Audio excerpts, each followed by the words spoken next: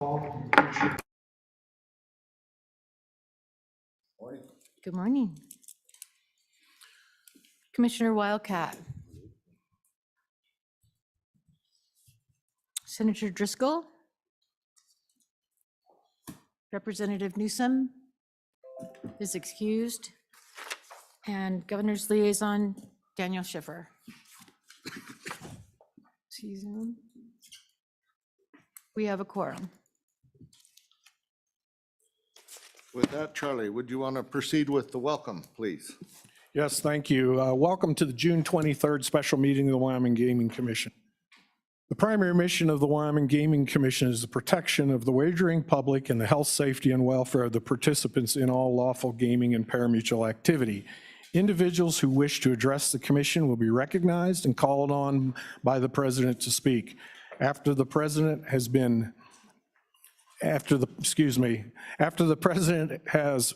recognized you, please clearly state your name, the name of the organization you represent prior to addressing the commission. All comments, questions, responses must flow through the president by addressing the president each time you wish to speak. This procedure ensures an orderly flow of discussion during the commission meeting. All meetings of the governing body of the agency are public meetings open to the public except as otherwise provided pursuant to Wyoming Statute 164403A. This meeting today is being held via Zoom.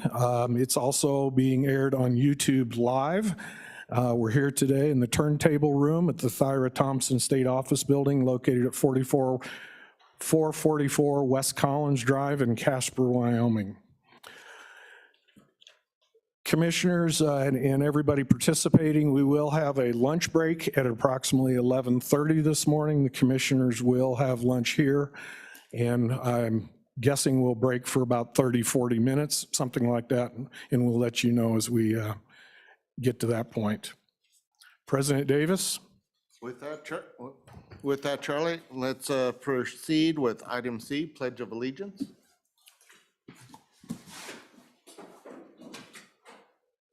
I pledge allegiance to the flag of the United States of America and to the republic for which it stands, one nation, under God, indivisible, with liberty and justice for all. President Davis, we had Commissioner Hhr and Commissioner Wildcat join us after the initial roll call, so those please be reflected in the minutes. Also, we have guests in the room here. We have Representative Pat Sweeney and a lot of other good people here today. Thank you very much for that. Do we want to go around with the introduction of guests at this time? That would be up to you. We also, I just noticed we have Commissioner Rithaler on the Zoom. We have Commissioner Pacheco joining us on Zoom. We have former Commissioner Randy Linen joining us this morning, and thank you, Randy. We appreciate that. We also have Senior Assistant Attorney General Michael Kaler joining us via Zoom as well. Okay, now if we'll go around the room with the introduction of guests, you'd please identify yourself. We'll start with you. You got a smile.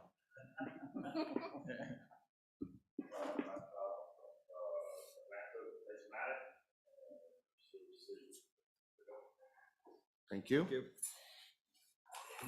morning, Mr. President, Commissioners. My name is Catherine Wilkinson, and for the Government Affairs team for our skill of Hispanic. Hi.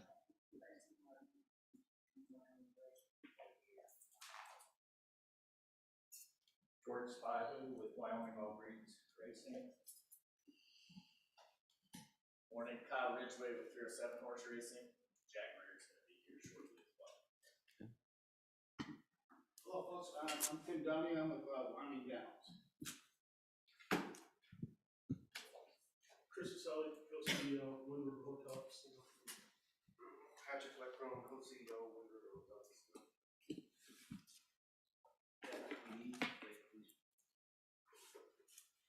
Twice Week Suites Amusement. Good to hear. President Commissioners, Steve Lori, President Commissioners Frank Pena with Cowboy Skill and Amusement. Hi, I'm Chef Nicolo, with Home Racing Record.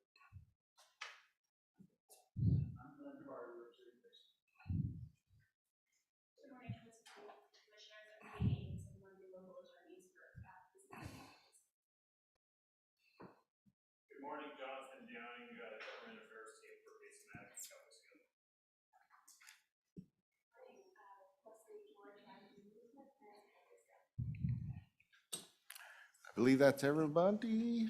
Thank you.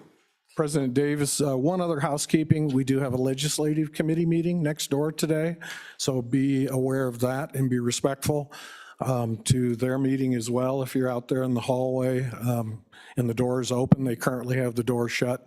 Just all be aware of that if you would, please. And if they're on a break and they're loud, we'll make sure we've shut the door so we can keep focused here. And I'm sure they'll filter in and out as they would like to and need to. So thank you. With that, Charlie, item D, we have the Appreciation Award. Randy, would you like to stand up or do you want to sit down? I'm fine where I'm at. If I stand up, you may shoot me. Okay, we have a certificate of service awarded to Randy Leenan in recognition and appreciation of your outstanding leadership and dedication to the Wyoming Gaming Commission. Can you see that? Yes. Okay. And also we have another little token in here for you, I believe. Is that correct, Charlie? Open it up, yeah. I don't. Please. know. All right. Okay. Can you see that? Maybe I put it Yes. on the background. Is that better? Yes. You can put I can that see on it. the Thank mantle. you. And we Okay. thank you for all you did for the commission over the years.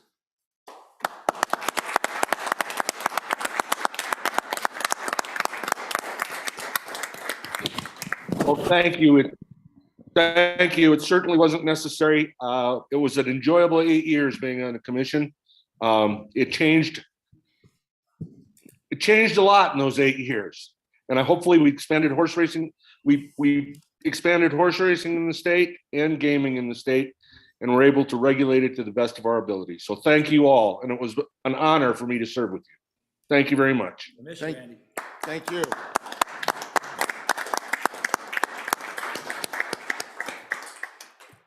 With that, Charlie, let's go on to item number 2, the agenda. We would be looking for a motion to approve the agenda as presented. I move to approve it. Then moved and seconded. All in favor? Aye. Aye. Motion carried.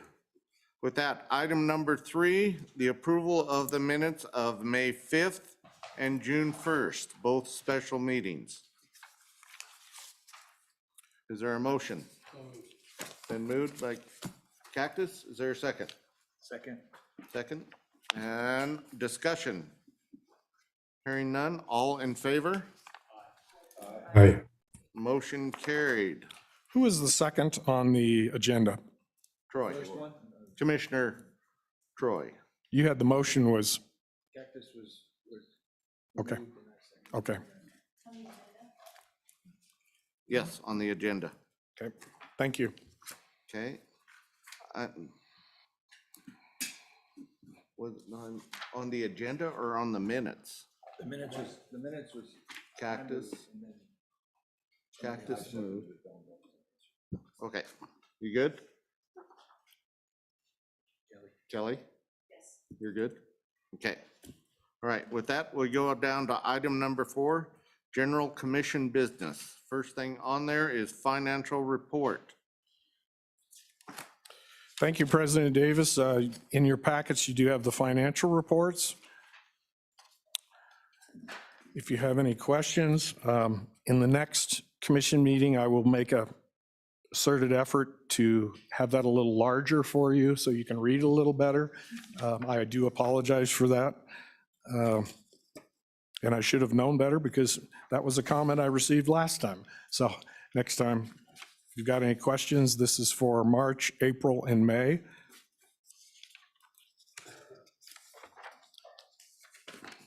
Even though we are saving paper, a little larger would be good. Thank you. Let's see, we don't need a, do we need a motion on the Yes. financial report? Yes, we do need a motion to approve Okay. as presented. Is there a motion to approve? Commissioner Berry, is there a second? Second. Commissioner Daigle? Any discussion on the financial report? Hearing none, all in favor signify by aye. Aye. Those opposed, same sign. Motion carried. Wagering report. President Davis, I would turn this over to Dee and Delica Lopez and David to go over the reports that are here.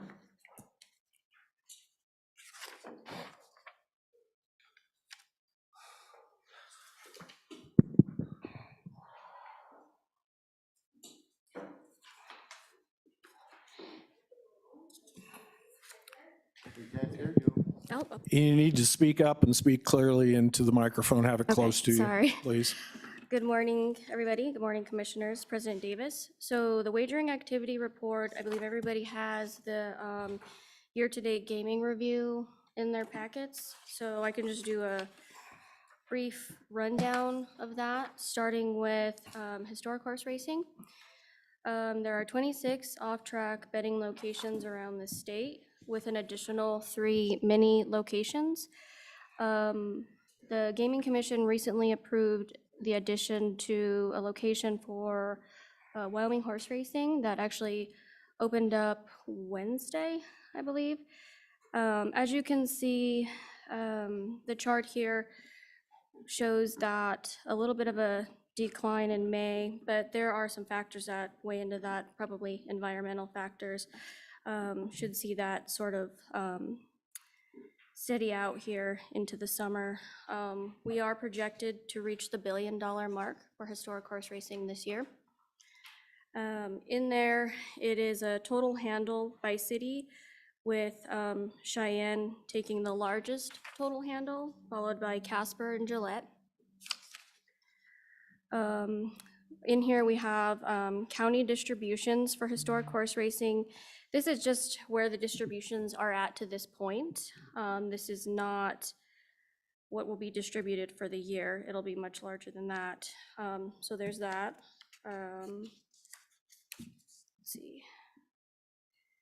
Let's see. 12 cities have benefited from the revenue distributions provided by historic horse racing, receiving nearly $2.4 million to date.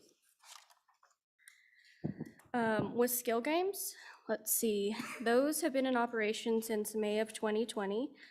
In that time, 3 other operators have been approved, and with more additional vendors applying for licenses as well.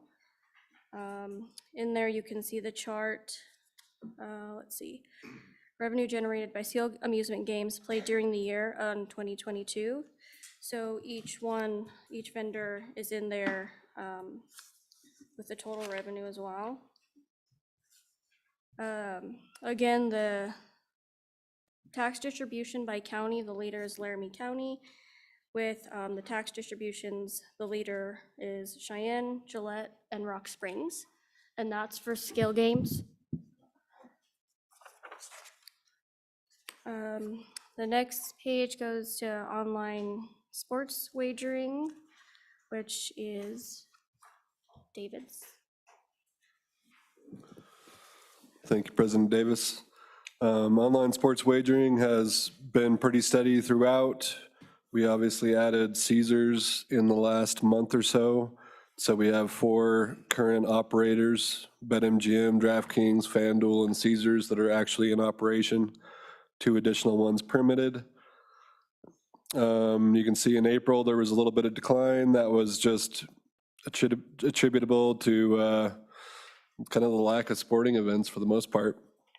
Things have bounced back up in May. These numbers are not updated there, but tax revenue is back up a touch. Additionally, we provided a few different visuals, a look at unique users over time from January 31st all the way through April.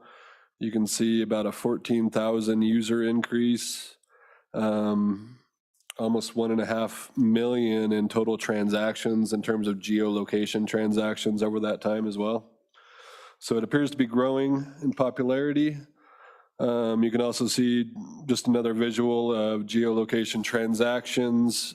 Cheyenne leads the way and people logging on, followed by Casper and then Laramie. And in summary, we'd like to be able to provide some forecasts for the next year or so. At this time, we're kind of unable to do so, just given the state of the pandemic. Some of these games are relatively new, and so we hope to be able to do that in the future. And we're going to try to provide you with this nice visual as often as we possibly can from here on out. Thank you. Are there any questions? Any questions, commissioners? Okay.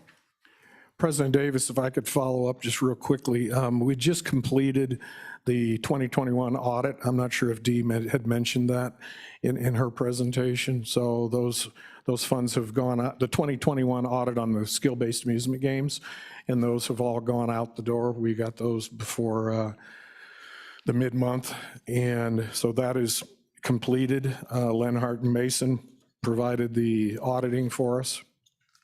And then the remainder of the sheets in your packets are there as just to give you kind of a broader view of things. If you have any questions or concerns on any of these documents, please feel free to ask away. Are there any questions by the commissioners?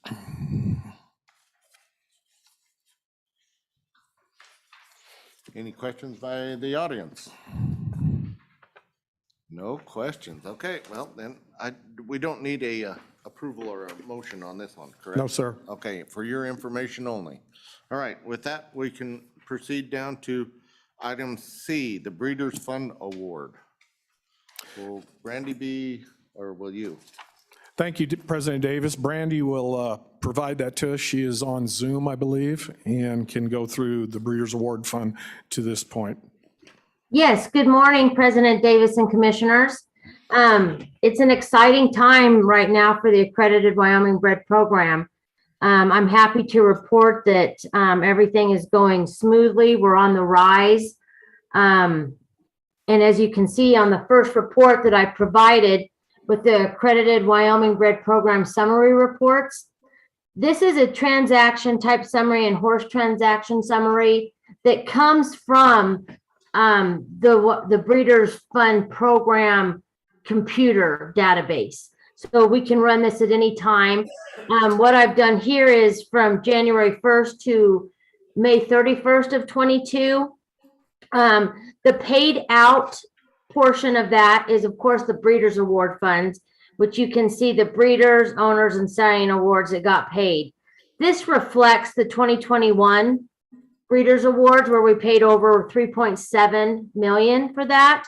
And each year, it's always a year behind because we cannot pay until the next year. That is simply because we have to take all of the revenue sources, which includes ADW, which we don't get till the end of January, usually for the previous month, for December. And from that point is when we can start paying them out. So that paid on the transaction type summary, that paid line is the Breeders' Awards that was paid out.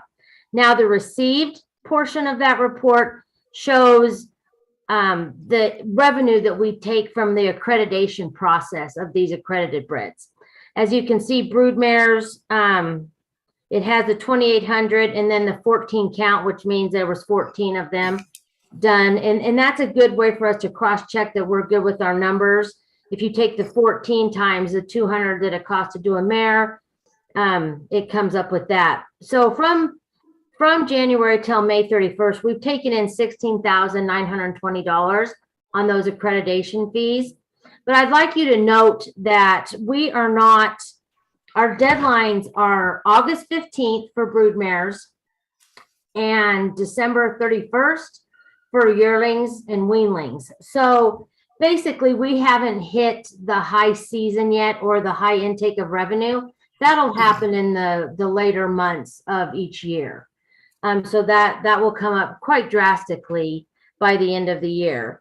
And below that is the horse transaction summary, which just kind of tells us how many broodmare stallions and what type of horses they were. Let's take race 1, for example. It shows stallions 11, mares 35, gelding 16 for a total of 62.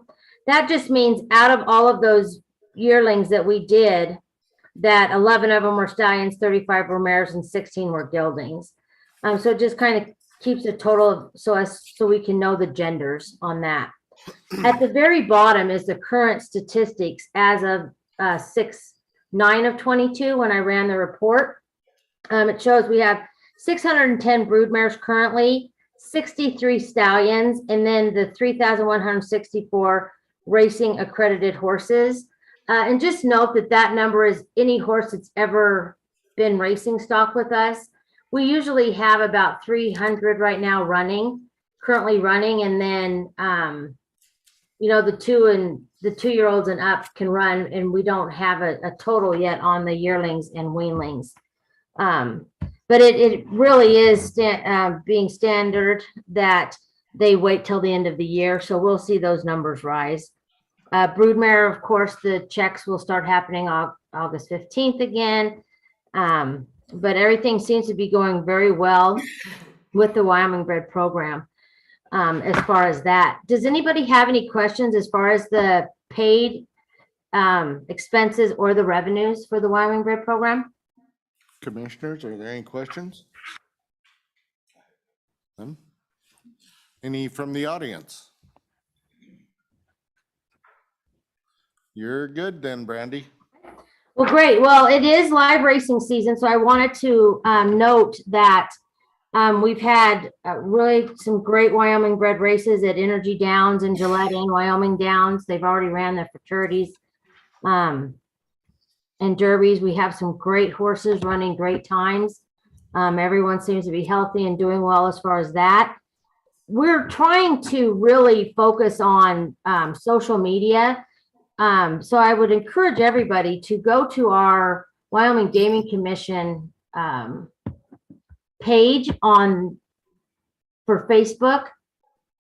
We have it to where we do articles on the racing and the gaming, anything that we have there. But we've been really focusing on Wyoming bred races and the stories. We post articles, we post save the dates. All of that stuff on there, and we've been getting some good feedback to keep everybody kind of up to date on that. So we have been using social media platforms for that, and it seems to be doing very well. So I just wanted to let people know you can go and see stories and articles on Wyoming breds, and once they qualify, we'll post those on there. It's just a kind of a good PR thing to keep those Wyoming breds in the public eye and kind of boast the winner. So that's kind of what we're doing as far as that goes. And it's been working very well. I did want to tell you guys about a save the date for the 2021 Breeders' Award ceremony. We will be doing that ceremony at Wyoming Downs on July 30th. We're going to do that after the races in conjunction with the Horseman's Appreciation Barbecue. That's where we will give out all of the awards for last year's champions. So I just wanted to let the commission and anybody know that that's when that's going to be. And if they want to save the date and participate, we would love to see you there as far as the Wyoming breds. Moving on, I will go ahead and go to the next report that I've provided, which has to do with the advanced deposit wagering and the Breeders' Awards Fund. As you can see, the office has collected over $27,621.66 from January 1st to April 30th. This is the 3% source market fees that we get from people that are wagering from Wyoming on advanced deposit wagering. You can see the wager total from Wyoming residents is $920,722. And out of that, that's when it gets broken up between the 10% to breeders and OTB operators. The Purse Enhancement Fund gets 75%. And then, of course, the state fees are 5. So, and that's broken down there on what we've collected so far. Now, the big one is the Breeders' Award Fund, which all of the horsemen, of course, and everybody is interested in. So from January 1st to the May 31st, we have over 2 million already in that account. From ADW, historic racing, from all of the permittees, the simulcasting, and the live, which you can tell the live is to be determined. We won't post those until after we balanced all of the live meet stuff. But we are on tap to do predicted over 4 million. Last year we did 3.7, 4 million. It'll really depend on how well of the historic racing does, but it could be well over 4 million if it picks up like it normally does in the summertime. So I'm happy to announce that is one of the major things with the breeders program, that it is the horses we're getting more horses and we are getting more revenue. So it's an exciting time in the Wyoming Bred program. Does anybody have any questions regarding the Breeders' Awards Fund or advanced deposit wagering? Don't look like anybody's got their hands up, so I think you're good there too, Brandy.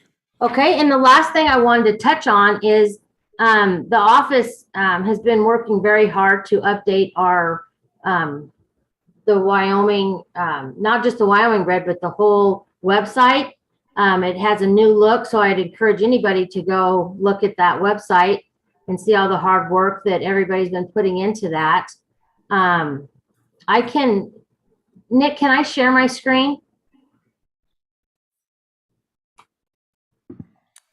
You should be able to. I can make it to where you can, yeah. If you want to share screen. Might be easier if I do.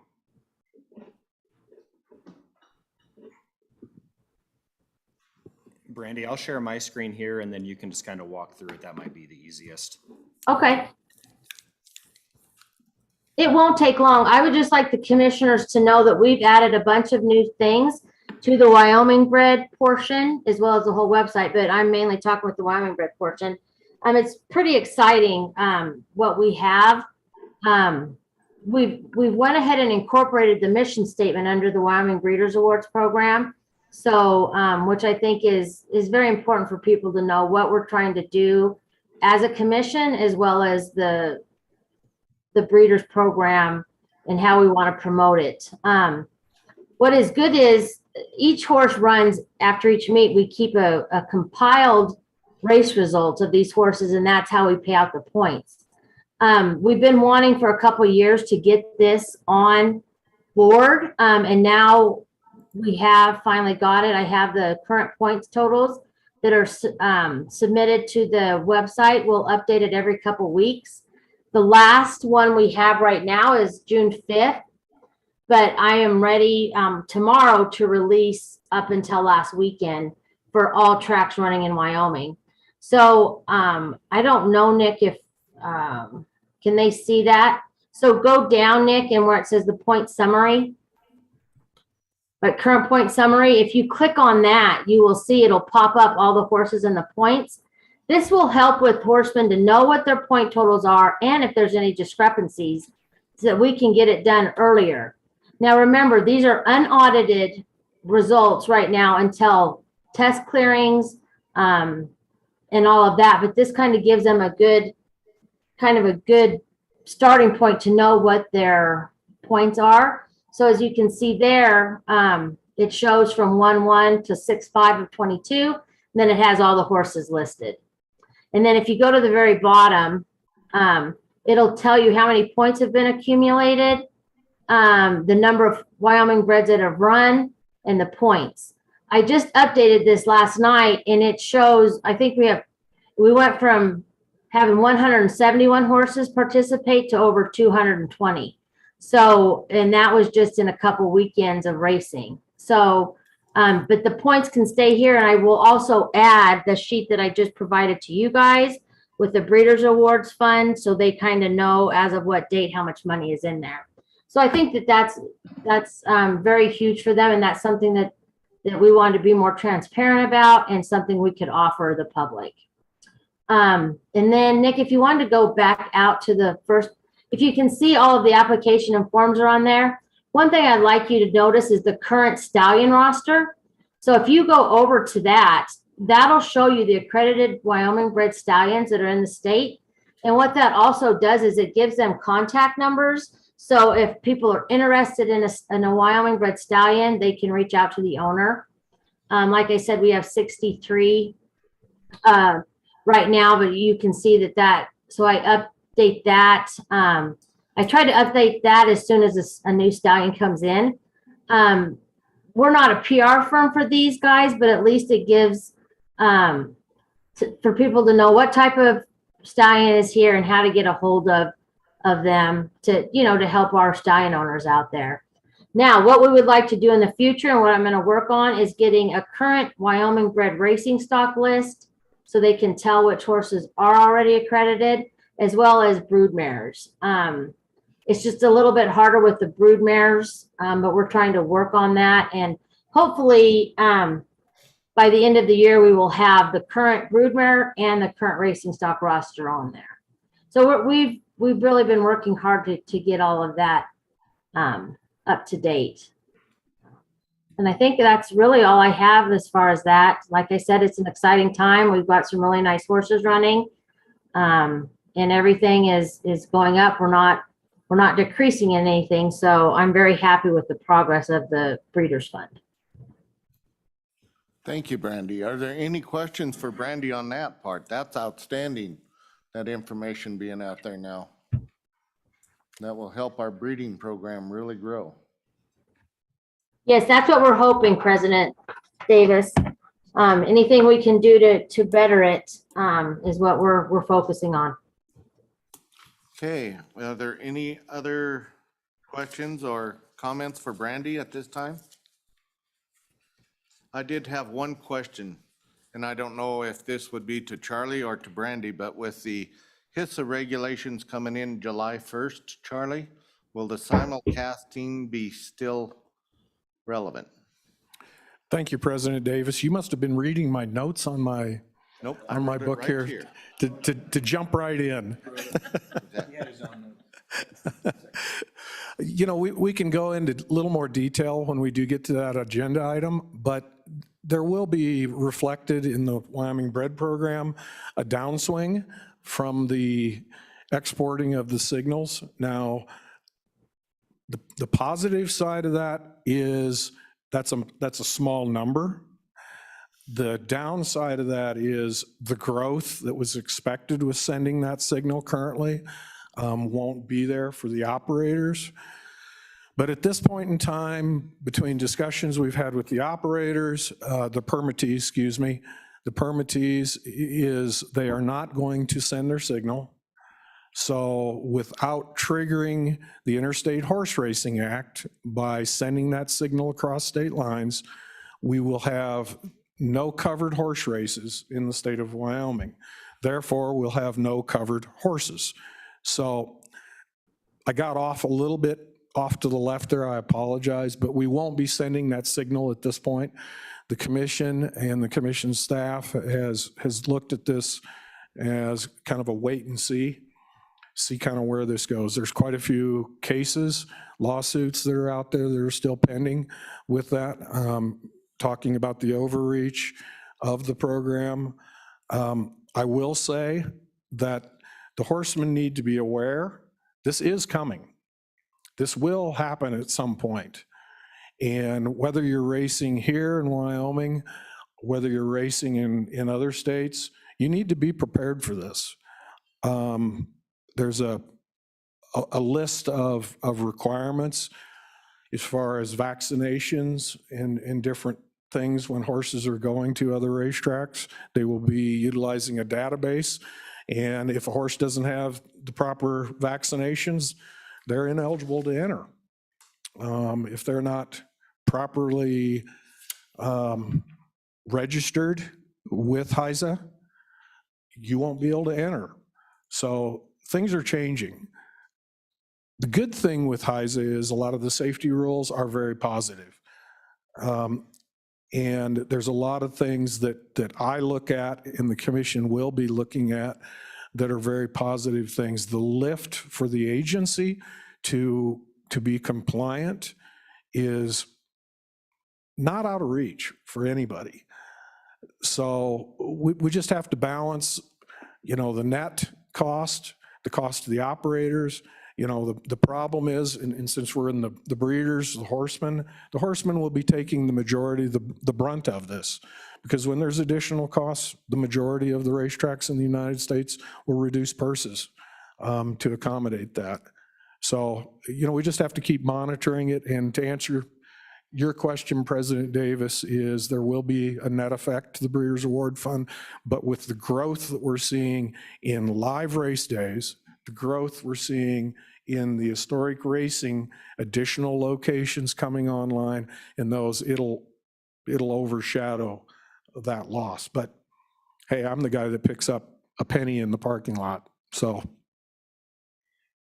hope that answered your question. Yep, that more than answers it adequately.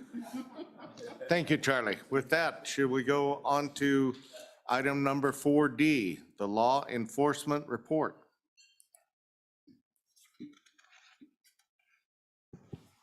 President Davis, members of the commission, good morning.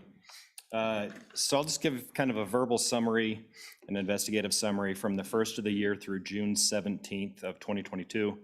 Agents have conducted 35 OTB inspections throughout the state. We've received one complaint for OTB operations that was a non-payment issue. The case was ruled unfounded. All of the 2021, 2022 mayor inspections were completed.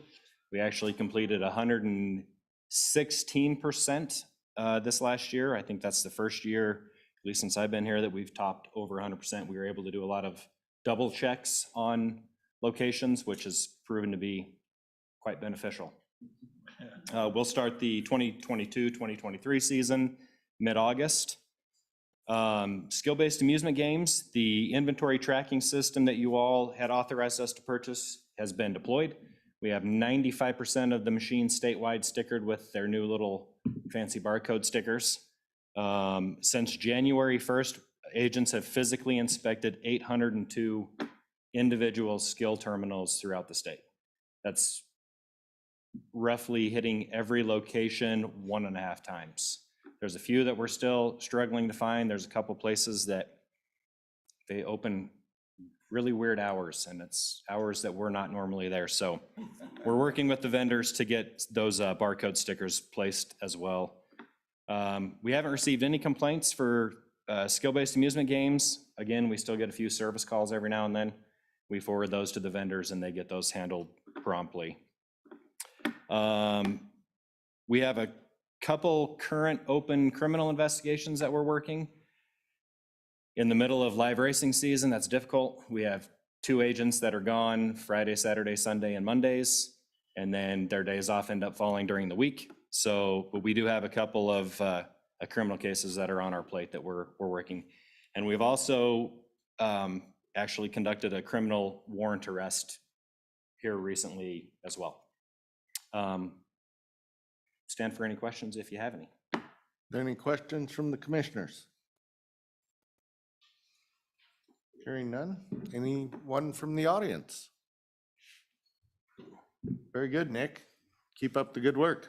You and your Mike and Big Mike. Okay, with that, we go down to item E, the conflict of interest. We recently all the commissioners should have gotten a handout to fill out and return. Were we successful in all that? Yes, thank you, President Davis. You know, as all the commissioners know, we received a letter from the governor addressing to adopt a policy on the following issues. Direct financial interest in skill games, skill game operators, and skill game vendors. Direct financial interest in historic horse racing games, their operators or racehorses. Direct financial interest in online sports betting licensees. Commission engaging in gambling through games that require licensure. And then a procedure for disclosure and potential conflicts of interest. As you stated, President Davis, we did send out a conflict of interest form, so we've completed that last point. We've received, I believe we've received the documents back from everyone on that. And then I'm not sure if it's in the handout in the yellow sheets, commissioners. I did provide you some draft, some language from other states. I provided you what Colorado has.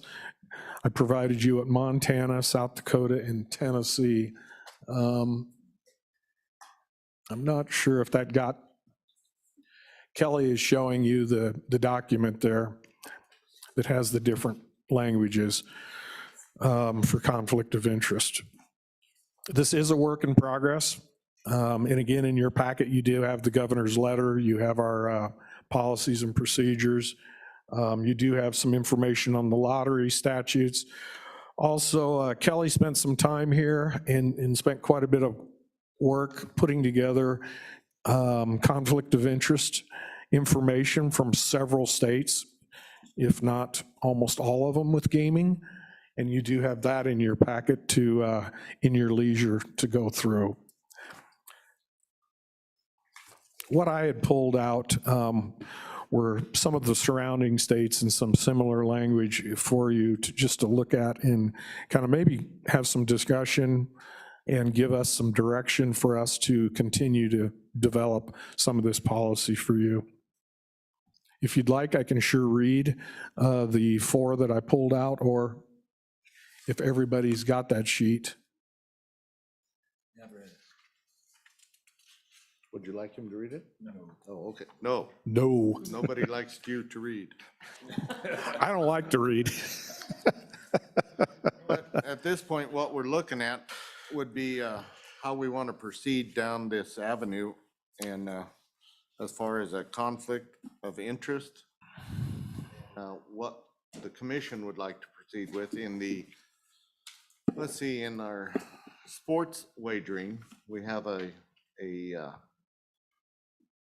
blurb in there about the conflict of interest. Is that correct? And how we handled it in the sports wagering? David, do we have that in the sports wagering? I'm not.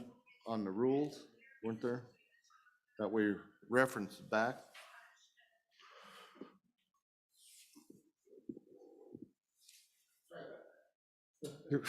All eyes are on you. President Just a Davis. housekeeping, if you wouldn't mind turning off your cell phones. Thank you. President Davis, could you repeat that question? I can't remember it. No, when we adopted our sports wagering rules, there was a reference in there on conflict of interest. Is that correct? No, I don't believe there is in our rules. Nothing specific anyway. There is, everything kind of stems back to the original pari-mutuel rules and what's written in those as to conflict of interest, and it's fairly limited. I'm struggling with this one. This has come up before, right? Correct. We've had this discussion obviously several times. Right. And what we may want to do is form a 2 commissioners to maybe look into this a little deeper and then bring some of that information back to the commission body, if you'd like to. I would suggest that's an option for you. We do have fairly clear language in our statutes, obviously, that talks about conflict of interest. We do have also the executive order of 19, I'm not sure what it is. Yeah, Governor Geringer's executive order talking about conflicts of interest. In our current statutes that we have and the rules that govern conflicts of interest is 1125-104 C and D. And to refresh everybody, I'll read this to you. Any member of the commission who has a personal or private interest in any matter proposed or pending before the commission shall publicly disclose this fact to the commission and shall not vote on the matter. And then the next one is D, any member of the commission who owns or has an interest or whose spouse or member of his immediate family has an interest in any activity regulated by the commission or in an animal participating in a parimutuel event shall disclose that interest and shall not participate in any commission decision involving a protest regarding that activity or occurring at the parimutuel event. And I think what the governor is asking us to do is to come up with a policy for the commissioners and for staff as well, that obviously doesn't conflict with the statutes, but is a policy that we have. So again, if you, on the handout that we provided you on the yellow sheet, Colorado, Montana, South Dakota, they all have some very similar language, but some of them go a little deeper. So, you know, I think from our last meeting, we had some discussion on your opinions between the commissioners. And if we can get a little more discussion probably on your thoughts and direction for this, and then we can kind of boil that down to a proposal.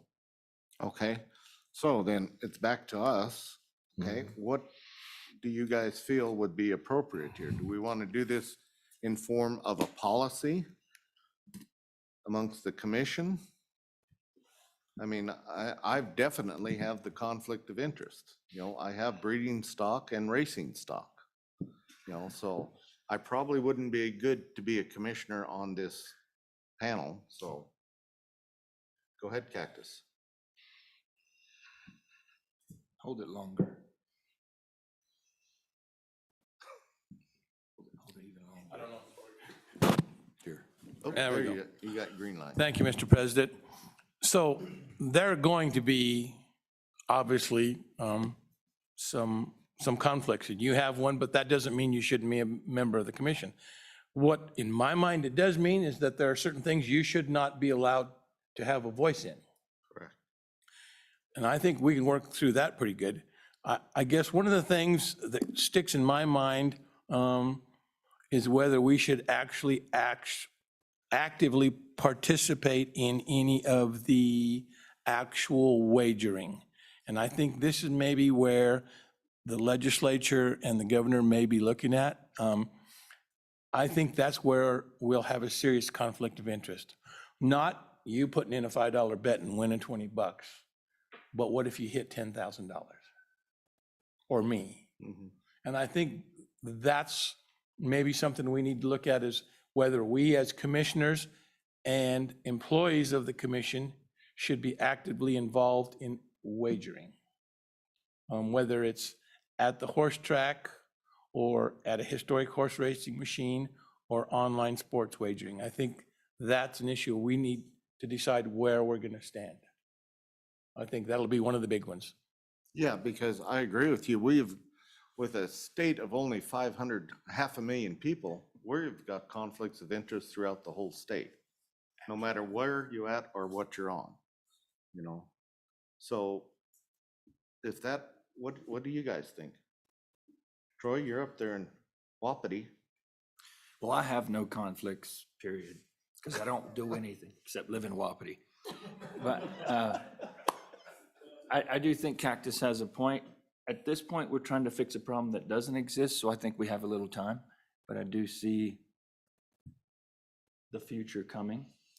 So I do think the idea that we get a small group of commissioners together to present something is a great idea. We have a couple of meetings to do that.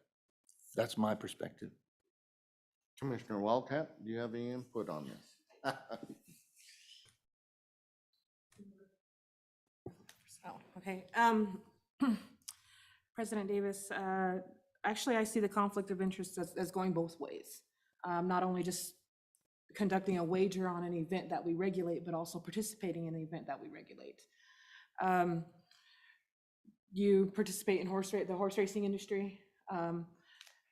The way that I see it and the way that, I've always known, I've been a regulator for over 20 years. We've never once been allowed to participate in an event. If I had horses, I wouldn't be able to, I could sit on a commission, but I wouldn't be able to make any decisions based on that industry. I would not be able to place a wager, because in the case that there is a appeal or there's something that comes up, then we can't, the perception that you wouldn't be able to adequately address an appeal or something that happened within that industry would, could it be unbiased or not? So it will cover both things that we need to address. And from what I gather from the governor, this isn't something that we can just kind of sit back and just wait, because they want to see some type of an action soon. We got the letter quite a few months ago. March. He didn't have a timeline on it, but the sense of urgency within that letter, we need to take care of it as soon as we can. I know there is, we are limited here in Wyoming, with expertise and whatnot, but we can't let that get in the way of us adequately and giving the appearance that we are upholding integrity, and we are regulating this industry to the best of our ability. So I'd be open to hearing what everybody else thinks, but as a lifetime regulator, I think we need to cover both sides of that, whether it's participating directly, indirectly, and placing the wagers. Dr. Berry, what do you think? Well, I believe that a group of commissioners should draft a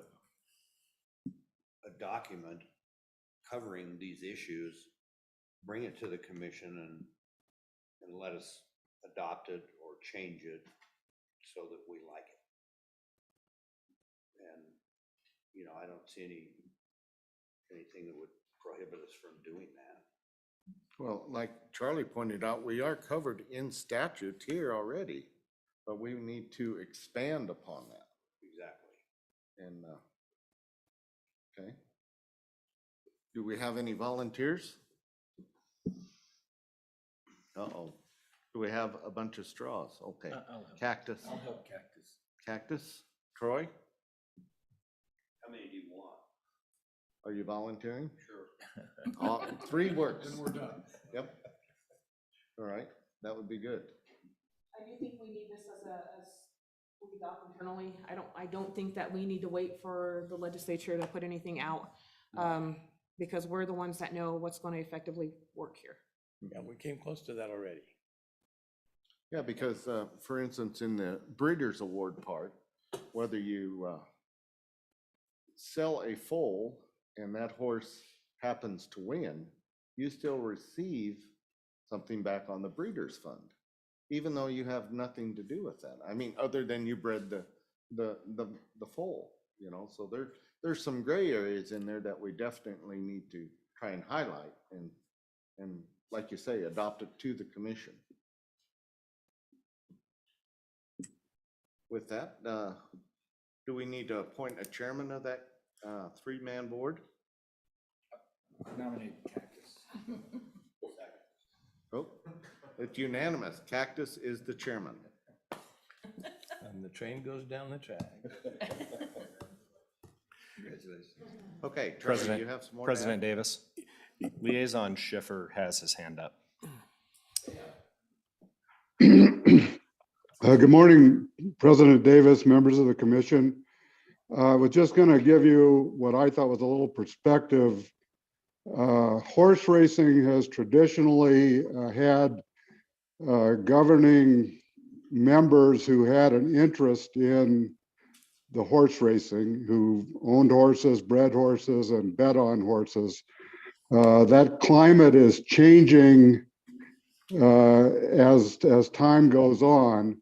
But for instance, President Davis, when he was appointed, I'm sure the governor was aware of his interest in horse racing, his ownership interest, et cetera. So, it's somewhat unfair to people like President Davis that they be caught in this kind of changing climate.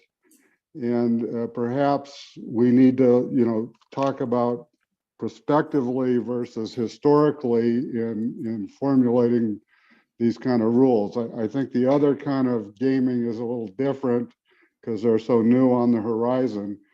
But you really need to be aware that historically, horse racing, there's just always been this inherent conflict of interest, and everybody's accepted it. What the horses do on the track is what they do. And that would just be a point I think we should keep in mind. Thank you. Thank you, Dan. And that's very true. You may get the right slot for your horse to come out in the draw, and you may get the correct jockey on there, but that doesn't mean you're going to win the race. So with that, Cactus, we'll turn that over back to you, and you can have a report by the next commission meeting. Is that right? A recommendation? Is that crowding you too much, or do we need 2 months on you? 6 months. 6 months? A year? Next meeting, Next meeting, which is when? When is the next meeting? Yeah. next month. Next month, to be determined still. Okay. Okay, all right. President Davis, just again to follow on this, just briefly, the policies that we would develop, I'm imagining, would also affect employees. This would be straight across the board. And again, there's no conflict of interest with me and the staff, but this would affect employees as well. Do we want to carve out or do you want to, with the employees, they do come and go, but the employee staff seems to be a little more constant than what the, i.e. commissioners, we have expired terms and things like that. So I don't know if that needs to be addressed in there or. We could address that in the committee and go through that. I'll make sure that we do talk about that. Okay. Will you help participate and guide these guys along? Yes. Thank you.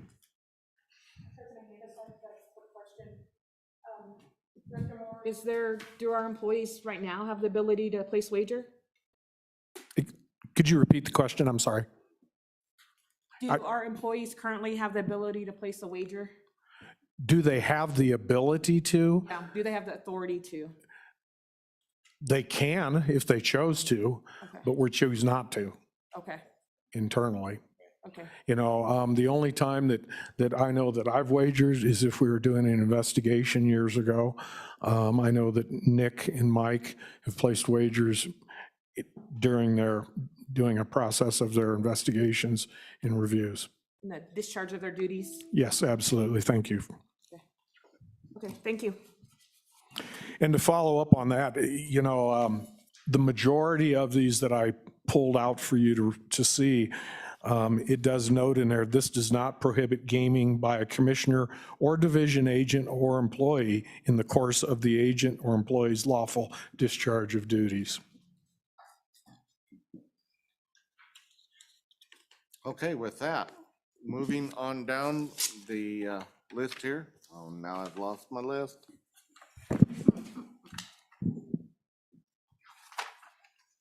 Okay, Charlie, you look at your list. What's next? Since I've lost, oh, there I am. We're looking at the HISA update. Item F, 4F.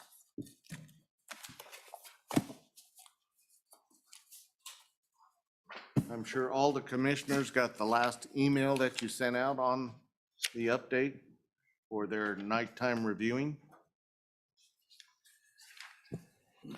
Thank you, President Davis. Item 4F, HISA or HISA, however you want to. Again, just to remind you, and I'd already said some of this earlier, HISA does take effect across the United States, North America, on July 1st, 2022. At this point, the state here, the permittees, we've taken a wait-and-see approach. What does that mean to you? Wyoming Downs, Wyoming Horse Racing, 307 Horse Racing have decided it was not in their best interest, due to costs, to export their signals across state lines, interstate wagering. which would invoke the jurisdiction of HISA. The wait-and-see approach allows the court cases to be resolved and the solidification of the proposed rules. I would assume at some point, all three permittees would seek additional clarification from HISA and the Wyoming Gaming Commission to provide the exportation of their signals for interstate wagering.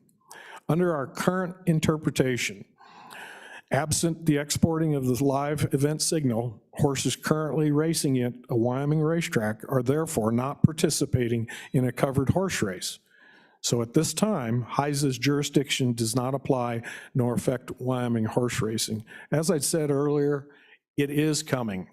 It is coming down the road. They're working very hard, working with stakeholders, and it is on the horizon. To give you an idea, in the packets of some of the states that have, and I also have another article that came out I think the day before yesterday that may be up front, and if not, you could sure ask me and I can get this sent to you. Lisa Lazarus, who's the CEO of HISA, had stated in a hearing with the Kentucky HPBA, the government could close racing across the country. I would suggest to all of you, and if you need that link to the HPBA's meeting that they had with HISA representatives last week, or earlier this week, excuse me, I would recommend you listening to that Zoom meeting. It's also, I believe it is linked on our Facebook page, but you can sure look at that and see. To give you an update what we have done, initially we sent a letter early on to HISA that we were not participating in the fee structure and the allocation. At that point early on, and still is the interpretation, we do not have the authority to pay that assessment. Our fees and things that we can pay for are to regulate the act. Well, the act with HISA is the federal act, not our act. So we're unable to pay that, I believe it's 30, 40,000, something like that, that would have been across the state. So that was the first no. The track safety agreement, we've reviewed it, we've looked at it, and that would be in a situation where we would participate kind of unilaterally, I guess, with HISA. And again, there's concerns with employment, state, paying it, all the different conflicts that you run into, who the employer is, who the contractors are, and different things. And so at this point, again, we have looked at that and determined that it wouldn't be in the best interest, and we're unable to enter into those agreements. There were some disclosure agreements in there. There were some, I can't even think of a couple of the things that were just non-starters as far as we're concerned. In your packet, you do have a list of the, that came from ARCI that has the different states that are participating. Please be aware, even though that list was generated June 8th, it is a moving target. It's changing. One of the most recent updates with HISA is Director Guilfoyle with the Kentucky Racing Commission has recently, is this week, he will be resigning from the Kentucky Racing Commission and will be joining HISA as a liaison with HISA. So that's something that's quite interesting that's happened. We continue and we will continue to assist HISA in getting the word out. That's what you see in your packet. Registering and different things for owners, trainers, and racetracks. We also have a link on our website, again, participating with the federal government in the mandates to have that link on our website so people have that accessibility. It's on our homepage at the very top. There's a banner there that says HISA, and they can click on that and they'll take them directly to that site. I have offered, and we haven't gotten our schedules together, but if I need to, speak to horsemen's groups about HISA, speak to the racetracks, different things.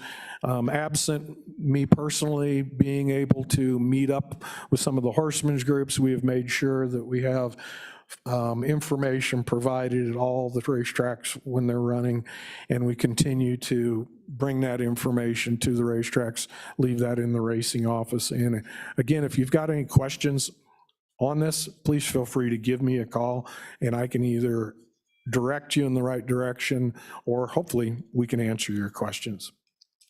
Commissioners, any questions? I do have one, Charlie. In order for us to have the authority, would that have to be a legislative action in order to give us the authority? I think the question is to get the authority to Enter into enter into with- some of those. I believe that is correct. Specifically with paying the assessment, that would have to be a legislated authority given to us to Okay. participate in that. That's how we are reading it here. The agreements, some of those, again, because we're not sending the signal, we haven't maybe drilled down completely on some of those agreements because we know that we don't need to at this point in time. But I believe in some of the situations in that agreement, we would require legislated authority to do that as well. Okay, thank you. Is there any And- other? And just one other follow-up, there are continuing lawsuits concerning this, even as recently as just here a week or so ago. There's discussion of some additional lawsuits in states. So, we're monitoring as best we can, communicating with HISA and their representatives. And again, if you have any questions, we're always there to take your questions. Thank you. Yes, President Davis, Director Moore. So at this point, how many states are actually in full compliance? Three or four. It's pretty low. Yes, it is. It's a low number right now. Just to read to you, as far as the track safety agreement, Arizona currently is no, and again, this is an evolving situation. California is yes, they're moving forward. Colorado, probably. Delaware, yes. Florida division, it's still up in the air. And Illinois, Indiana probably will. Iowa, no. Kentucky, yes. Louisiana, probably not. Maryland, yes. Minnesota, still up in the air, but I believe it is now a yes. Nebraska, no. New Jersey, no. New Mexico, no. New York State Gaming Commission and Racing, probably not. Ohio State Gaming Commission, no. Oklahoma, no. Puerto Rico, still in the air, and it'll probably end up being a no. Pennsylvania, probably not. Texas, no. Virginia, probably. Washington, Horse Racing Commission, probably. And West Virginia Racing Commission, probably not. And then Wyoming is no at this point in time. Again, this is evolving. This sheet is out of date already. So a lot of states will not be participating. Probably one of the most vocal is the Texas Racing Commission currently. They are involved in lawsuits along with Oklahoma, and they've been very vocal. They will not be sending their signal out of state. However, as far as the horsemen are concerned, in Texas, as I understand the Texas law, their purses are generated from sales tax revenues. So they're not so much affected from the sending of that signal. So it's the net effect to them may not be as high as it is for some of these other states, Washington, New Jersey, and states like that, Kentucky too as well. And once again, Charlie, this only affects the thoroughbreds, not the quarter horse side of that. Is that correct? President Davis, yes, thank you. This only affects thoroughbreds at this point. And again, I repeat, at this point. They do expect to continue to cover all breeds. So, today is the 23rd of June, and they're feverishly working with these other states as we approach that cliff and prepare to jump off the cliff on July 1.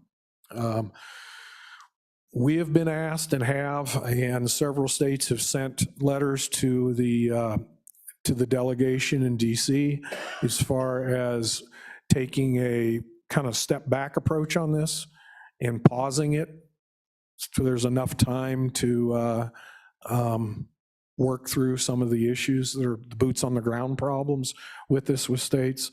I don't know if there's going to be any results of those letters. The agency has sent one, and majority of the states that are having issues with this have sent letters to several of the different entities in DC. We'll see if any of them get anywhere.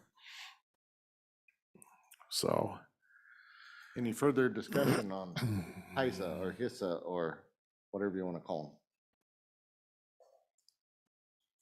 With that then, Charlie, shall we move on to item G, online sports wagering? Game update. that would be for Mr. Carpenter. Thank you, President Davis. I'll start with online sports wagering. It should be short and sweet. You know, we're just kind of motoring right along. We have our 4 operators. We still have not seen revenues come in from Caesars yet, as they're still within their first month of having to report. Everything's looking good. We're obviously down on total handle right now, just given the lack of competitions and popularity of these particular events. Other than that, we still have 2 operators that we have permitted that we are still waiting for. Again, that goes back to kind of supply chain issues and the whole gamut of issues that we've run into over the last couple of years. I do still expect them or anticipate them to arrive sometime before the football season, I would imagine. Other than that, no new operators have entered the space or put in an application yet, so we're just kind of cruising along. On to skill-based amusement games. As you know, we're constantly looking at the rules, trying to make sure those are in good order. Dee and I have been working closely on getting our accounting and tax reporting dealt with there. You know, we've run into a lot of issues. We're hoping to at least have kind of a patch in place for the meantime that resolves some of those issues along the way. Ideally, we'd like to switch as soon as possible to some sort of centralized monitoring that would tie in with that revenue. We are looking into options there. To this point, we don't have a great idea. Other than that, I will stand for questions.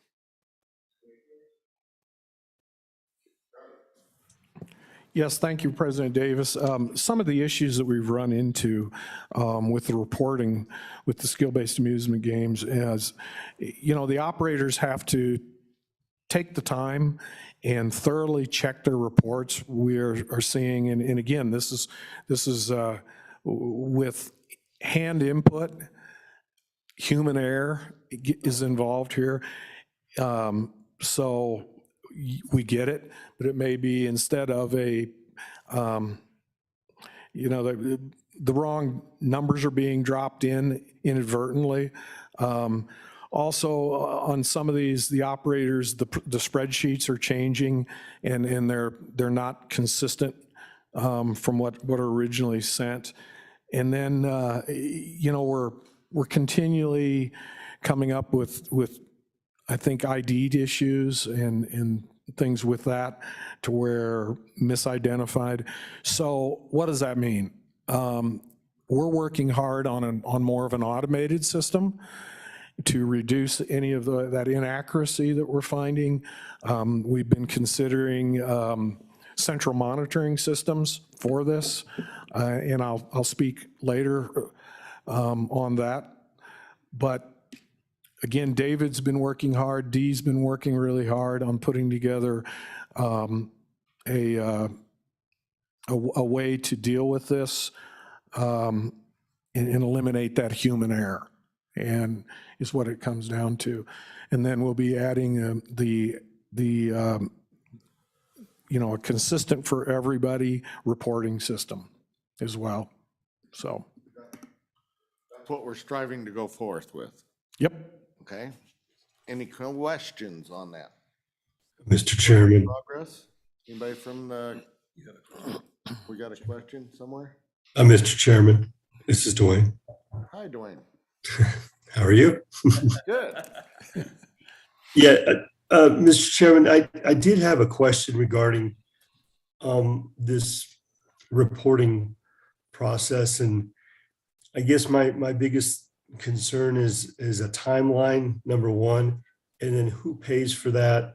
Who is responsible for that? Because, Director, you're talking about numbers that are changing, and what does that mean, and how do we get a handle on that? Because that's concerning when I hear those types of comments.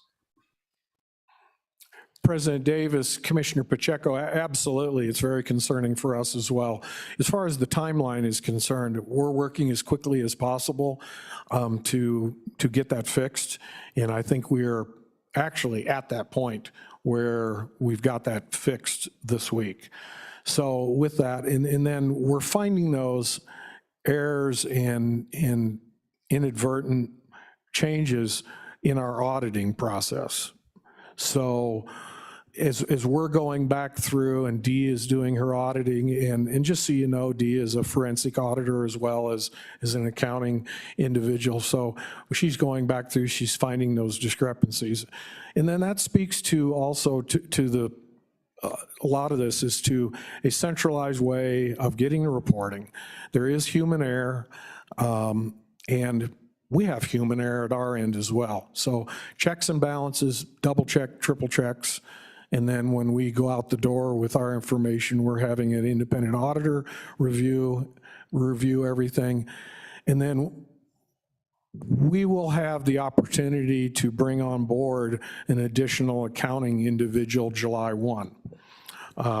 So with that, that will allow us to go out in the field and do field audits and do the things that we actually really do well, and get those to where we know exactly what the numbers are. Something, Commissioner Pacheco, that I found was interesting is when I was speaking with the Department of Revenue a few weeks ago, their take on a lot of this is it's on your honor system until you get caught in an audit. Well, I thought that kind of interesting, and that's not the view that I know that you, sir, take, nor I take, nor the commission takes on this. So, you know, we're very focused on being on that front end and following up, and I think we've dealt with the initial issue as of this week. David has completed the spreadsheet. There's a little bit of fine tuning on that. And then we are in discussions with central monitoring systems with trying to move that to a more technical type of a reporting system to where we avoid any of the issues. Did that answer your question, sir? Mr. President, not really. The other question I had was who pays for that, and how do we, you know, I'd like to see what the discrepancies look like, because we have to get a solution, and I feel like we should have a timeline as to what that is, because if we don't know what the problem is, how do we know, you know, what the solution is? And is the commission paying for it? Are the skill games people paying for it? Because I've had some conversation with skill games people here, Southwest Wyoming, and it was my understanding that they are monitored, or they feel that they are. So I guess, and I'm hearing different information here. So is there a monitoring process that they use, and maybe the numbers aren't getting to the commission from who they work with, the vendor, or how does that work? Yeah, President Davis, Commissioner Pacheco, as I understand your question, it's two questions, the cost and then the timeline. The timeline, we've addressed it, it's addressed now. So that's completed. As far as the cost, at this point in time, we're bearing all the costs of this in the agency. Now, depending on the direction that we go as far as central monitoring and some of that, best case scenario to do a central monitoring system of any kind of significance, we're looking at 6-8 months or so as far as a timeline for implementing that. All of the operators have been extremely good working with getting us access to the back end of their systems. So they've been extremely cooperative as far as doing that. And maybe to kind of get a little more in detail, Delika can answer some of what those discrepancies are exactly. And speak up if you would, Dee. President Davis, Commissioner Pacheco, so some of the issues that we're finding are coming from the city-county breakdown. So the operator may not have the correct city, the correct county showing. So when it comes through our system, we don't have any way to flag that. That would be going through almost 800 terminals and making sure that the city county is correct every week. And so what we've done is we've gone through like a weekly process where we're looking at these weekly, making sure that the city county breakdown is correct. And what we had found is that the use of copy and pasting on some of these locations where the previous week may have been copy and pasted for the following week as well. And so small errors, but again, it kind of goes back to taking responsibility and looking that over before it's sent to the commission. And because of those issues, we've decided that we need to do a better job on our end by creating this system to catch these errors. And that's what David has been working on in the background. Central monitoring systems, they're expensive. And when we started reaching out to some vendors for that about be a year ago now when I started, nobody was interested. Nobody wanted to take that on. Skill-based amusement games, it's a little different than what some of these vendors are used to, and they got a little bit scared, a little bit nervous, and they weren't sure if they could handle that. We have been in contact with one, and Charlie will discuss that with you to better do that, but to get better systems as of July 1, when we have a new position coming through, an auditor will be able to go out to the site and actually pull tickets and make sure that the reporting is correct. So we are working to get that taken care of, and small errors do affect that city-county distribution. And so we're working, skill games are fairly new. They came on in 2020, and we've seen a lot of growth on our back end, to monitor that. So hopefully we can get that taken care of, and we've been working with all of them, and it's been, they work great with us, so hopefully that answers the question.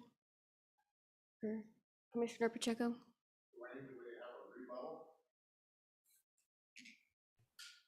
I guess it answers my question, but it's still concerning that we don't have, I guess, accurate numbers for our cities and counties. And I would think that with revenues the way they are, that they would be concerned. And I think it's the onus, if it's on us, it's been 2 years, and if it's growing exponentially, I believe it's the onus is on us to ensure that with the growth that the accuracy and those controls are in place, and regardless of what the cost is, that it doesn't grow out of control, and we just have bigger errors than then, that we can control. And I think that that's very important, and it should be noted that we need to get that taken care of as quickly as possible. I think that's duly noted, and I'm sure we'll get everybody on board here and get this going forth. President Davis. Charlie? Yes, President Davis, Commissioner Pacheco, and again, to address the out of control, we still have the same numbers we're maintaining. We are looking at soon, hopefully, some expansion, and we understand that's on the horizon. So we are working feverishly to get a more automated system. As far as auditing, again, we employ with each one of these distributions an auditing CPA firm here in Casper that reviews all those. And that's part of the time that it takes to complete those. We audit those here in the office and have multiple steps in that process. And then we pass it off to the CPA firm that does that. And the cost of that is borne. We bear that expense for the cities and counties to make sure that we've got those accurately. And I think early on, Commissioner Daigle and you both have had concerns with this and very much noted. We don't want to have a situation that had happened several years ago to where cities and counties were paid incorrectly from the state. And then some of those funds are still, to this day, I think haven't all completely been recouped. I'm not sure if that's 100% accurate. So we're super hyper focused, Dee and David and myself, and then the CPA firm are all very much focused on this. And we feel like we're very comfortable with it at this point. I think David has a follow-up, maybe. President Davis, Commissioner Pacheco, just to kind of give you a little more detail on what we've, as we've gone through this audit over 2021, as Dee said, we noticed broken links or broken formulas in the spreadsheets. Sometimes there was a city that accidentally got attributed to a different county. And, we were able to identify all that pretty quickly. In the process of putting this new spreadsheet together, which I hope to get in front of our skill game vendors very soon to kind of review and get some feedback on before we move forward with it. We took all of these different errors and things into account, and we have done our best to create a very simple solution to it that will limit the human error as much as possible. There will be no formulas that they'll be allowed to access anymore. They'll just simply enter in the numbers as they stand on their machines. Additionally, we actually ran through every single terminal in every single location, and we verified that it is in fact either in city jurisdiction or county jurisdiction. Made sure that each one was tied to their actual county.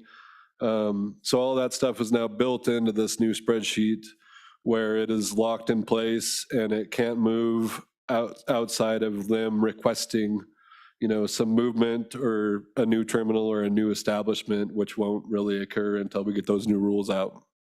So it'll be very locked in place for now. The only concern still would be just the human error of manually typing in those numbers into net proceeds, or actually net proceeds would be calculated. So it'd be revenues and payouts essentially would be the only two important numbers that they'd have to manually enter one way or another. I hope that helps. It does, Mr. President. The only other comment I would have is it's hard to understand how we're manually putting things in this day and age when it should be, I feel like, automated and just like the historic horse racing that we're able to, you guys can monitor that without manually putting it in. And I think that's the system you spoke about that could be costly.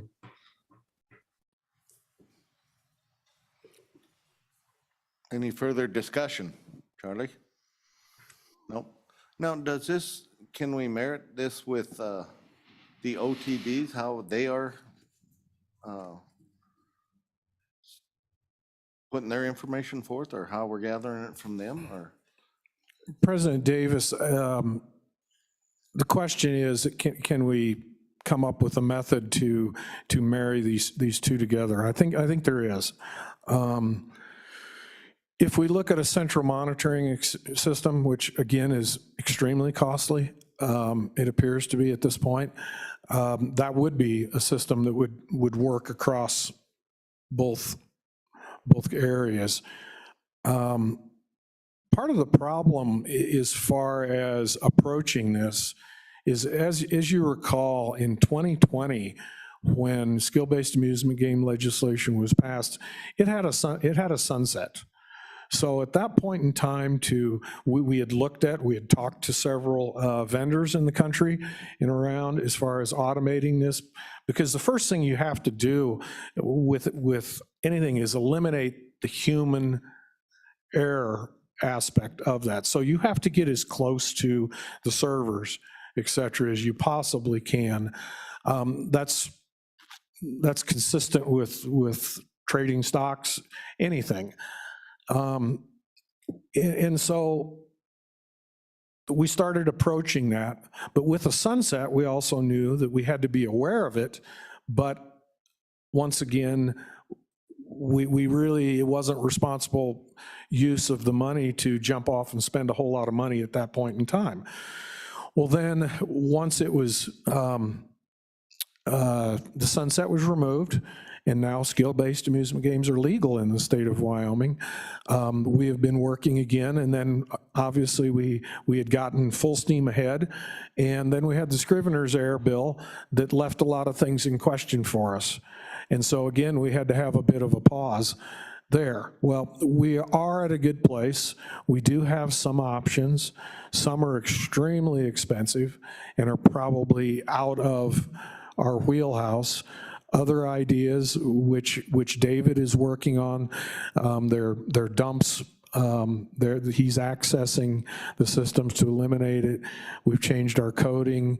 In some of the things to address it. So I truly do think we're at that good spot now, but we need to continue and push that, because the fear is where we are right now handles 290 some locations. If we go to 1,400 locations in the future, we have to have a much more robust system. One just short follow-up is, with the type of games that we have and with the area we have in the state, we have connectivity issues to particular machines. So we are working on that connectivity. We have, the majority of the games have good connectivity through the one manufacturer. So that's not a problem, and we'll just continue to keep working this to hopefully get us to a spot to where you're comfortable, sir.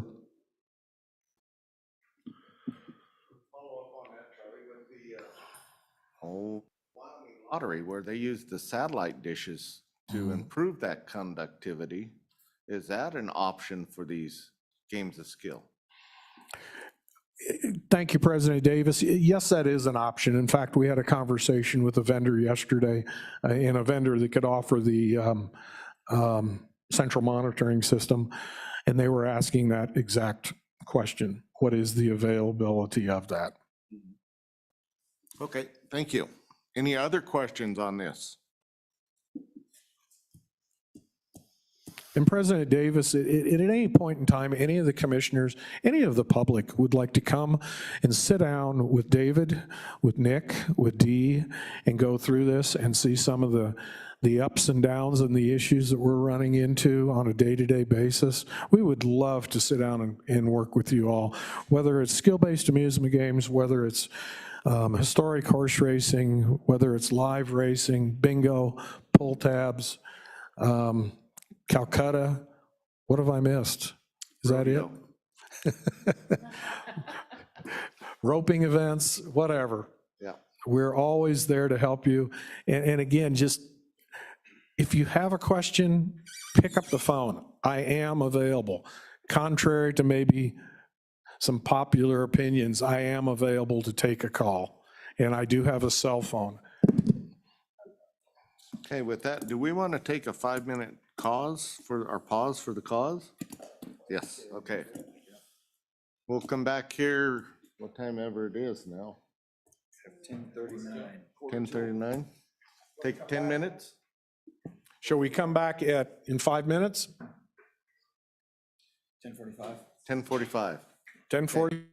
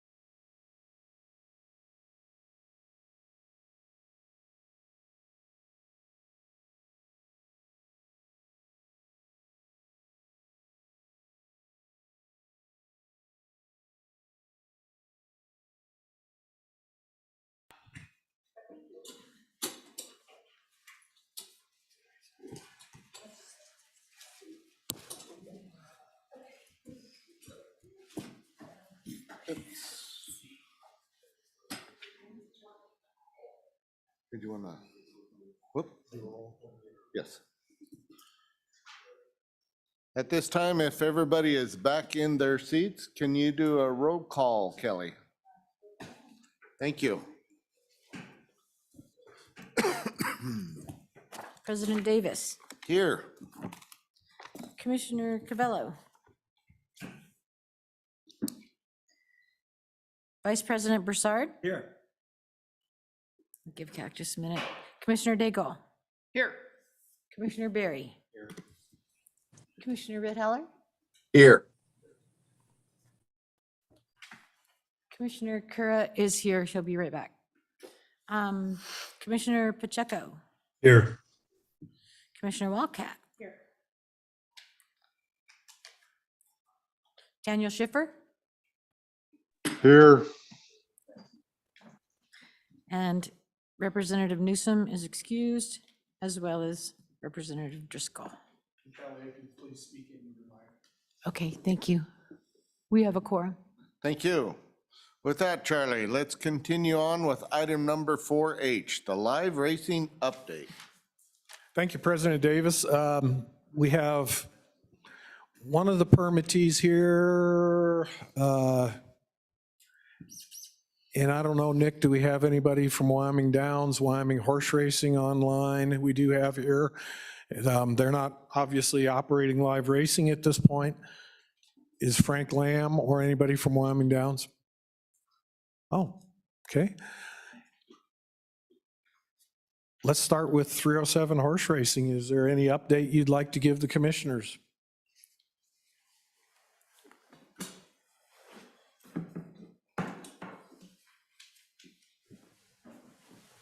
Good morning, President Davis and commissioners. We have our last weekend of racing this weekend. We run the Wyoming Bred Futurity and our Open Futurity this weekend, our two biggest races of the meet. It's been a good meet. It's been a really good meet. We plan to continue to grow the meet year after year with not only participants, but also purse money.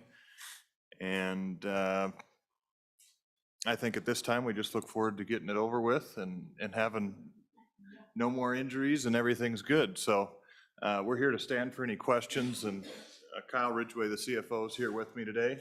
But it's been a really good race meet. We've had some great feedback from the horsemen, had some really good races, and happy to be here ultimately. So thank you. Do you have any questions?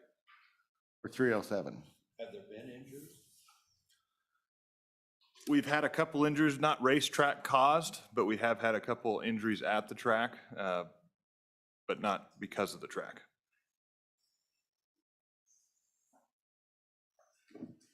So you're not going to expand on what the couple of injuries were? We've had one horse that had a shin splint. He nicked himself coming out of the gates. Just nothing major, minor little racetrack issues. Had a couple horses that I'd say just bumping issues racing. So, I mean, really a really good race meet. We've had 0 breakdowns to date, so it's been good. The only other thing that I would add about the meet is I think, our team at 307's done a fantastic job, especially in terms of some of the weather that we had up in Gillette, to only have to deal with one day where that became a significant issue, and to have been able to work around that. And Jack and his team, coming to you guys during that special meeting to make sure we could still run all the races we wanted to run, even though we pushed them into a couple more days, I think says a lot about, our commitment to the horsemen and our commitment to run the races and to put the events on for Campbell County. Because, they had a political day last weekend where a bunch of different public officials from running for U.S. Congress all the way down to city and county positions from both parties and independents were able to come out and talk, and they had a nice turnout for that. And we got a lot of good feedback that they said for members of the community that was just a nice event for them generally to hear from all sides and all different folks that were running for office up in Campbell County and across the state. And so we've had good turnout despite some of the rain issues, although thank God we've been having some of the rain up there because we can sure use it. So the fact that they've made it through with only having one day and that we were still able to make all the races happen says a lot about our team. Good. Very good. I would add, we are trying to have extracurricular events in conjunction with our races. This year, we ran some Indian relay races Memorial Weekend after our live racing concluded. And to Kyle's point, we had rain all 3 days, so our crowd size was down, but we had really good turnout, even with the weather. And we obviously give people that buy tickets to these extra events get into the races with that ticket. The idea is to get more attendance at these races all the time. We had a bronc match on June 5th. It'll be a PRCA sanctioned event next year, but we had about 45 entries for that event, and it was a really nice event as well. So as we keep growing and going, I think every weekend we plan to have a nice event in conjunction with the races to try to draw more attendance and get more people involved. Very good. Is there any questions from the commissioners? Any from the audience? Francie? I've been asked by several horsemen up there 2 weeks ago. I was at the races, and the stewards took 45 minutes to Sit down and this. talk to the speaker.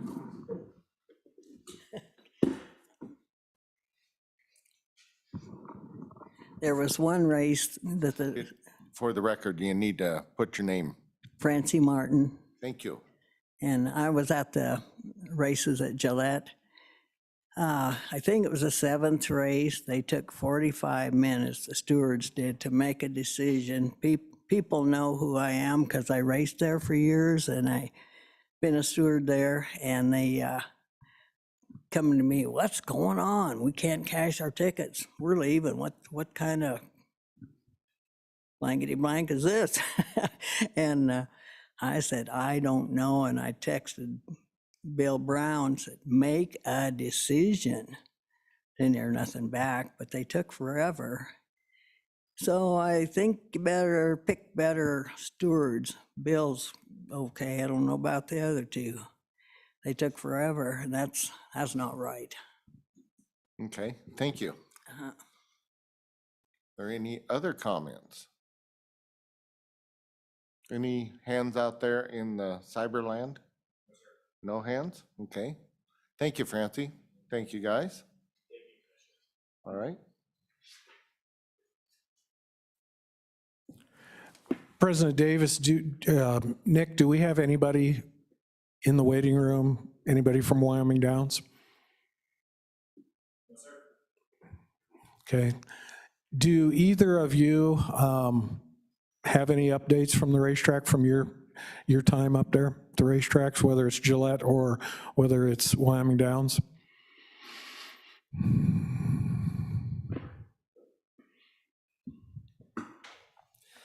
Thank you. I've primarily been at Wyoming Downs. I was up in Gillette for one weekend. From my perspective at Wyoming Downs, everything's gone pretty smooth. We haven't had any real issues. There was a couple of exhausted horses after races. They were taken care of by the vet. No serious injuries to jockeys or any major issues that we're looking for going on so far.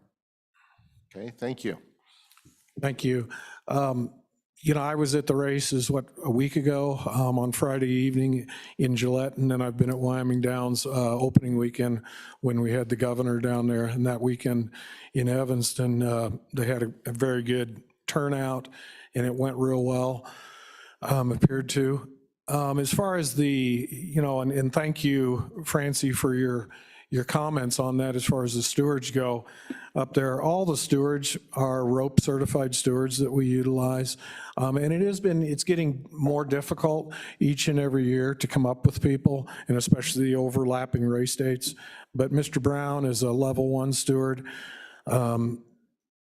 General Hanahan is a level 3, I believe. And then the third steward, Linda Salinas, is a level 1 as well. And that particular race was a mess.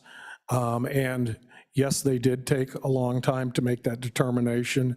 And hindsight's always 20/20.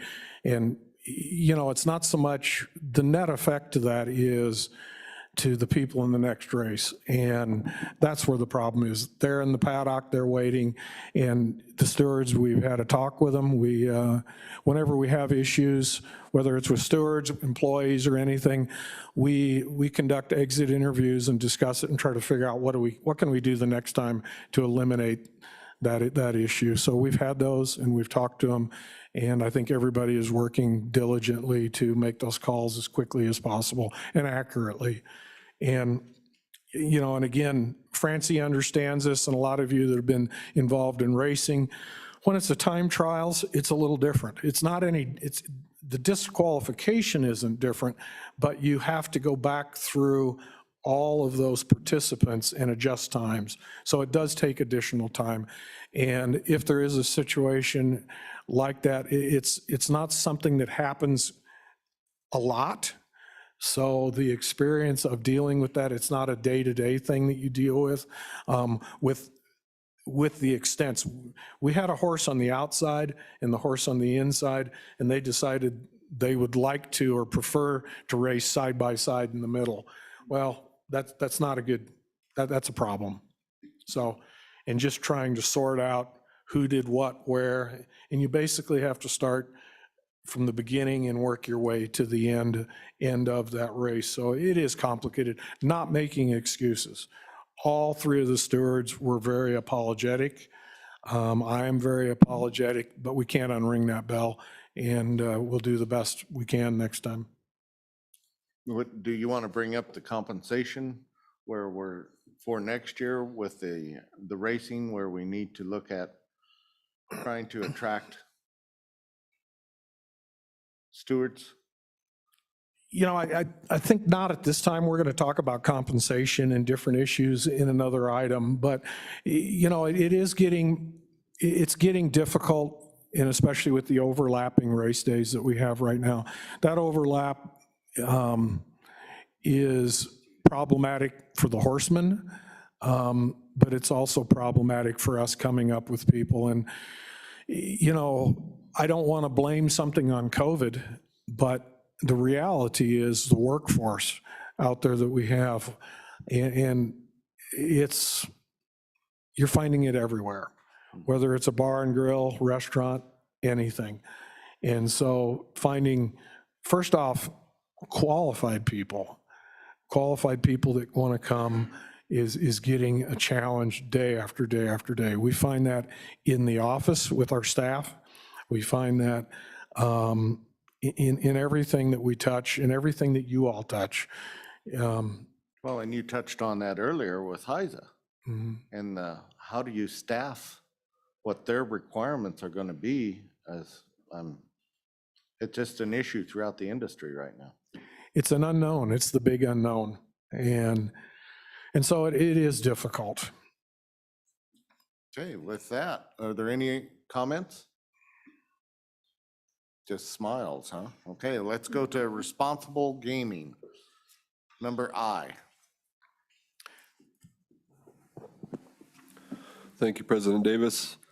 I work closely with Kelly Tatum, who's our responsible gaming liaison. Together, we have established good relations with the Wyoming Responsible Gambling Coalition, which includes the Wyoming Lottery, the State Department of Health, and a few other stakeholders along the way.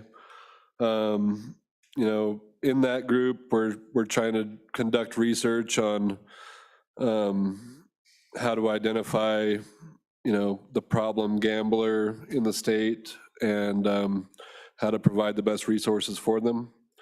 Obviously, the Department of Health does receive some funding from us on that front, and so it's a very good working relationship with them to be able to kind of discuss where those funds are going and how they're going to utilize those resources. Aside from that, Kelly and I just worked together to try to come up with, I don't want to say marketing tools, but different things that we can utilize for responsible gaming to get the word out, provide our own resources as well. We are putting together, certain things like QR codes that'll take you to, for those of us on Instagram, kind of a link tree type concept. I'm sure you're very well familiar with it, Bob. But kind of a link tree thing that'll just provide different resources, links to the National Council on Problem Gambling, links to state websites that also provide resources, and just kind of general information on what to look for within the family, what to look for internally to yourself, things of that nature. And that's kind of where we're at. We also work closely with several of our vendors, primarily from sports wagering. Some of those guys do a really good job. GeoComply, which is our geolocation, they have an entire division of their office called Conscious Gaming, and they're hyper-focused on responsible gaming. We meet with them probably about once a month as well. And we're just hoping that we can get the word out. Very good. We do have a conductivity issue down in our area, so don't worry about it. Okay, fair enough.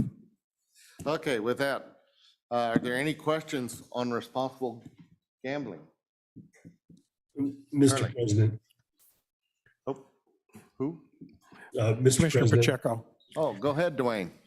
Just wanted to ask if those monies were going to be sent to through the Department of Health to the prevention specialists in our counties, or do you know the answer to that question? President Davis, Commissioner Pacheco, from a sports wagering perspective, the first $300,000 annually goes to the Department of Health, and specifically it goes to cities and counties. So it's up to the State Department of Health to distribute those funds directly to those cities and counties. How it's distributed, I cannot tell you. I'm not even sure if they can tell you just yet. They're still trying to work through everything on that front, but my hope is that it's just kind of evenly distributed across the board and everybody has access to it. Mr. President, thank you. Okay, thank you. Are there, yeah, go ahead, Jenny. Just a quick question too. The goal of the Wyoming, of the Responsible Gambling Coalition, is there currently, is there currently any printed materials that have been shared across the state?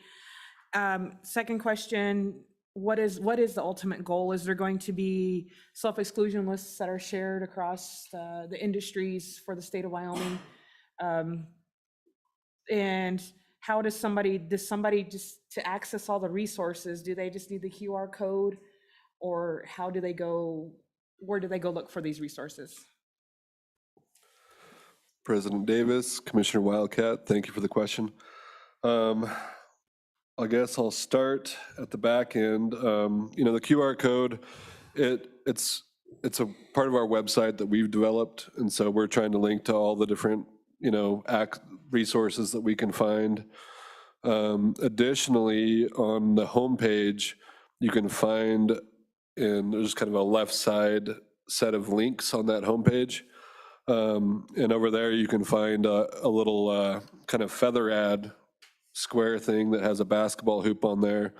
That was originally designed by the Wyoming Responsible Gambling Coalition.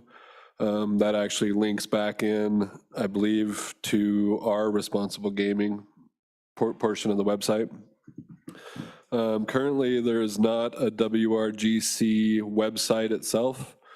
I think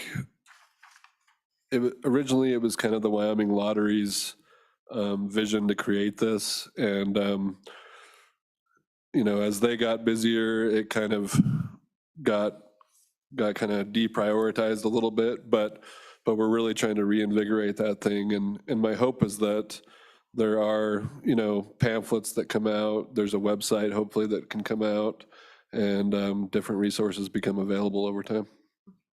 And just President Davis, one more thing.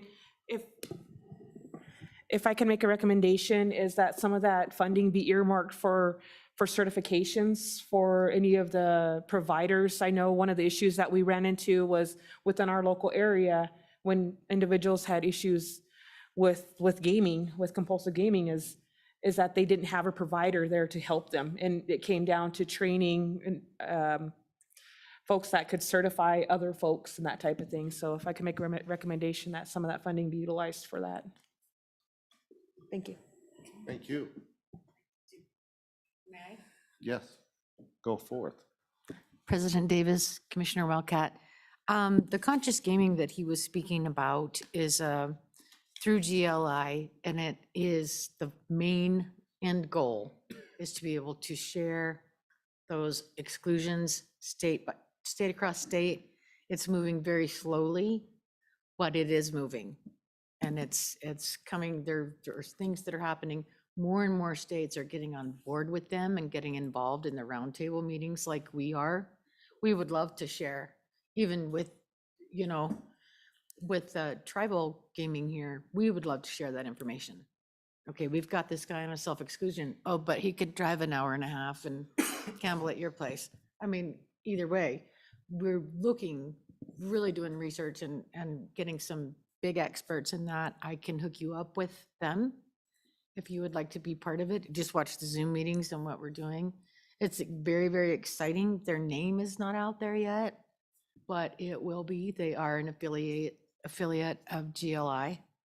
And then the Wyoming Lottery does do schooling through the WGRC. They do have funds for training people to go all the way through the full training. So if anybody that would like to contact me about any of these, if you have people in your cities and counties that would like to go to this counseling school, it is completely paid for by the WGRC, Wyoming Lottery Fed. Just contact me anytime. We're all very excited on in both areas with the conscious gaming and with the WRC, because the way all of us feel about it is to make gambling fun. Let's don't wait and pick you up off the floor when it's too late. Let's figure it out now. Let's just go have a good time. In a lot of our OTPs, we have not only our brochures that we provide from the Gaming Commission that give you the top 10 things you might have a problem.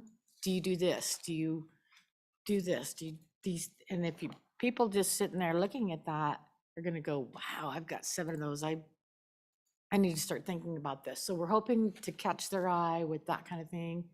And then we just have come out on our website with this responsible gaming poster. We can send it to OTBs, skill-based places, anywhere. It's on the website and you can get it in 8.5 by 11 format right now. But I know there are a couple of OTBs in Cheyenne that are going to blow it up and put it poster size, post it in there. So this is right on the responsible gambling website.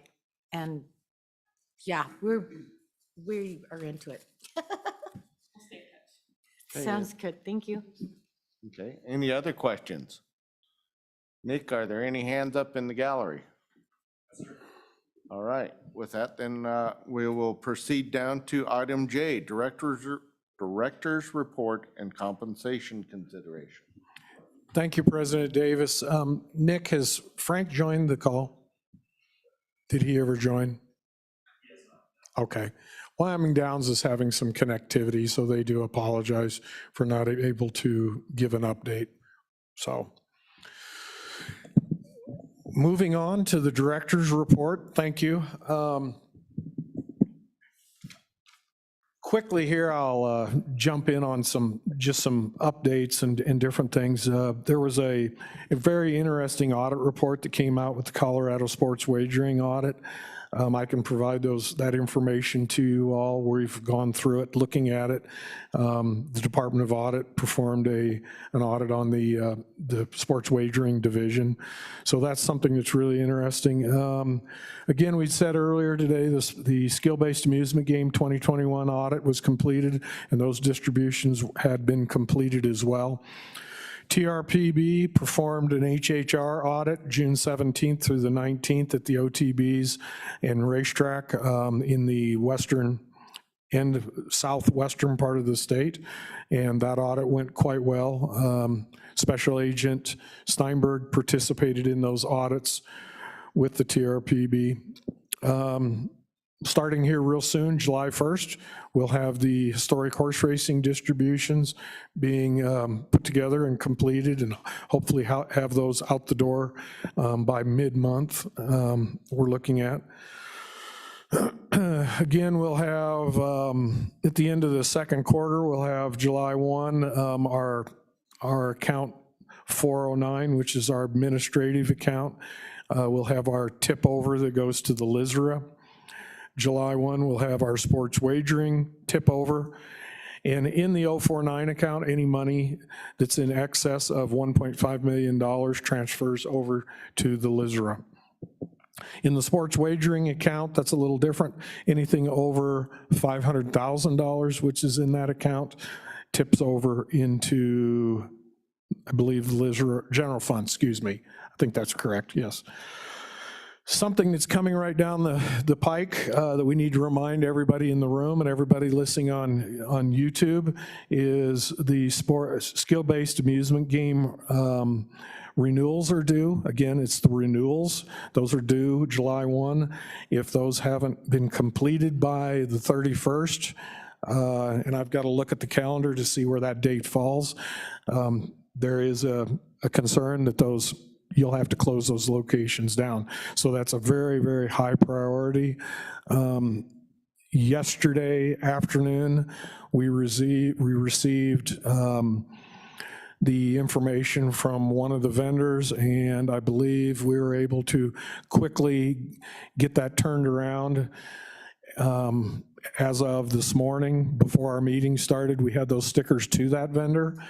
So, or operator, whichever it is, so they're able to continue. So what does that mean? The process is relatively simple. So it's easy and we can get to this, and the quicker you get it to us, the better we can have it out the door and get those to you.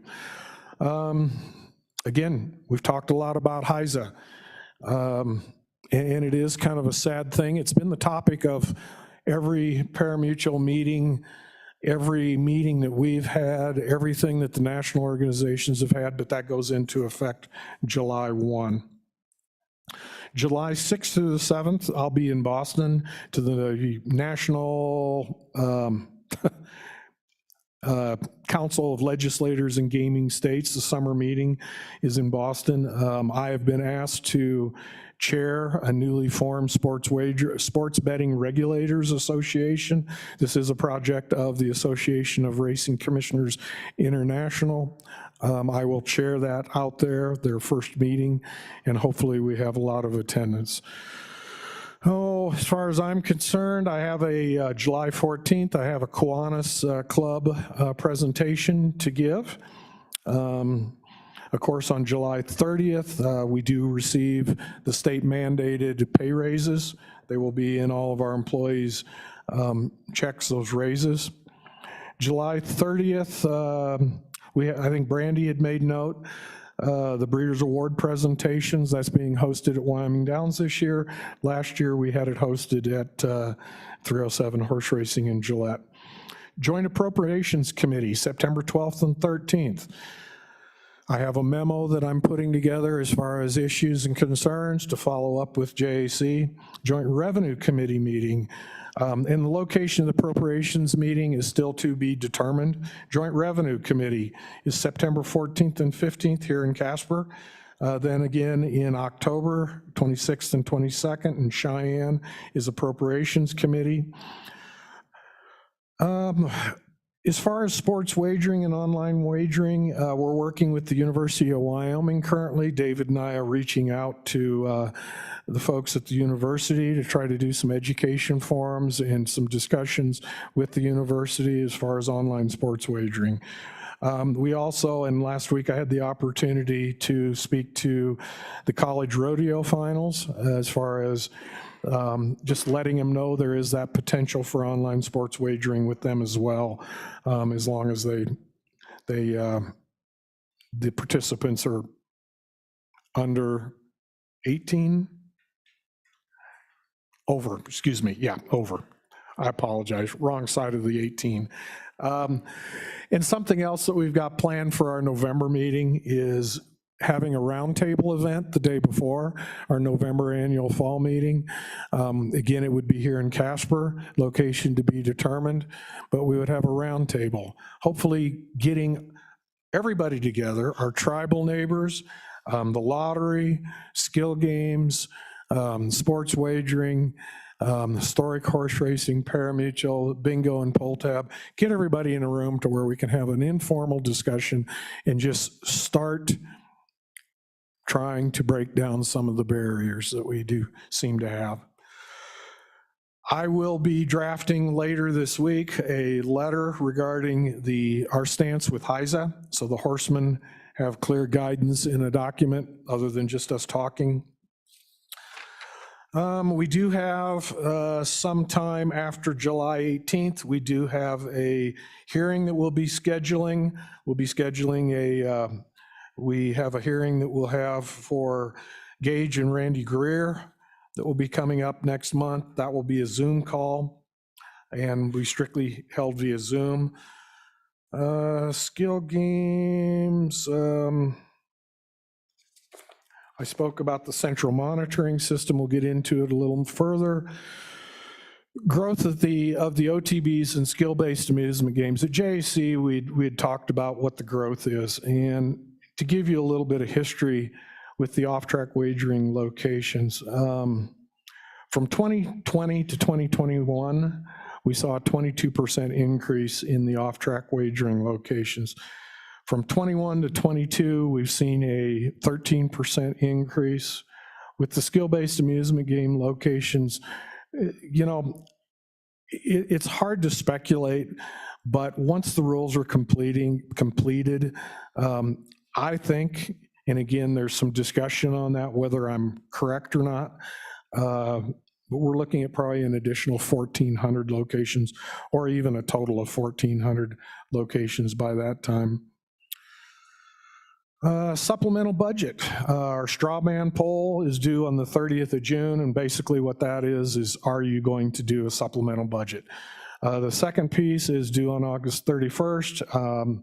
Is your supplemental budget, and I do plan on presenting a supplemental budget, looking at additional employees and staffing for that. I think we touched on it a little bit. Stewards have been an issue, trying to find people and get people to come to Wyoming. We'll be addressing those and revisiting a lot of that in the pay scales for our different officials that we do contract. Dr. Erickson is contracted, I believe, for another 2 years. I believe our lab contracts are for a few more years, but our stewards, safety officer, and individuals are contracted year to year. Rules and regulations, always a fun one to talk about, and seems like we do a lot of that. Historic racing rules, we'll be doing a review of those, bringing those up to speed. We've talked about that through the whole process of the skill-based amusement game rules, that we will be doing additional clarification in the rules for historic racing. We also have bingo and pull tab rules, and also we will start addressing the rodeo rules. That's something that we have had on the back burner, but we will address that and have those coming in the near future. A&I accounting project. Commissioners, if you remember during our budget session, I had proposed a financial officer to assist us in the office, and the governor's office had decided that they wanted to have us try to work with A&I accounting. And to give you an update on how that process is working, it's working very well. It's been a good project. It's utilizing people that are there in Cheyenne. Getting used to utilizing drop boxes and different things has been a bit of an issue. In fact, a week ago, and don't ask me how this happens, but we had a hole in the drop box. Now, I don't know how that quite works out. Nick can maybe explain it, and some people can, but I sure can't. But basically, it's just a hole, and we lost a lot of our invoices that we'd been putting in there. Well, thankfully, I am a bit of a micromanager. I'm looking, why aren't we getting paid? Isn't this happening? And again, the stewards weren't getting their paychecks. And so we found that the drop box had a hole in it. We had about 40 vouchers that had gotten lost, misplaced there. They found where that hole was, recovered those invoices, and from Wednesday to, well, on Wednesday, they were doing skill-based amusement games, just distributions, and that was well over 70 vouchers that we processed. In the voucher system, once they leave our office, it's a 3-step voucher that's approval. One person inputs, another person reviews, and the final third person submits. So it's 3 people doing 70 transactions, plus all the other state agencies in one day. They were processed. And again, the panic is obviously people need to get paid, but also we're coming at the end of the biennium in the fiscal year. So we shut off next week for a while. So then we got to our vouchers. They did that on Thursday. They started about midday on Thursday when they found the discrepancy.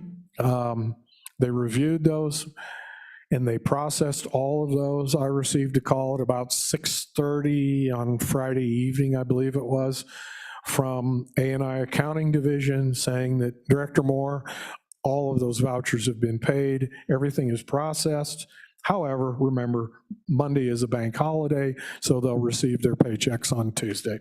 So, problem solved, hopefully, but it has been a great experience working with them, doing that, and they're working with us on all fronts of the transactions and things that we do.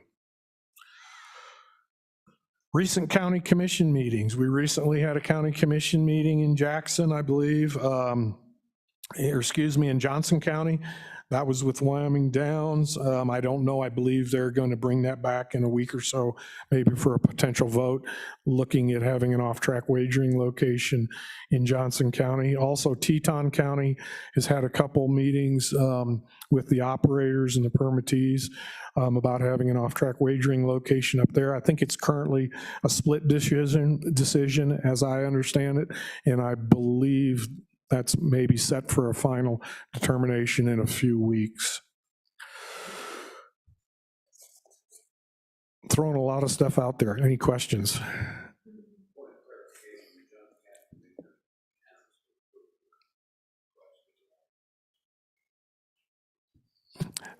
Thank you, Commissioner Barry.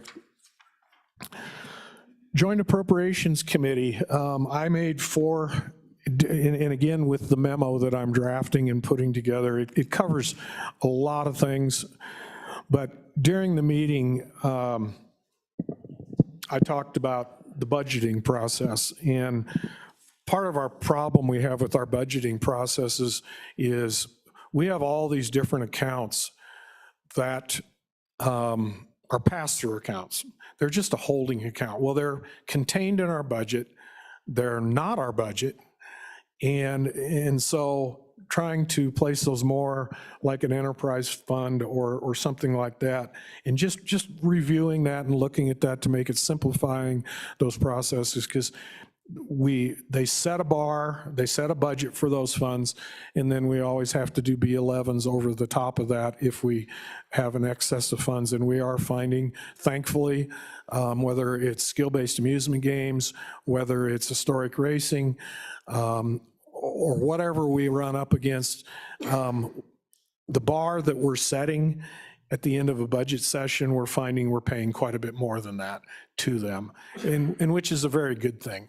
The industry, all of gambling is funding a lot of very wonderful things. So we're looking at that. Whether it goes anywhere, I don't know, but it's just a suggestion that simplifies the budgeting process for everybody. Ease of transfers. Currently, there's a literal translation of some of the things that how we transfer things. We're trying to reduce that workload for people and have it to be more of a transparent process and a quick process. So periodically, we run into a situation to where, whether it's our department or one of the additional people down the stream, so to speak, that has to make those transfers. You know, there's holdups, there's different things. We've proven with skill games and with historic racing and working with A&I accounting division that we can provide those quick transfers, quick changes, and make those quickly to where the recipients have that money as quickly as they possibly can. And that's the goal, to get that money where it needs to be as fast as possible and eliminate that downtime. Again, it's efficient, speed to market, all those good things. The third item is work on the statutes. And there's suggestions of different things. I know that the skill-based amusement game folks have had some discussions as far as some changes to the statutes. I know that the parimutuel side of the house has had some suggestions. And then for us, a lot of our concerns are things like, you know, we have a concern with the FBI background checks. The FBI has given it, and I've discussed this, but just want to reiterate this to you all. We are currently under a, maybe for lack of a better word, just a temporary approval from the federal government to do the background. We are in that mode until July of 23, I believe that's correct. And so we're working with DCI to get that language clarified. The difficulty of that clarification is whenever you ask the federal government what that language needs to be, and they say, well, send us what you have. Well, and then that whole process gets incredibly difficult because it's okay, we'll knock it out in a couple days, the language. Then it takes a month to get a return. And then, okay, a couple days, and then a month to get the recall. So working with DCI, with LSO potentially in the near future, and with the feds to get that taken care of. We've talked to her blue in the face about HISA. That does have an effect. One of my other concerns is with skill-based amusement games, the licensing within 60 days. If we get a deluge of licenses, again, once the rules are completed, which we'll have quite a few, you know, just getting those turned and turned out is an issue for the agency. And at best, it's just logistically a difficult task. Even if we have people that can review those and turn those around, just getting those out to people and then getting those stickers in time is difficult at best. I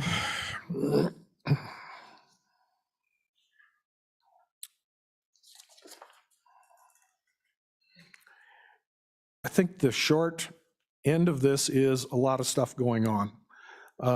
We are working on cross-training employees to where we can handle things a little better when we have people that are out. And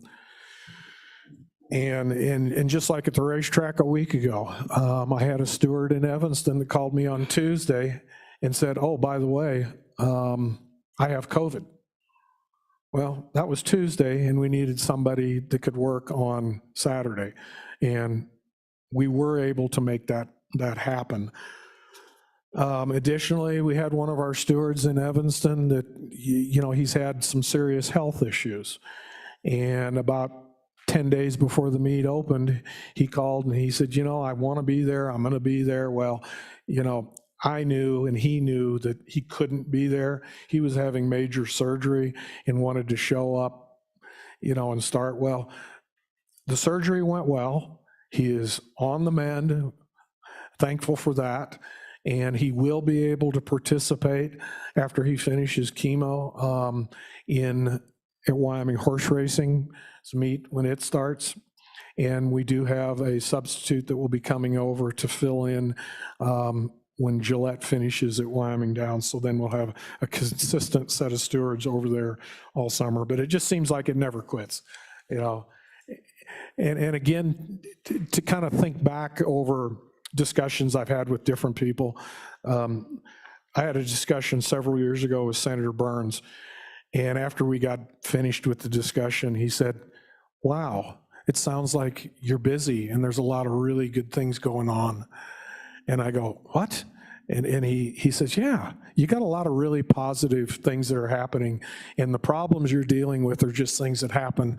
The people that operate the race meet with multiple people, they understand that people don't show up and things. So I guess we should be very thankful we're not like we were in 2010 here in Wyoming, to where there was nothing to regulate.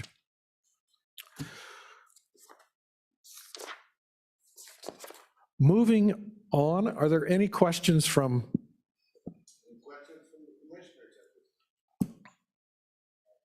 Director's report?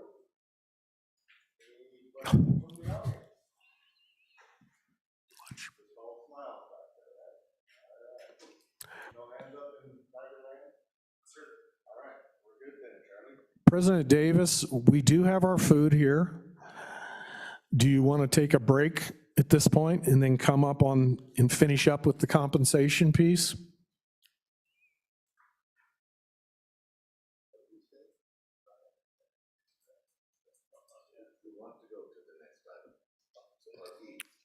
We still have compensation to deal with in this part of the packet. Sir? Or I can quickly go through it if you'd like me to. Take less than 5 minutes? Is that what you'd like? Well, I don't want to short sell it, but I thought we were going to get some of that extra ordinance. We go to lunch, some of these folks. Well, this is a fairly actionable, it's not, there's not an action with this, but I think compensation is very important. And, you know, it's up to you. If you want to split this item, if you want to put it to the end, that's up to you, sir. That's whatever you, but we do have lunch here, and we can do whatever your pleasure is. Go on with the. Okay. Thank you. The compensation, and I'll try to go through it quickly. At some point in the near future, very soon, Commissioner Covello and Commissioner Kura will sit down and we'll go through all of our positions and all of our staffing issues that we do have with the commission. But in your packet, and I'm not going to read it, by gosh, I'm just not going to read it, is the A&I report on staffing. And what I would like to read is the supplemental piece that there. Qualified employees should see an increase on July 1 payroll. I've already told you that. State government is struggling to attract and retain enough quality employees to accomplish the state's work and meet its obligations. Retention issues do not appear to be going away anytime soon either. Not only in the state is struggling to retain employees, over 59% are indicated they're looking for employment elsewhere. And we do find that. We're finding that within our agency. Individuals may be looking at employment elsewhere. And also, we are seeing individual companies that are contacting the agency and asking, would you be interested in moving to a different piece? And I can say that because I'm approached consistently, different things. So, and I say no every time, by the way, and I have no intention of leaving. You're probably going, oh darn, at this point. But it's, we need to start planning for succession and the retirement cliff draws, as that cliff draws near. And so, you know, it's very important that we start having those discussions. It's very important that we look at pay scales and we set this agency up for the future. And that future is when I'm gone. Have people and positions that will attract the best of the best and be able to continue, hopefully, continue with the work that you all have done and things in the near future. So short-term things that we're doing, pay raises, just a small piece of the puzzle in reality. It's just a small piece. Looking at reclassifying positions, whether it's my position, everybody that's in the room, or any of the employees there at the office, looking at those. There's a potential, everybody has additional workloads, and looking at those and making sure that every employee is in that correct classification to where we maximize those pay and recognize those people. Recognition. One of the things that we did, and I handed out to all of you commissioners this morning, was a challenge coin. Each and every one of you have those. I handed those out to individual staff members last week, and we'll continue to utilize that challenge coin. And the commissioners are joining on YouTube. You will be getting a challenge coin as well. So trying to recognize those people and do that. Also building and improving the relationships within the agency, developing a little more relationships with each individual person, and trying to recognize that, because I wake up at 4 o'clock in the morning doesn't mean that someone in my office wants to wake up anywhere close to that. So putting some flexible schedules in there. Now, I start to slow down about 5, 6 o'clock, and then I'm falling asleep. But anyway, that's my problem. So looking at that flexibility. And then a little longer term, whether it's through the budget, whether it's through a B11 process, looking at more staff, that relieves the stress on the employees. I have people that are, when things are hopping, they're hopping. And, thank the Lord, we've got people that are willing to jump in and grab things and run. And, we're not being run over by any means. We're handling everything that's coming our way, but you can only maintain that level for so long, and then you start having some breakdowns. Cross-training, we talked about that, utilizing that. Having one person that can do licensing isn't acceptable anymore. So we have multiple people in the office that do have some of that training. We have multiple people that can post things on the website, whether it's Nick, whether it's David, or whether it's even Brandy, they can post things on the website, just little things like that. And then also trying to balance work and life, foster a healthy balance. So that's, in your packets, commissioners, you do have our organizational chart there. You do have the information from A&I Accounting Division, and I look forward to working. And we have worked on this a little bit, not as much as we should have at this point, and I think Commissioner Cavello and Commissioner Kerr will both agree to that we haven't focused, but spend some time and look at this, come up with some ideas, and then bring that back to this full body at some point, and hopefully get it. President Davis, Director Moore, so do your employees know their compensation increases yet? Yes, everyone received a letter. I hand delivered those letters to each and every employee. We had some that were off yesterday, but that was all done yesterday. So my understanding is that's up to a maximum of 10.5%. Mm-hmm. Obviously, that's very helpful. We appreciate that from the legislature. I think it would be incumbent upon us to make sure that the classifications are correct, because I think that would have the biggest impact. And that is correct, absolutely. And those increases run anywhere from you're absolutely correct. The maximum was 10%. So. We have to be competitive in this day and age. Aren't we lucky? That's all I have at this point. With that, do we want to take a break for lunch? And then we can come back and get back into item number 5. How much time do you want to take for lunch? 15 minutes, 5 minutes? 30, what do you got, 30 minutes? 30 minutes, start your lights. What time is it? 6:20, So back at 10 after? Everyone that's joining us on YouTube will be back at 10 minutes after 12, and thank you.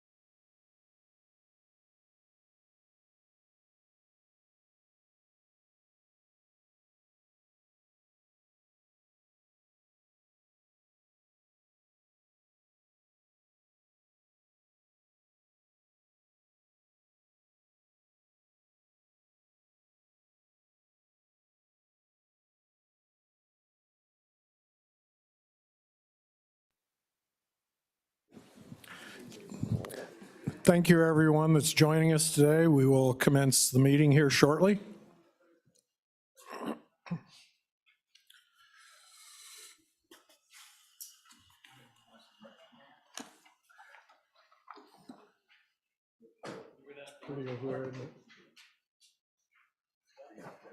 Yeah, no kidding. I'll go.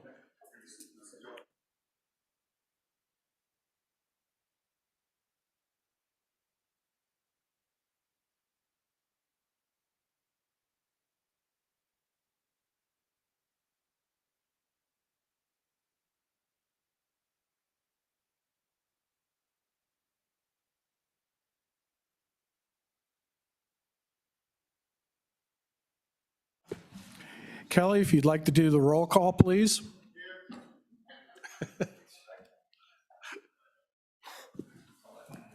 President Davis? Here. Sorry. Vice President Broussard? Here. Commissioner Cavello? Here.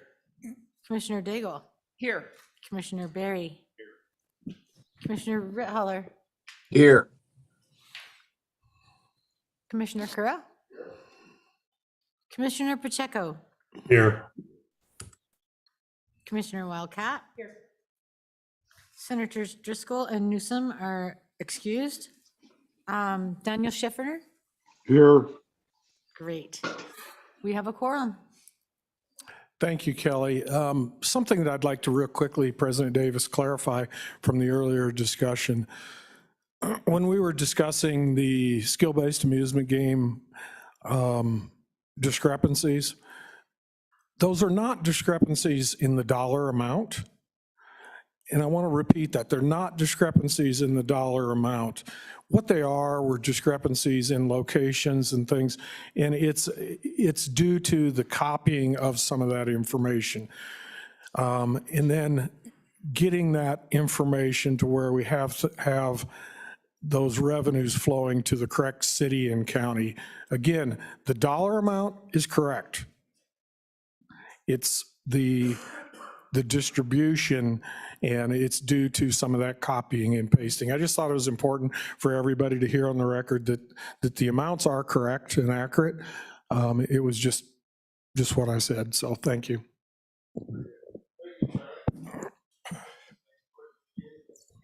Can everybody hear me? No? I know, no, I didn't touch, look at it, it's off on. All right.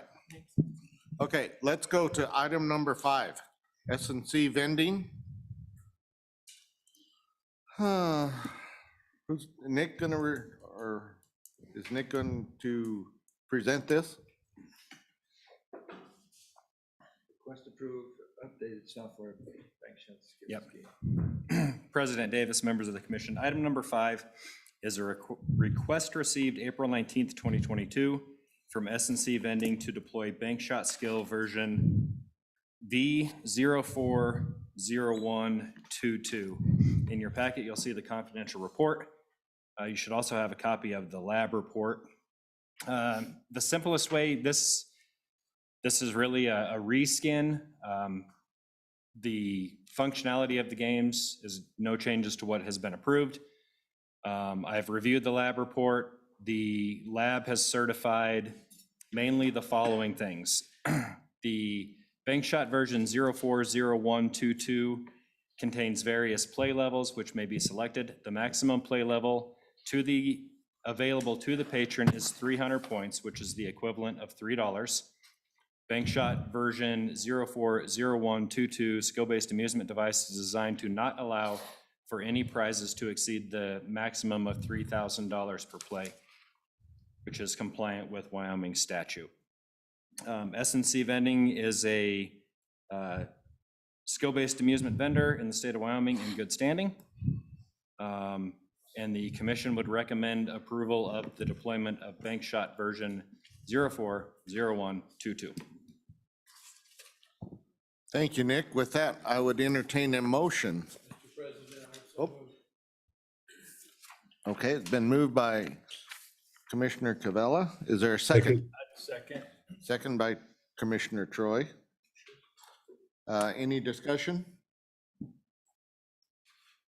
Call for the vote. All in favor, aye. Aye. Those opposed, same sign. Motion carried. Item number 6, Wyoming Horse Racing LLC. Would this be you too, Nick? Yes, sir. All right. Item number 6, Wyoming Horse Racing LLC is a request received June 1st, 2022, requesting the approval of additional terminals at the Green River Horse Palace.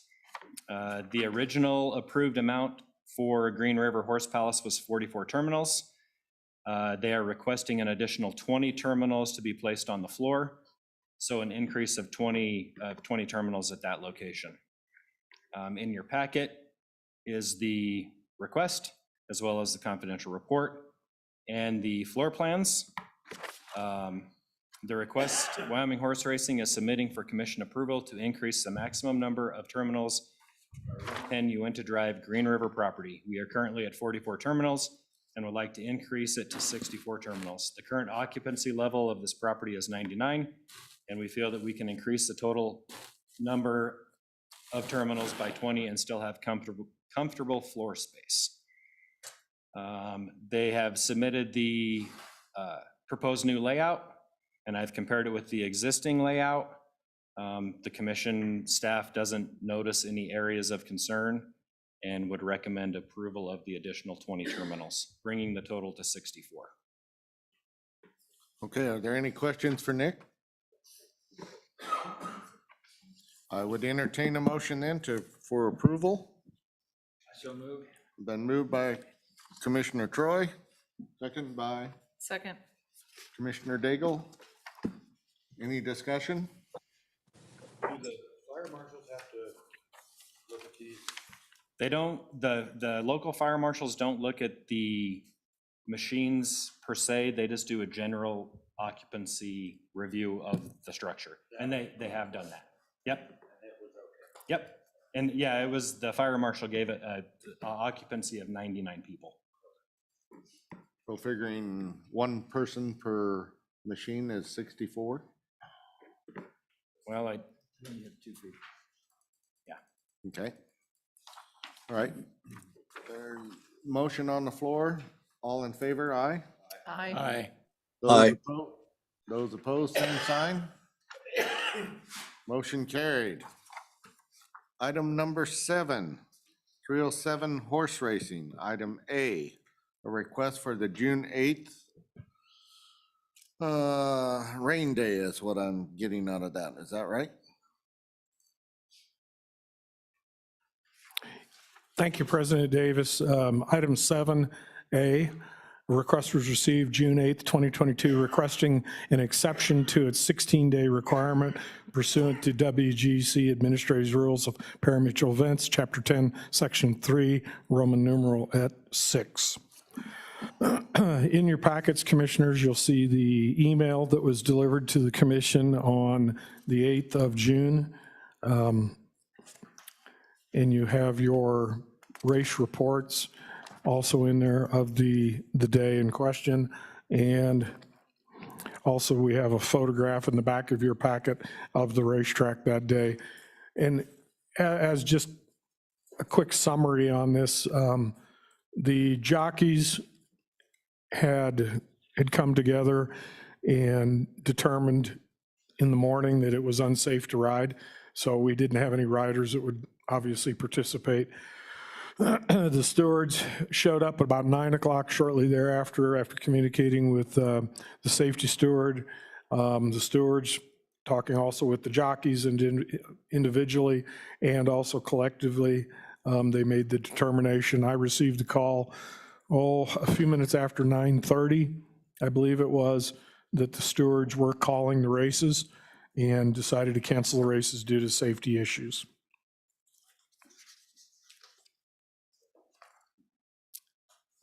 Is there an action we need with this? Yes, Oh. we would need, I'm sorry, I apologize. We would need a motion to accept this.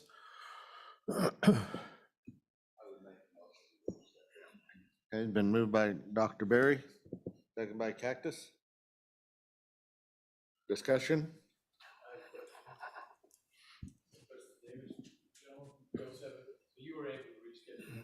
races anyway, were you not?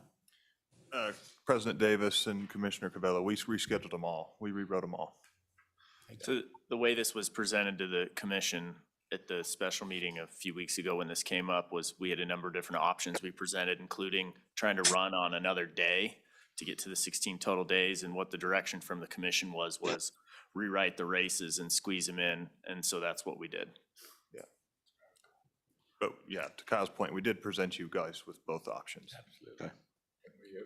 All right, so this is just a formality then basically on that previous discussion. Okay, so there's a motion on the floor. Any further discussion? Just a quick question, Mr. President. For some guys, this doesn't change anything going forward. That's not what we're doing. President Davis, no, this changes nothing. Yeah. So, yeah. Approve what we already. Yeah. Okay. Clarification, there you go. Okay, all in favor, aye? Aye. Aye.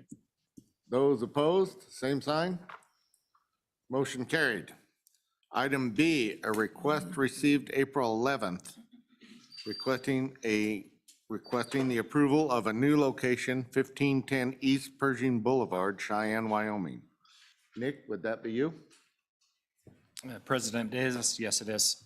Item number 7B, a request received April 11th, 2022 from 307 Horse Racing, Inc., requesting a new location located at 1510 East Pershing Boulevard in Cheyenne, Wyoming. In your packet, you will see that on 5/11/2022, they submitted the letter requesting the new location, the operational plan, their updated simulcast permits, adding this location for 2022, the remainder of 2022 and 2023, their financial and location revenue projections, render drawings of the floor plan and layouts, Laramie County Resolution 220419-13, which has granted county approval, the lease agreement with the building owner, which is owned by Works, a subsidy of, how would you put that? A subsidy of 307 or? It's the parent company of 307. There you So go. the property owner is an affiliated entity with common ownership. And also the host facility license. All documents that were submitted are attached to the report. 307 Horse Racing has requested the approval to open an OTB located in the former office building that housed state offices located at 1510 East Pershing Boulevard, Cheyenne, Wyoming, 82001. The Wyoming Department of Family Services still utilizes a small portion of that building. This facility will offer alcohol sales, both a bar and a packaged liquor area in the future. The location is slated for 200 HHR terminals per the render drawing. Laramie County Commission approval has been obtained and their resolution is attached to the report. The site plan with the HHRT location and video surveillance coverage shows the location would be covered with video surveillance from multiple angles. The plan also showed the location of the 200 proposed historic horse racing terminals. Resolution 220419-13 authorized 307 Horse Racing to conduct parimutuel wagering on live horse racing, historic horse racing, and simulcast events at the licensee's premises. The resolution was passed by the Laramie County Commission on 4/19/2022 with no end date. On 5/31 of 2022, I contacted the Cheyenne Planning Office. I spoke with Mark with the City Planning Office. He said that the city has approved the conditional use permit for that location, and it received a 5-0 in favor vote for that conditional use permit. And he said that the City Planning Office didn't have any issues and no issues were brought up during that meeting. I also spoke with the Cheyenne Police Department command staff. The command staff said that they don't have any issues or concerns with this new location as well. I've made multiple attempts to try to contact a representative with the Department of Family Services to get some of their input and what their plans are moving forward, but I've been unsuccessful. They could probably speak a little bit better to who they've talked to. I know they have talked to people with DFS, but I've been unsuccessful.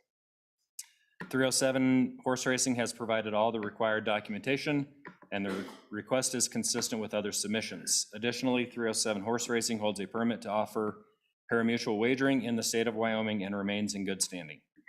The commission shall use the following decisional criteria in the approval or disapproval. Permittee's general public or general benefit to the state of Wyoming, permittee's general benefit to the state of Wyoming horse racing industry, permittee's integrity, permittee's credibility, and their financial stability. It is important to consider the decisional criteria when considering all permitted events. With that, the commission staff would recommend approval of the location at 1501 East Pershing Boulevard. Okay, with that, is there a motion? Moved by Cactus, is there a second? I'll second it. Seconded by Commissioner Daigle. Discussion. Mr. President, Go ahead. Jack, Commissioner Kura. has anybody from DFS contacted you guys, or have you spoke personally to people within that office? Go ahead, Kyle. Commissioner Kerr, I can answer that. DFS is a short-term tenant in that building, as far as we understand. As many of you know, that building used to house almost entirely state offices before a lot of buildings like this were constructed and individuals were moved around. And so we have basically a 90-day out either way between ourselves and DFS. We went through a lot of this in the zoning process that took like 90 days with the city. I know Attorney General Coleman, who I've spoke with a lot, Andrew Coleman, over the course of all of the leasing relationships that our affiliate had with the state. They're well aware of the project. The way it's designed is there's segregated access between both sides of that building.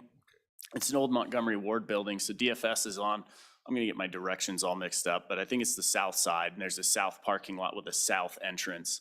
And then the gaming entity is on the north side with a north parking lot with a north entrance. And there's not, there's basically a wall that would prevent back and forth between the two sides of the structure. And that was something that we did when we worked with the city on zoning and planning. Ultimately, that's a large building. Our affiliated entity has rehabbed the east side of that. It's the 1600 East Pershing. That's where the movie theaters are in Cheyenne, the Gold's Gym. It's a big entertainment complex. And so that building was vacant with the state leaving. And so we have other plans in terms of trying to make that 1510 building have other uses over the longer term that fit gaming and fit entertainment, generally speaking. And so that's going to be a couple year build out for us as we go along. This is kind of step one, is to get this gaming space set out, and then that'll generate some revenue for us to be able to add other amenities in that facility. So we've definitely carefully considered that and as part of the zoning and planning, and we have interfaced with DFS, and a lot of it is really the state's trying to figure out, at least as I understand it, where they want to put some of these people. And in our experience being a landlord for the state, it's really one of those deals where they've kind of asked us if we'll accommodate them for longer than they initially expected, because construction takes longer, moving people around takes longer. And so as far as I understand it, this is that situation with DFS. I don't anticipate that they would be there a year from now. Okay, thank you. Any other questions?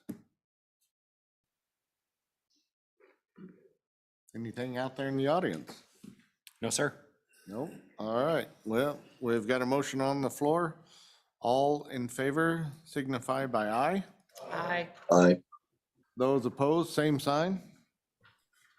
Motion carried. All Thank you, right, now we Commissioners. get Thank down you. to the meats and potatoes of the deal. Rules, Charlie. Thank you, President Davis. It's taken us since 9 o'clock in the morning to get to the rules, but thank you very much. At this point, I think that we need to identify to the public that one of the commissioners here today does have a conflict of interest here, and so he will be recusing himself from item number 8A, and that is President Davis. That would be me. Yep. You can talk. I can talk. You just can't vote. Here, I can give you the mic, you can talk. Okay, Charlie, could you lead us through Yes. chapter 8?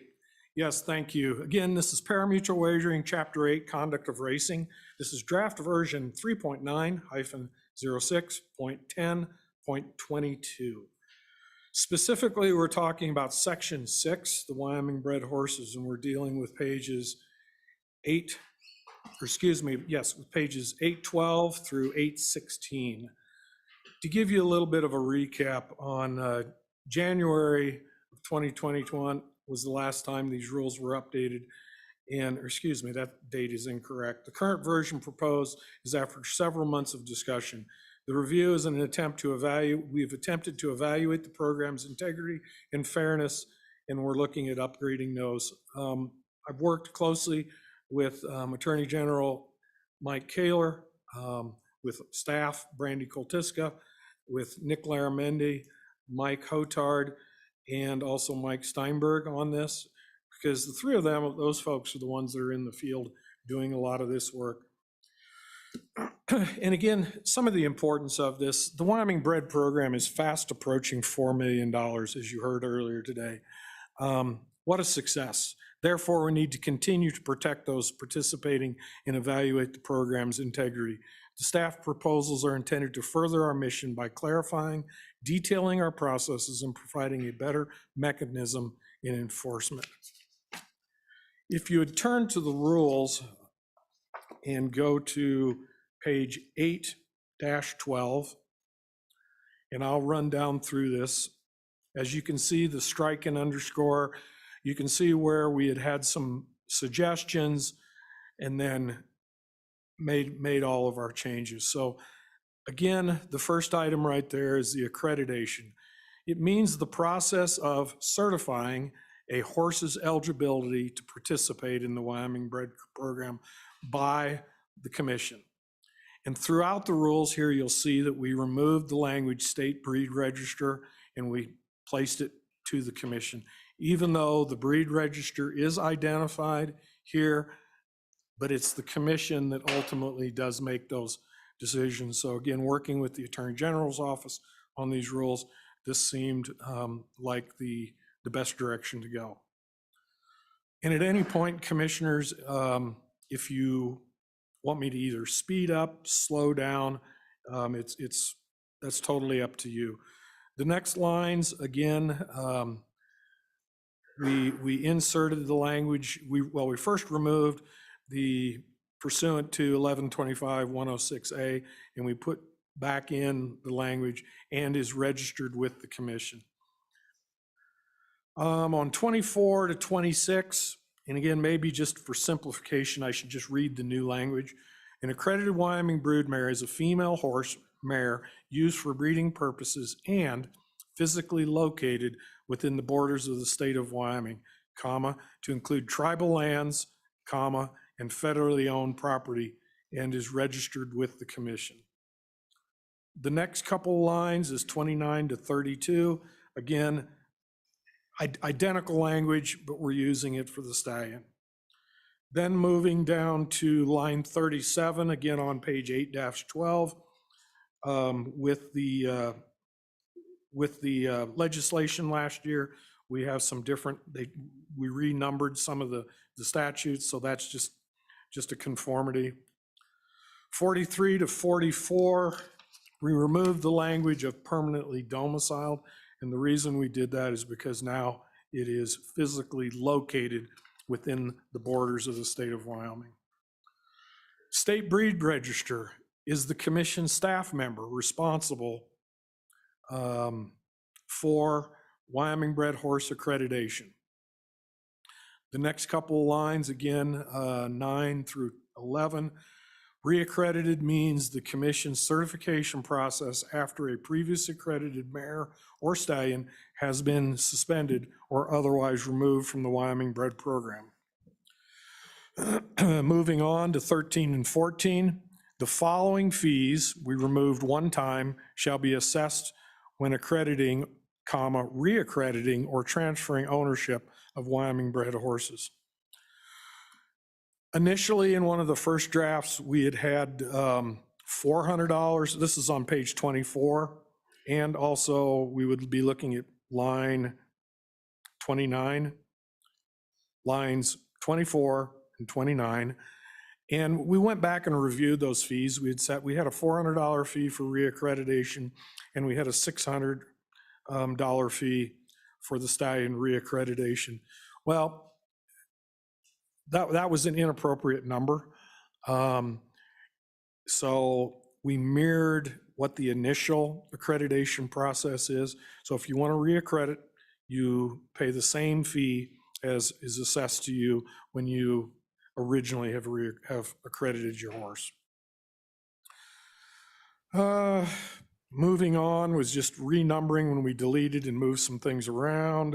Then the last line on this page, on lines 36, 37, and 38, the commission may deny or suspend an owner's participation in the Wyoming Bred Program for violations of parimutuel rules, Chapter 2, Section 2X, corrupt practices. The remainder of that is just renumbering. On the next page, on 814, we removed the permanently domiciled language, which is consistent what we've done in prior parts of this, and then we added the recipient mare must be permanently identified by being papered, branded, or tattooed, and it shall be at all times physically located within the borders of the state of Wyoming, to include tribal lands, federally owned property.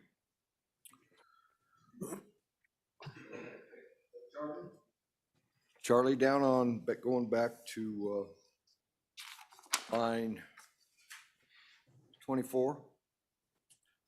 I think there's just, we just need to strike out go back through it says $200, and then down below it's $4,200. And thank you, Commissioner Cura. That is stricken through there, Okay. but you can't see it. Okay, But yes, right on the dash. yep, it's Okay. right on it. Yeah, That sorry. makes sense. Yep, Sorry, go ahead. thank you for that. I have one question. I'm not supposed to vote, but do we, where it says papered, branded, tattooed, is chipped? Does that need to be inserted in there? Since a lot of the racing horses now are being chipped. That's why you can talk. Hmm? That's why you're allowed to talk.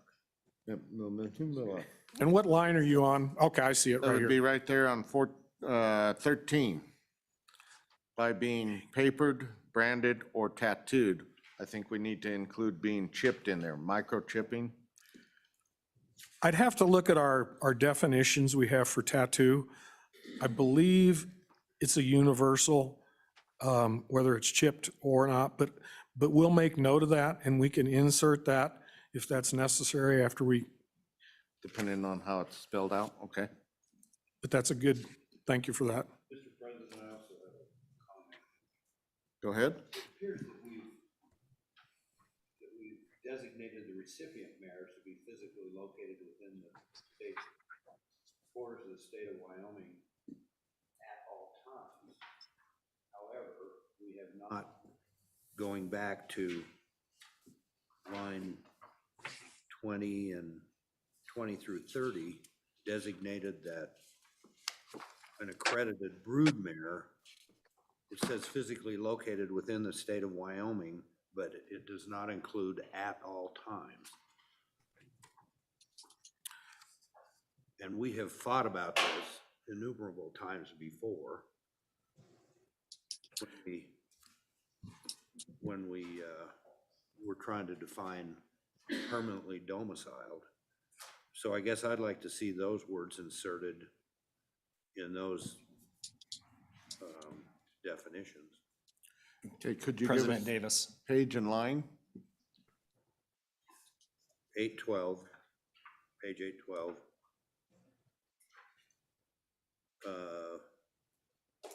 Line 26, 25 and 26. It says physically located within the borders of the state of Wyoming to include tribal lands and federally owned properties. But it does not say at all times like it does under the recipient mare.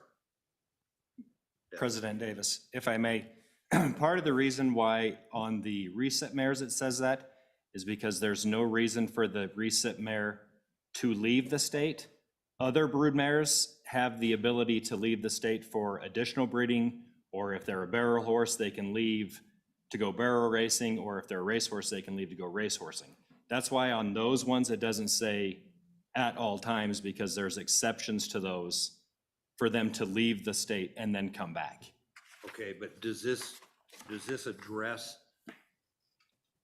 the problem that we have with some of those mares being bred over on the Wyoming-Utah border and then living Yes, we believe, the year in Utah and coming Yes. back and becoming a Wyoming horse? yes, we believe it does. And part of the issue and the reason we are looking at changing the permanently domiciled to physically located was because one of the arguments that we hear is, well, it is permanently domiciled in, say, Afton, and then it's just traveling.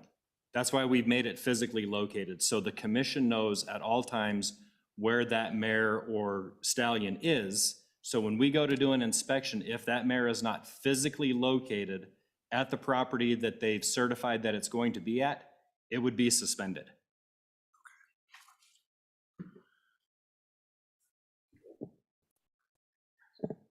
Does that answer your question, Dr. Berry? Yeah. It answers, but, President Davis, well, let's, go ahead, Brandy. this is Brandy. I just wanted to correct one of the statements though from Nick. The brood mares can go outside for racing, but it's flat track only. It's not barrel racing. I just wanted to clarify that. They can go out of the state for racing, breeding, or medical, or sale, but not racing. Only includes flat track. Thank you. At this point. Thank you. Thank you, Brandy. Is that making it more clear? Oh, yeah. Is there further discussion on this? President Davis, to go back and clarify your question as far as chipping, Brandy? Special Agent Steinberg had looked, and I believe chipped is covered under, it's digitally tattooed. So I think we're covered in that. Okay, thank you. Further discussion on that? Okay, then Charlie, proceed along then. Thank you. Again, on page 814, lines 24 through 26, as you can see the language there, a mare owner shall certify the location where the mare is physically located and where the mare is going to foal. If different from the certified location, the certification shall be submitted to the commission in writing. We want that in writing, obviously. Moving on, again, relatively minor changes here, down to line 33, and then 34 through 41, I'll read that. The mare owner shall notify the commission in writing at least 24 hours prior to any movement, whether in-state or out-of-state. For any non-emergency purposes, owners shall notify the commission of the emergency, I'm going to start over with that sentence, if you don't mind. There's a lot of commas, and I put a period in there. The mare owner shall notify the commission in writing at least 24 hours prior to any movement, whether in-state or out-of-state, for non-emergency purposes, period. Owners shall notify the commission of emergency movements as soon as reasonably possible, comma, and provide the commission written verification of a medical emergency from a licensed veterinarian, period. Mares moved from their certified location to another location without proper notification shall have their accreditation suspended and must be reaccredited to return to the program. The suspension shall be for the remainder of the current breeding season through the end of the next breeding season.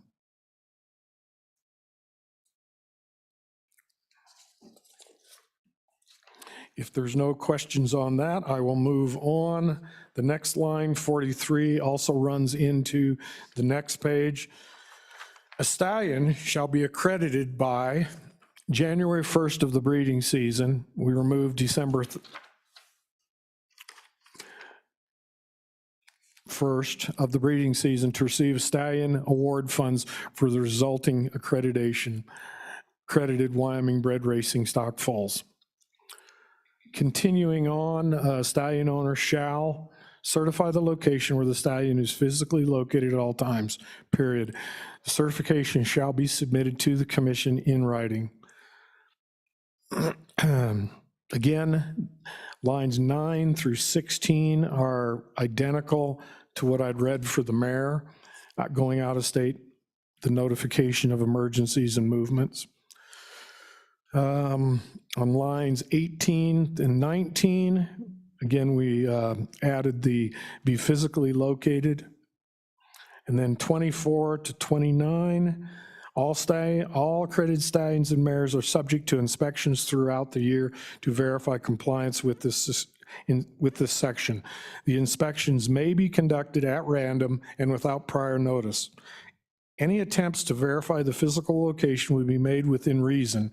If the commission is unable to verify the horses at the certified location, the affected participant shall be subject to suspension from the program and requires reaccrediting to return to the program. As a side note, and I don't know if we identify it later on, of course, any of these actions can be appealed directly to the commission for consideration pursuant to our rules. The remainder of that page, 815, is just, accredited horses and different things we've added in there to just clarify it. On 816, on lines 4 and 5, 20% of the owners, 20% of owners of accredited stallions physically located in the state of Wyoming at the time of service to mares producing Wyoming bred racing stock. What we're talking about, this is the distribution of the funds. And instead of saying standing, which is a term that's used within the industry, physically located is consistent with what we've used throughout. Moving down to H.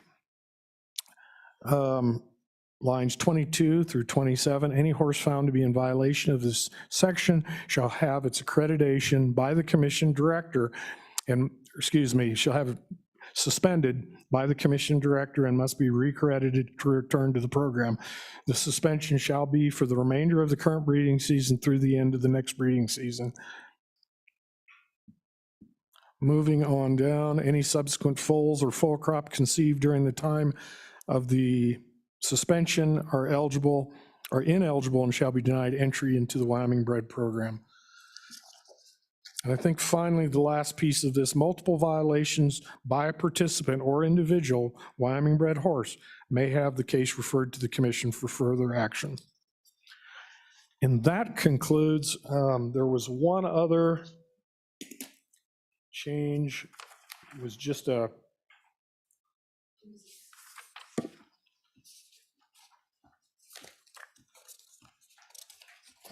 Page 26.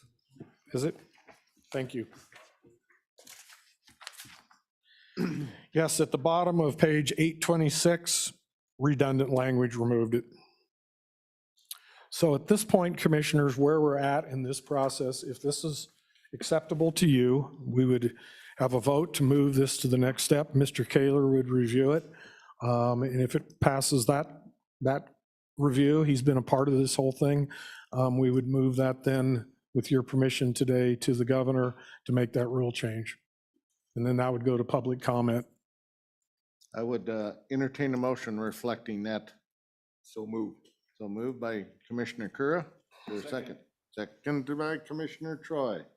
All in favor signify by aye. Aye. I abstain. Bob? Motion carried. Huh?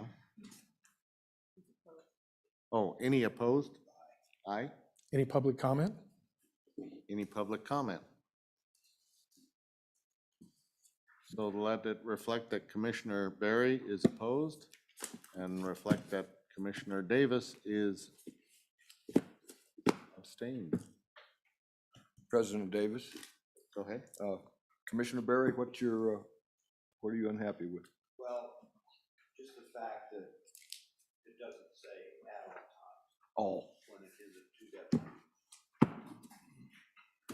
Okay, thank you. With that, Charlie, that'll go to Mike now for his review. And then move on to the governor's office. All right. And then once we receive his approval, it will go into the 45-day public comment. Okay, thank you. Item number 8B, skill-based amusement game rules and technical standards. Draft version 7.5-06.10.22. Holy moly. Thank you, Commissioner Davis. Item 8B, skill-based amusement games, draft version 7.5-06.10.22. And I know I did repeat what you just said. Thank you. I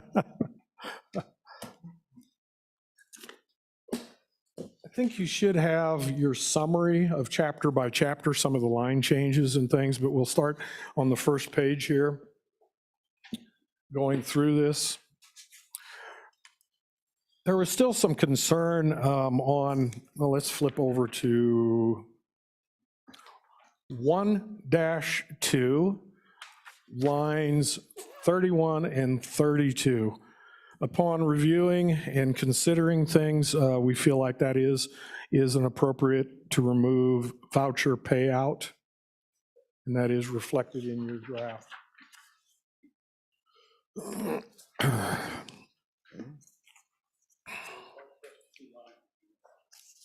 You don't have the line numbers. Okay, that is correct, you don't. I apologize for that.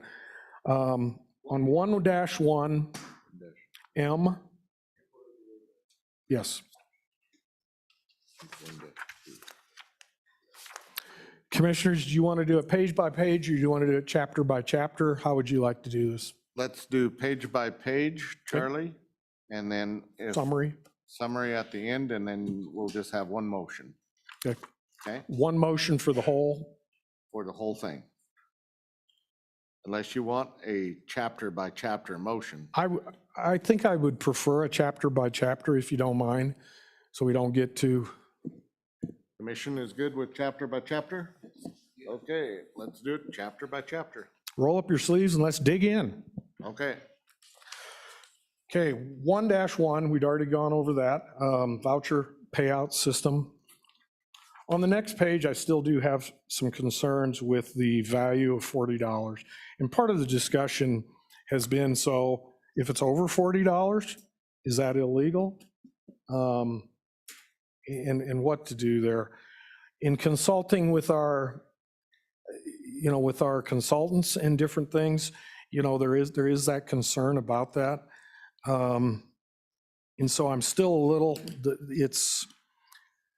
the question is still looming out there. And then also in other states right now, the $40 amount is relatively high from what we can see. Most states that we've looked at is more like $5 or $10. So I think the question is, on some of these where we still have some things to sort through, is maybe leave a question mark to be determined, if that's what you want to do, or we can go with the original proposal, which was without the $40 limit, no greater than $40, and leave it at that. You will also see on lines, well, at the bottom of that, you'll see the red line, any games played for prizes.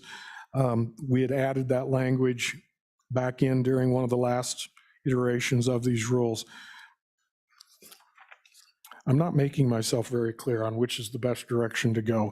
There still is concern, and the goal today would be to try to move these to the next step when we finish here. And part of that, I talked with President Davis this morning about that, is we can still move it to the Attorney General's office without having everything ironed out today and having a few small question marks still looming for you, but get Mike to go through these, or the Attorney General's office to review these rules and get that out of the way.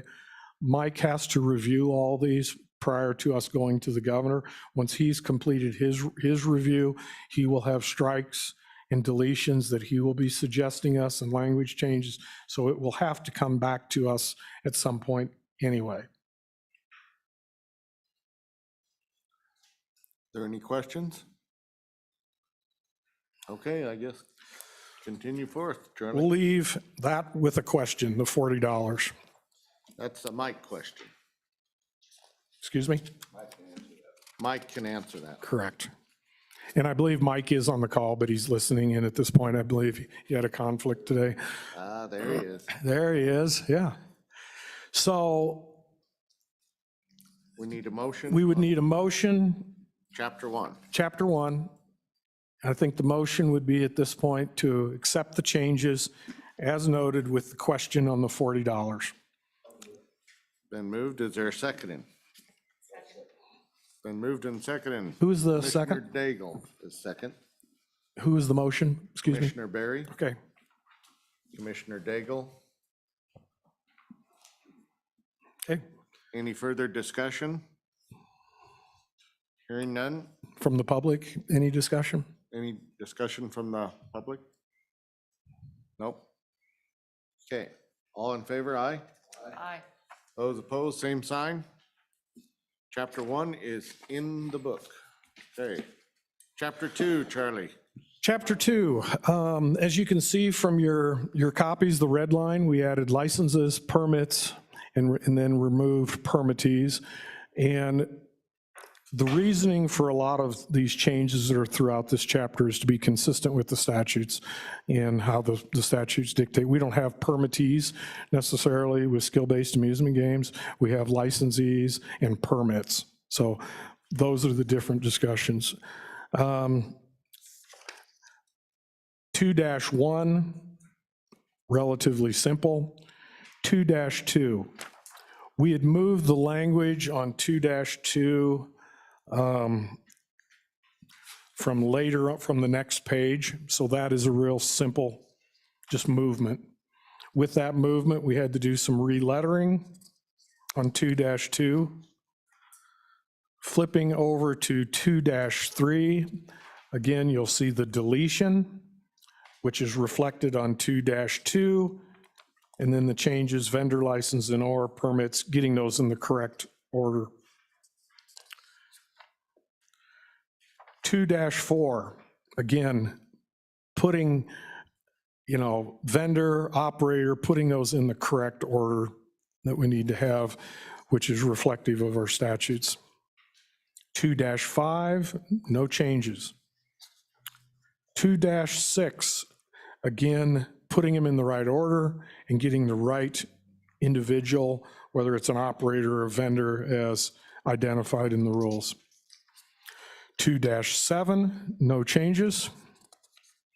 2-8, the only change is in the midpoint in the page there on G, Roman numeral at 2, available in a format. Originally, we had set by the commission, available in a format provided by the commission. Otherwise, no changes. Chapter 2 is complete at this point. I would look for a motion. I'd move approval of chapter 2 is submitted. Moved by Commissioner Daigle and seconded by Commissioner Cavalla. Discussion? Cavallo. Any discussion? Hearing no discussion, those in favor signify by aye. Aye. Those opposed, same sign. Chapter 2. All right, Charlie. Thank you. Moving on to chapter 3. Taxes, payments, and generally, huh? Yes. 3-1. On line 8, on A, just a clarification, tax payment instead of an amount.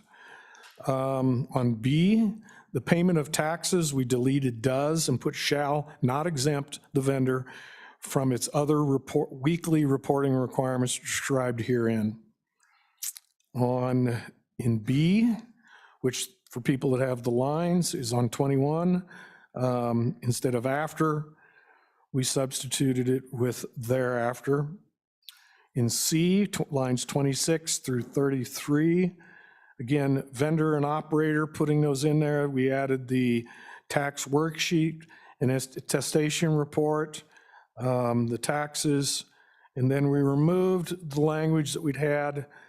We added in parentheses 7 business days, and then we removed the remainder of that language that says succeeding the calendar week, and then removed on lines 30 through 32, all of that language. I'm feeling that it was redundant. On D, again, we placed in there vendor in place of operator, getting the corrections. We removed must and we added may. Just above there, we removed the or payment. And then we added at the bottom, a week is in which negative net proceeds are realized shall not exempt the vendor from its other weekly reporting requirements described. Other than that, relatively simple on 3-1.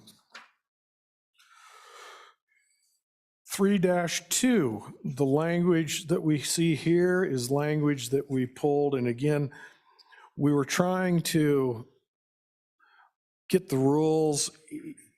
We noticed that we had a lot of the rules that were misplaced in the wrong chapters.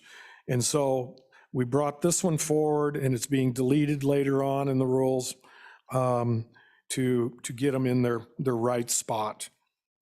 So this is the addition. In addition to tax payment, the vendor shall electronically transmit a tax worksheet and attestation report in a format provided by the commission that includes all the following information. And then there's a list of the information. In section 2, we deleted write-offs and we substitute with net proceeds deductions. 3-2. Then moving on to 3-3, again, relatively simple. At the top of the page, removed operator, put vendor. In B, we removed the language due to non-sufficient funds. And we removed the shall and put may promptly direct and disable the games. In C, we removed the language due to non-sufficient funds again. 3-3, moving on now to, that's the end of chapter 3. Moving on to, that's the end of chapter 3. We would entertain a motion on chapter 3. Been moved by Commissioner Troy. Is there a second? Second. Second by Commissioner Daigle. Any discussion? Any further discussion? Audience? No discussion? Okay. Those in favor signifying by saying aye. Aye. Those opposed, same sign. Chapter 3 is headed to Mike. Chapter 4, Charlie. Thank you. Chapter 4. Again, correcting probably misidentified chapters, removed skill-based amusement game in establishments. Then we added the language, game approvals, qualifiers, limitations, and vendor and operator requirements. Through the remainder of this page, well, the first part of the page, we placed operators and establishments on lines 18 through 20, Roman numeral, well, B and Roman numeral at 2. We removed the language, if they do, they will only be required to apply for approval of a skill game and pay the application fee is not necessary. Then further down the page, and again, this is being moved from another section. We talked about this before, talking about how a party seeking to have a specific skill-based amusement game approval needs only to have one prototype, and this was approved at an earlier round of these, so we're moving it.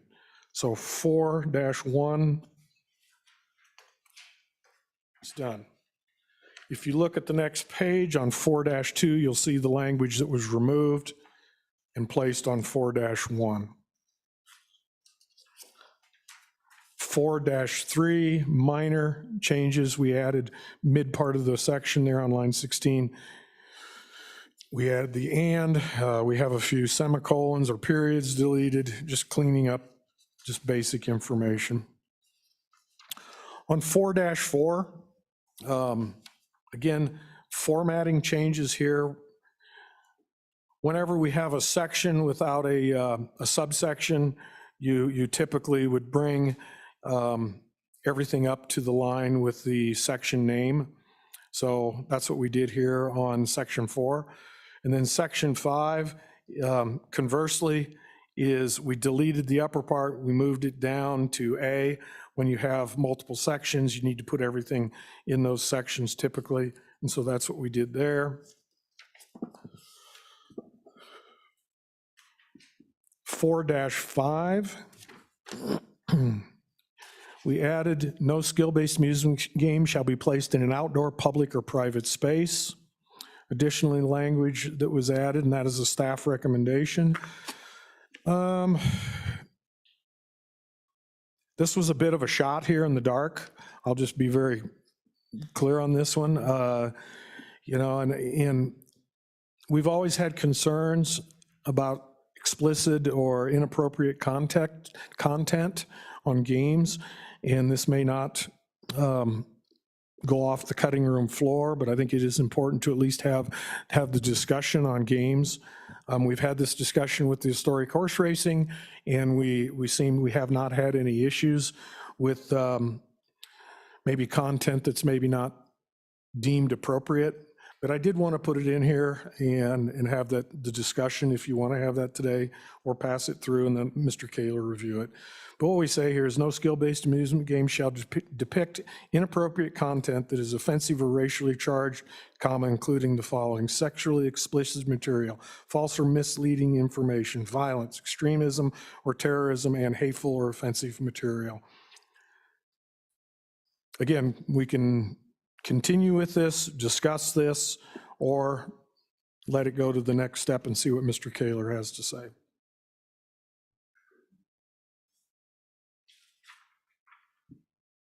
Hearing no discussions on that. Moving on, again on page 4-5, designated areas. Again, we reformatted this, no major changes there. 4-6. In listening to the industry, staff recommends on the middle part of the page there on line 10 and 11, Roman numeralette 3, that we add for good cause shown by the vendor and operator and/or operator, an exception may be sought requesting to extend the 60 days for being compliant with the cordoned off area. No exceptions shall be authorized beyond 120 days. Moving on to section 7. Again, it's a formatting issue. We dropped down, we removed the player protection information. And what we did, player protection, it should read player protection, and we should not have deleted information. And it should be player protection, information, and complaints.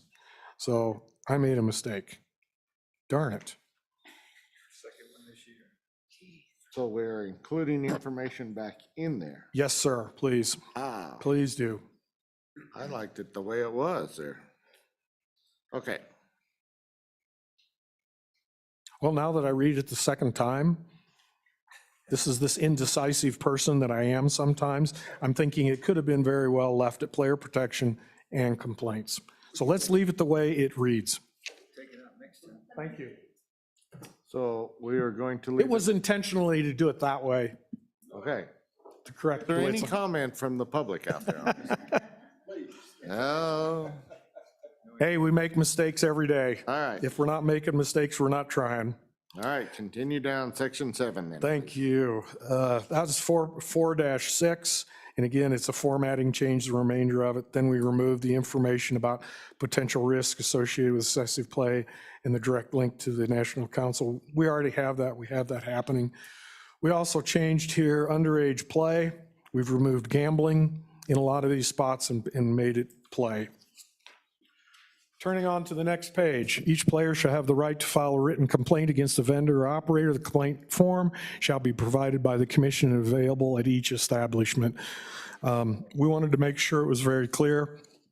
that the commission will provide those complaint forms and have those out there to where the operators and establishments don't have to worry about that. And then, again, we feel like the method for filing is unnecessary. We know how we're going to file it, and you get it to us as quickly as possible. It's covered. Section 8, investigations by the commission. Midway down on Roman numeral 3, we removed audit, and we placed in there investigate all persons. It's a more appropriate term. The next line down there, financial records as it relates to skill-based amusement game activity. The way it was initially drafted, it left a much broader view of that, and it's as it relates to skill-based amusement game activity. 4-7, completed. Moving to 4-8, we removed the language on section 9. Each vendor and operator shall at all times comply with the Internal Revenue Service. That was moved to another section. On section 9, new section 9, that's on line 5.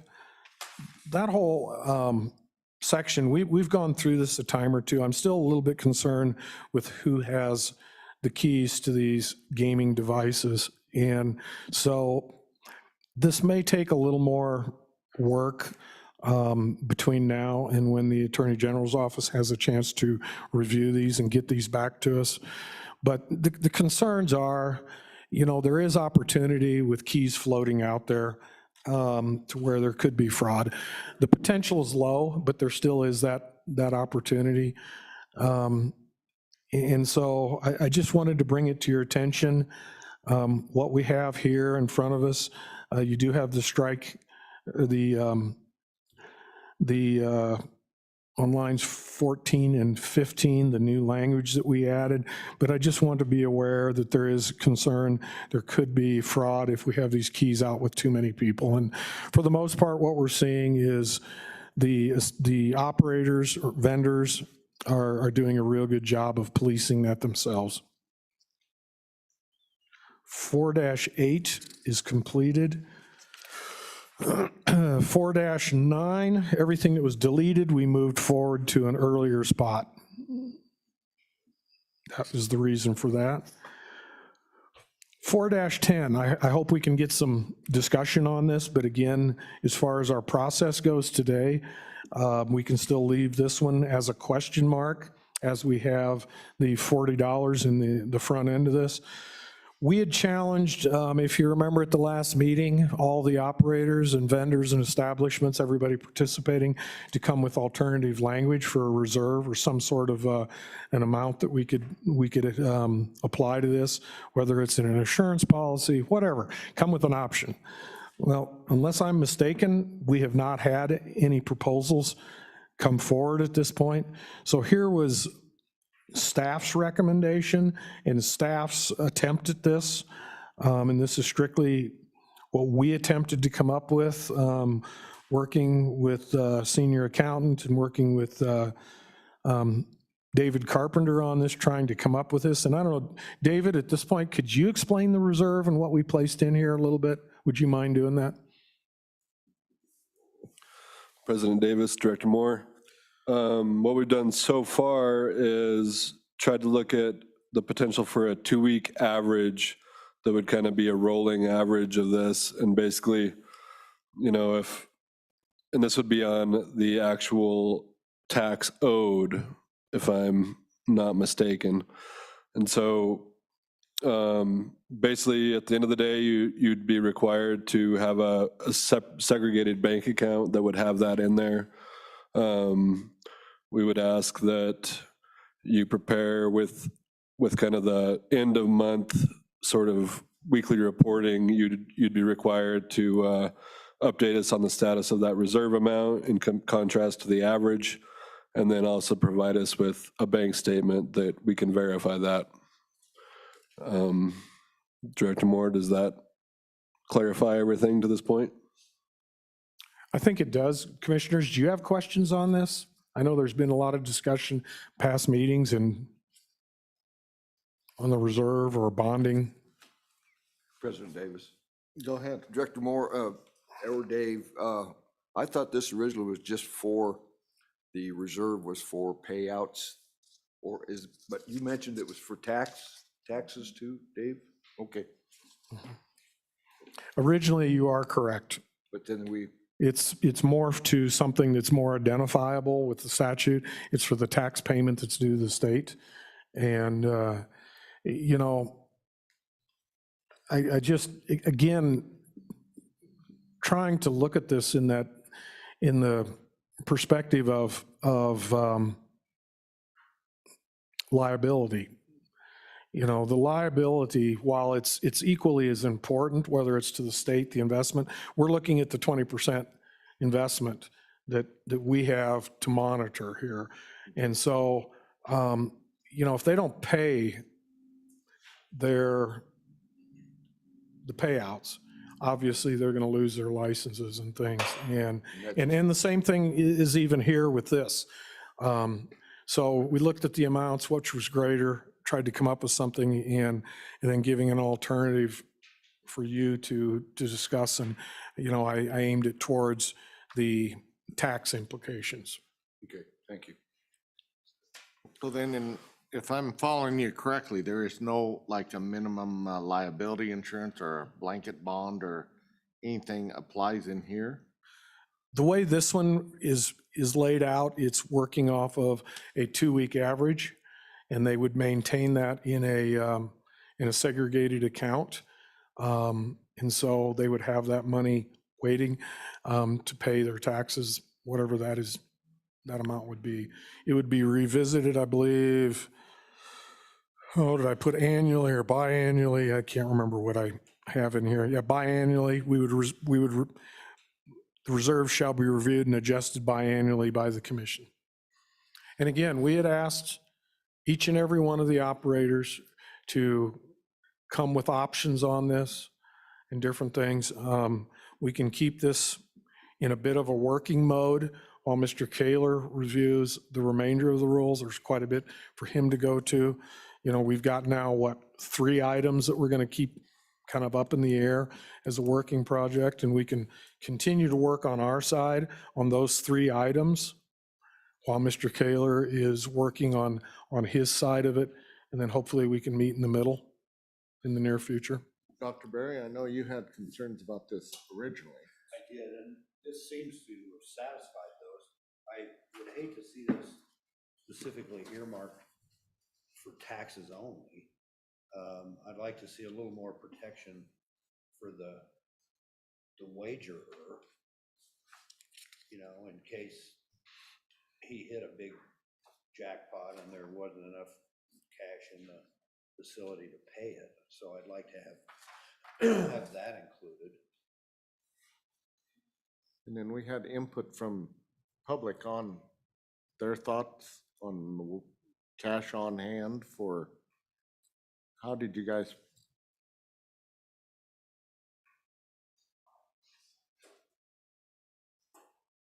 I knew we'd get you up front sooner or later.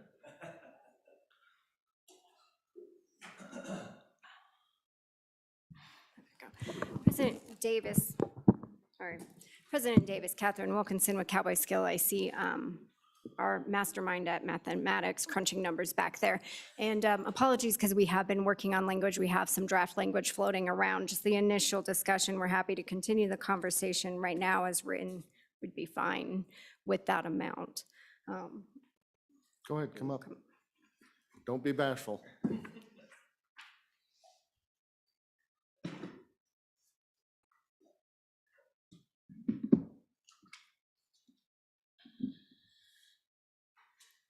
Hello, President Davis and Commissioners. Leslie George, Wagering Amusement and Cowboy Skill. As I read this, I think that our company would be fine with this, speaking for Wagering Amusement specifically.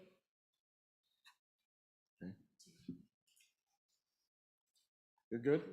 Yeah, as long as it's not specifically earmarked only for the tax line. Okay. It is a disadvantage. It's not specifically for taxes. The way this is listed, it is, yes. So what we can do is come up with some language, again, in between when Mike finishes with this and we next visit these with that final draft and come up with something that would cover both of them. You know, and Dr. Barry, you're absolutely right. I mean, we have basically two things here that we have to keep conscious of: the wagering public and the investment. The investment is the 20% tax. And it's our job to monitor that 20%, make sure we got the right amount, make sure it's going to the right people, and do that right, and audit that and do all those things. But then also, you know, we're mandated to protect the wagering public, and it's our mission statement. So we'll add that, see what we can come up with for language, and keep it moving. Okay, sound good. Any further discussion? President Davis, if I may just add one quick thing. Yep. This particular section will likely be moved into the tax area, and I just wanted to verbally address that. Thank you. So this particular section will be removed out of 410 and put it into the taxation, huh?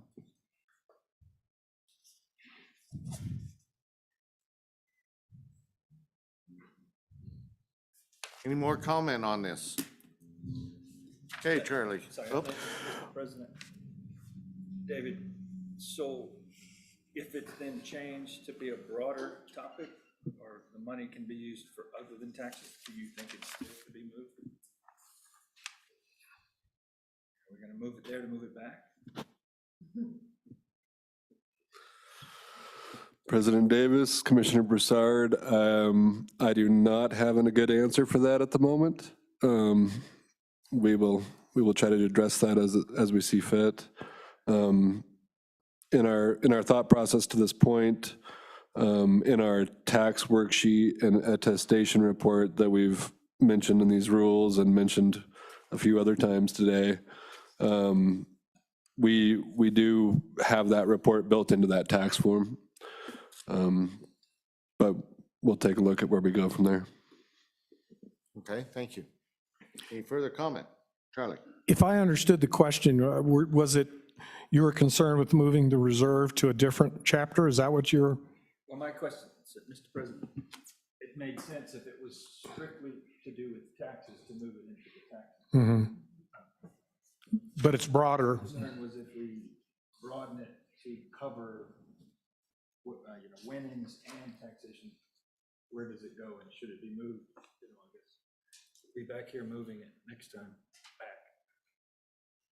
Or possibly we divide it and move section to taxation here, and then still try and cover the betting public. Or just reference this into the tax portion. We'll leave that up to the staff to figure that one out. All right. I've got some pretty good notes here. Okay. Moving on 4-11, again, the language is deleted. Most of this is redundant and was not necessary, was covered in other aspects of our rules. Again, 4-12 is the same thing, removing it. That means we are complete with, that means we're complete with Chapter 4. Okay, if we have completed Chapter 4, Troy? Okay. Is there a motion to approve Chapter 4 as presented? I'll make the motion to approve as presented. Been moved by Troy. Is there a second? Second. Second by Dr. Barry. Discussion. I have Mr. President, I have just a clarification, maybe historical clarification. So this is regard to 4-5E, Charlie.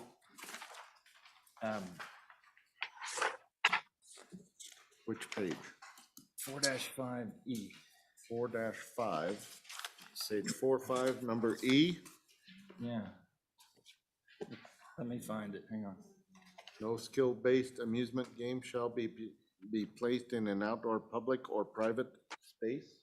Can you explain where that came from? What is, and the only reason I ask is because if we restrict something, if it satisfies all the other requirements, I'm not an architect, but what if there's an outdoor space in a bar?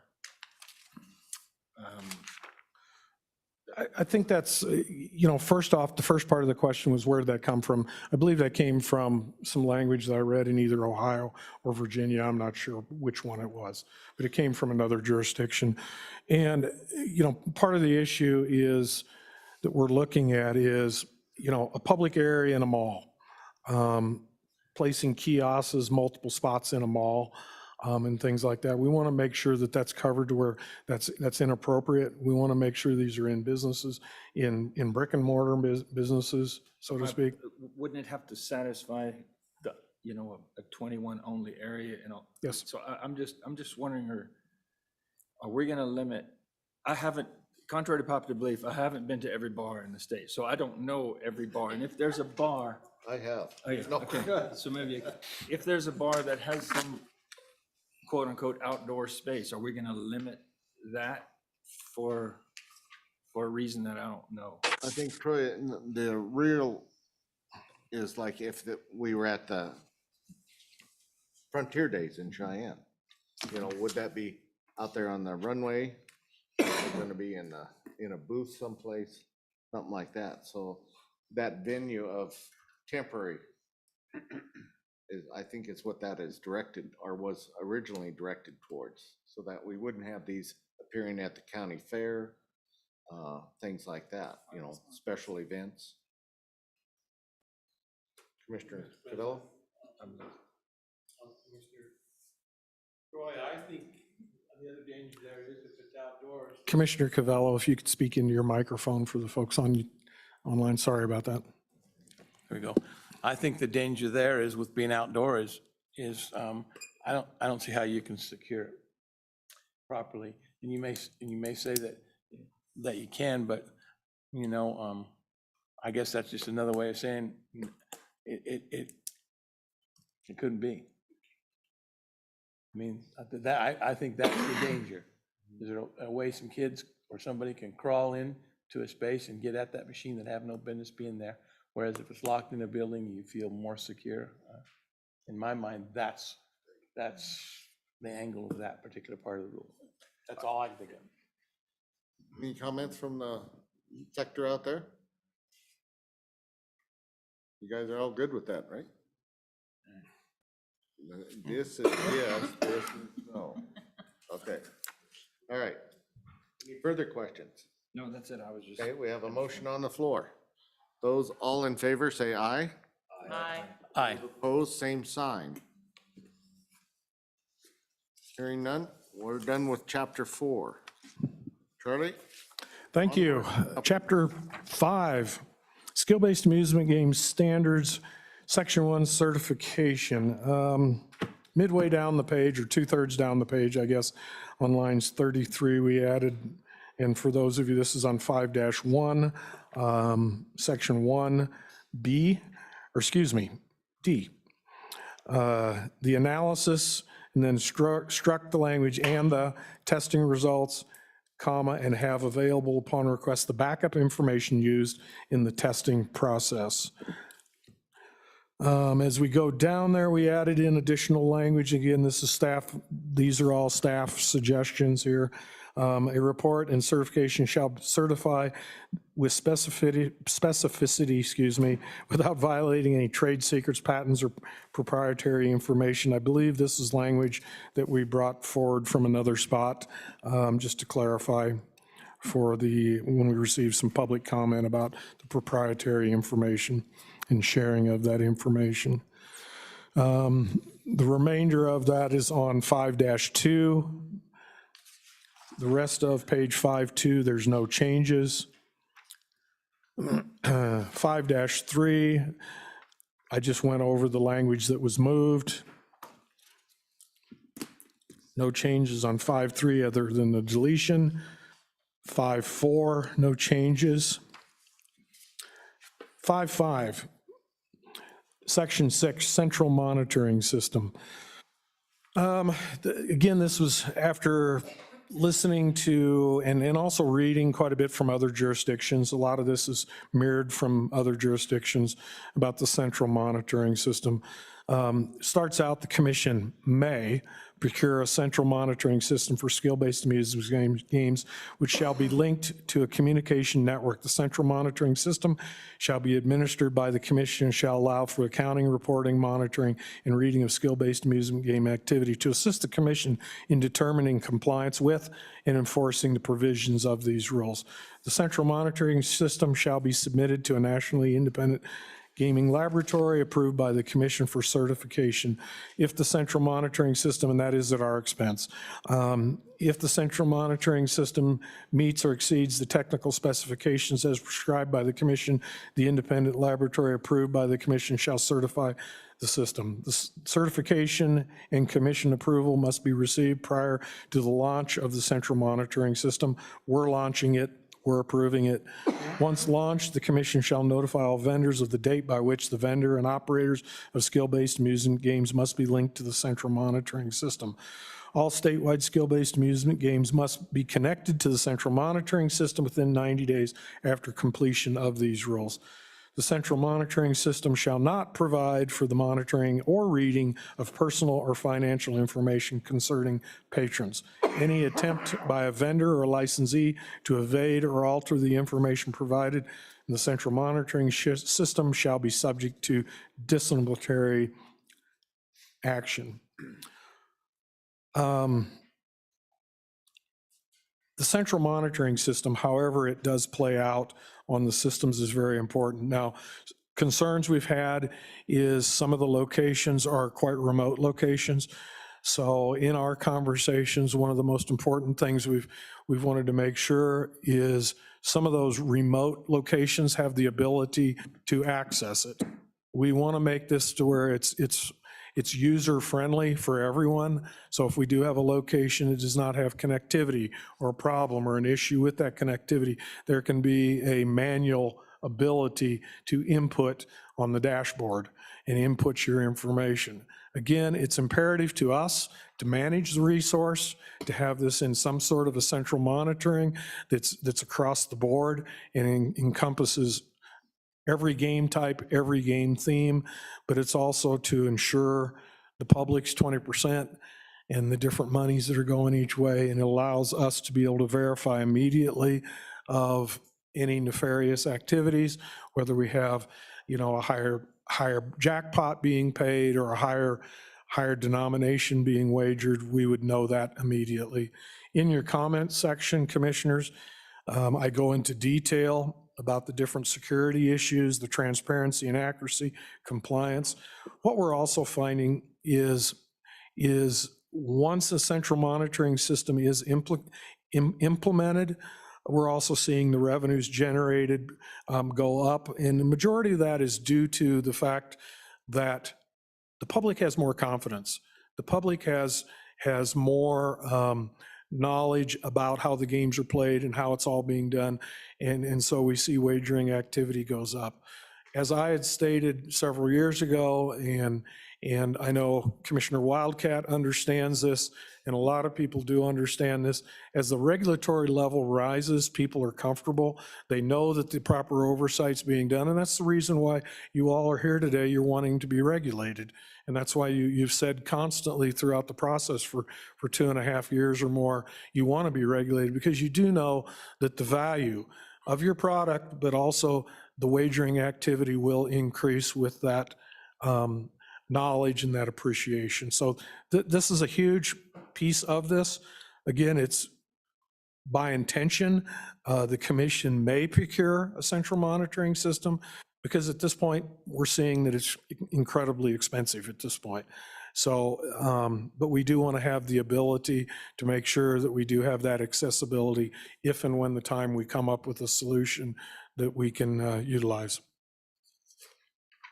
Okay, with that, that's all the changes in chapter number 5. I'd entertain a motion. Get a motion, then we have comments. Okay, well, I'll give you a comment period here as soon as we get to discuss. Got to have a motion first. Motion. Mr. President, move we accept chapter 5 with all changes. Okay, moved by Commissioner Kura. Is there a second? Second.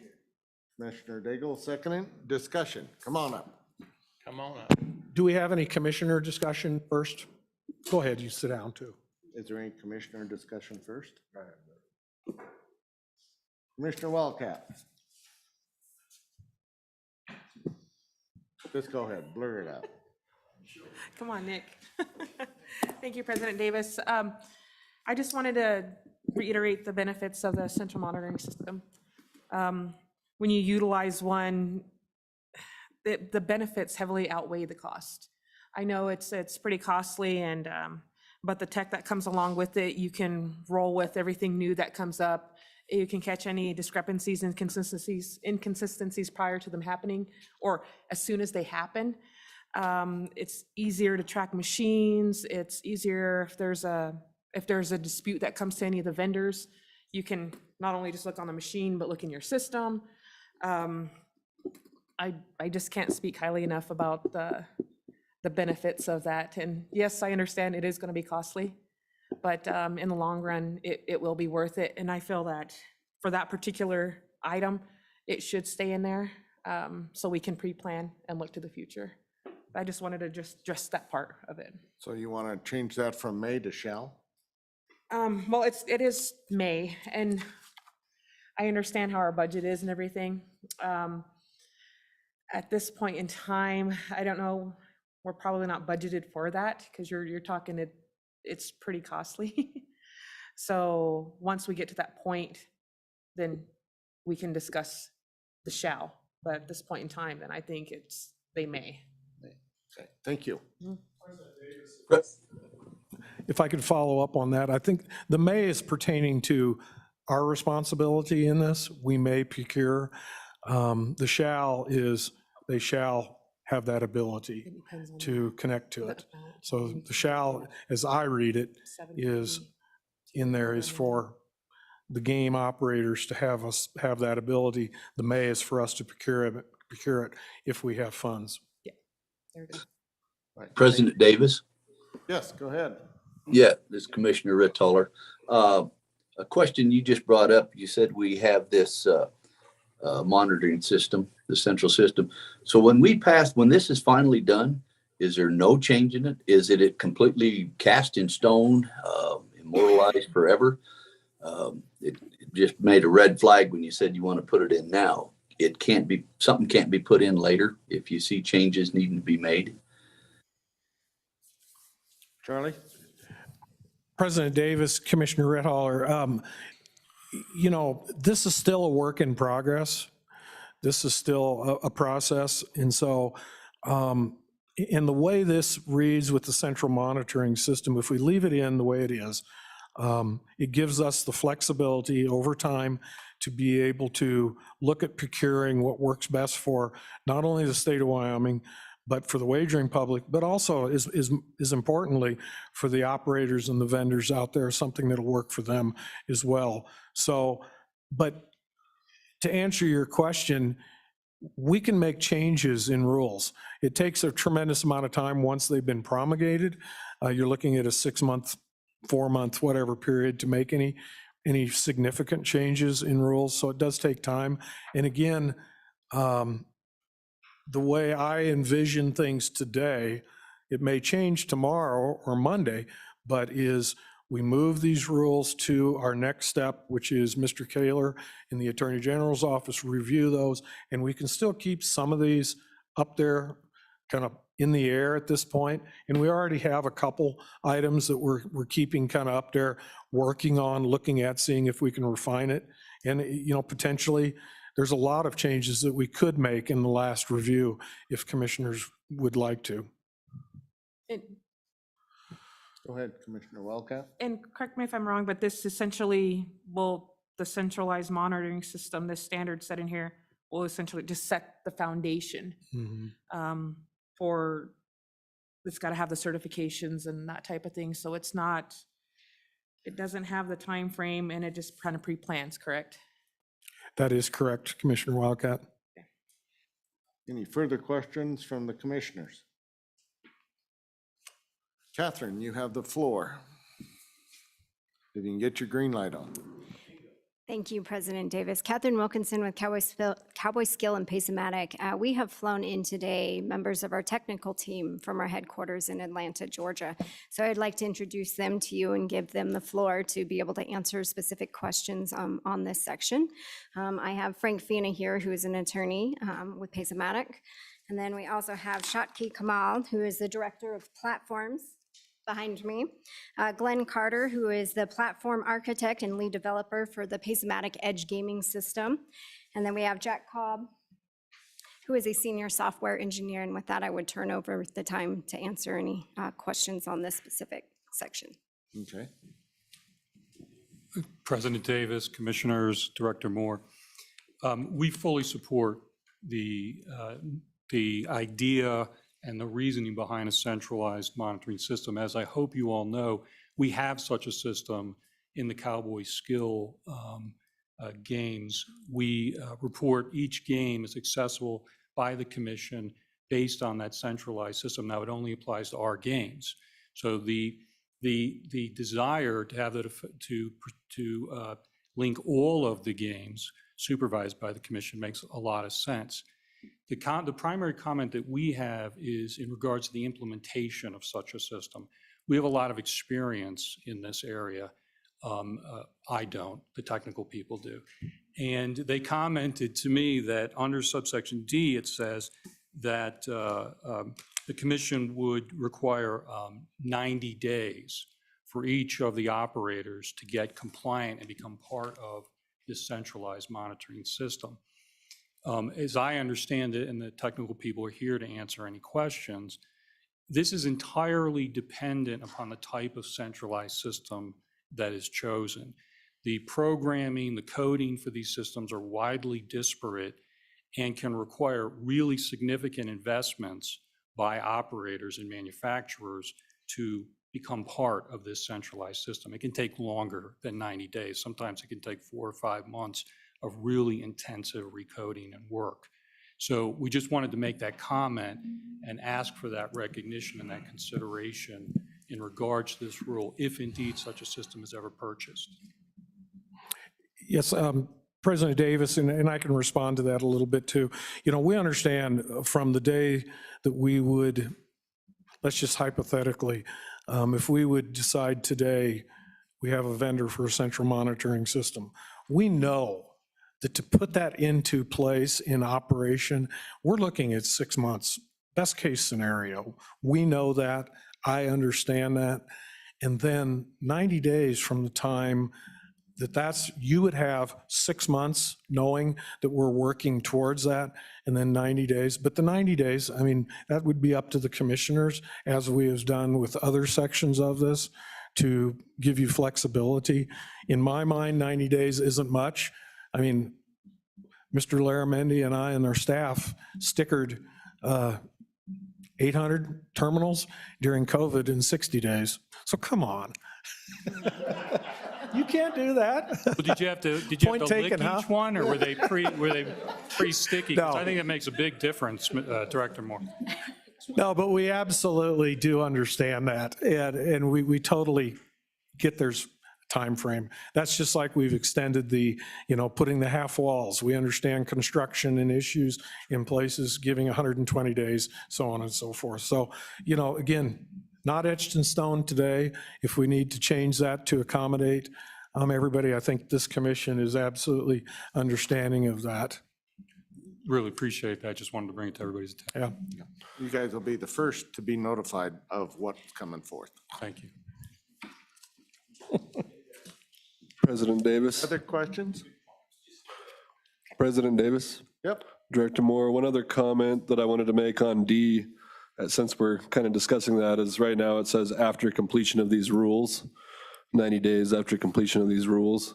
We might need to redo that just a touch so that it's not 90 days after these rules go into effect, but after we implement a system or, yep. Contrary to what maybe popular opinion is at different times throughout any processes with rules, regulations, or anything, I think this whole body, and I can speak for myself and I can speak for the staff, I think we're very sensitive to understanding those dynamics and things of implementation of any kind of a major change. And thank you for your input. Okay. Do you have more input, Catherine? So we have a motion on the floor. Chapter number 5. Those in favor signify by saying aye. Aye. Those opposed, same sign. All right, off to number 6, Charlie. Audits and internal controls. Thank you. Chapter 6, Audit and Internal Controls on page 6-1, no changes. 6-2, Section 3, no changes. Section 4, no changes. Section 5, no changes. Section 6, we removed the language on A, in conformity with generally accepted accounting practices.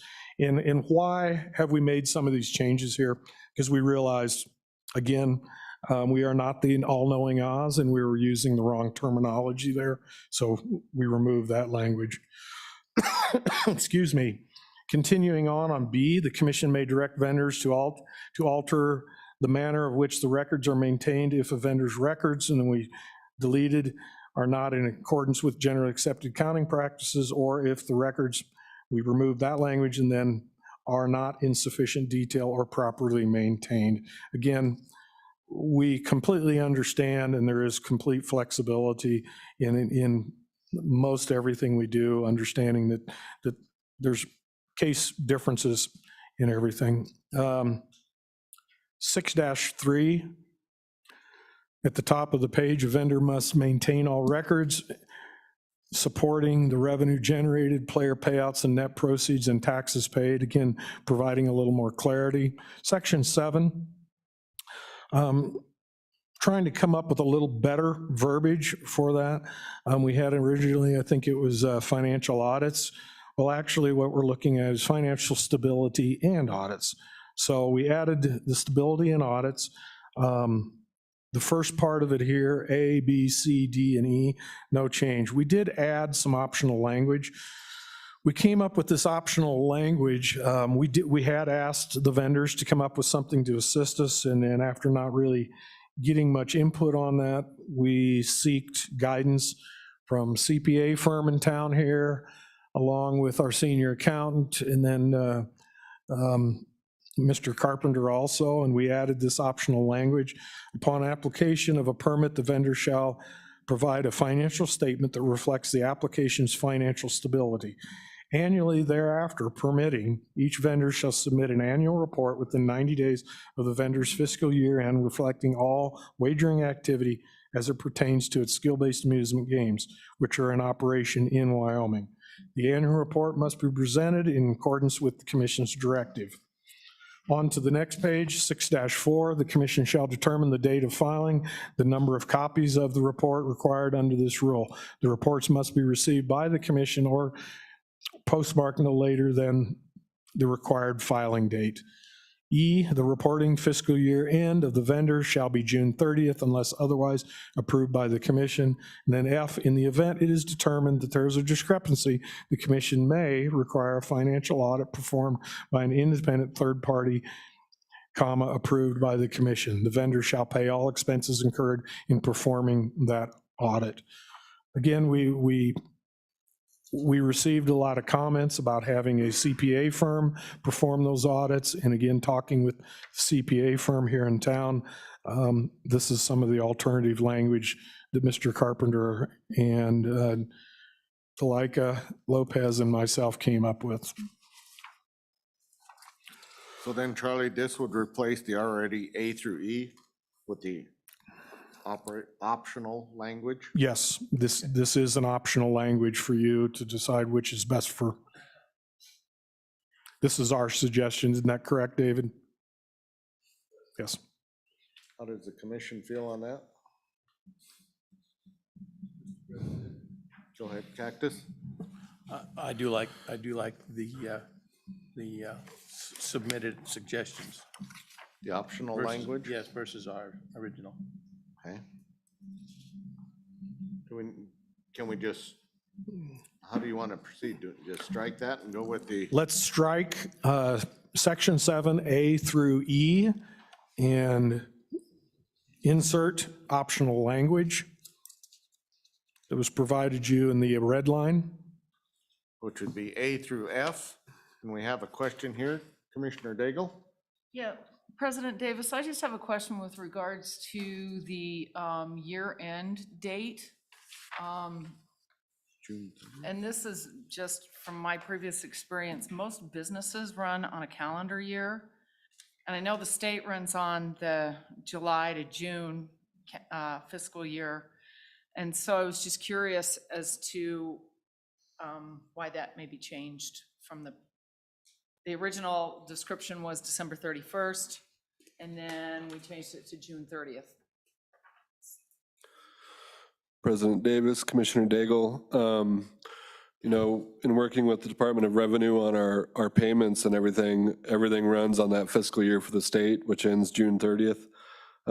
We are trying to work towards having skill games be on that same fiscal year as opposed to calendar year.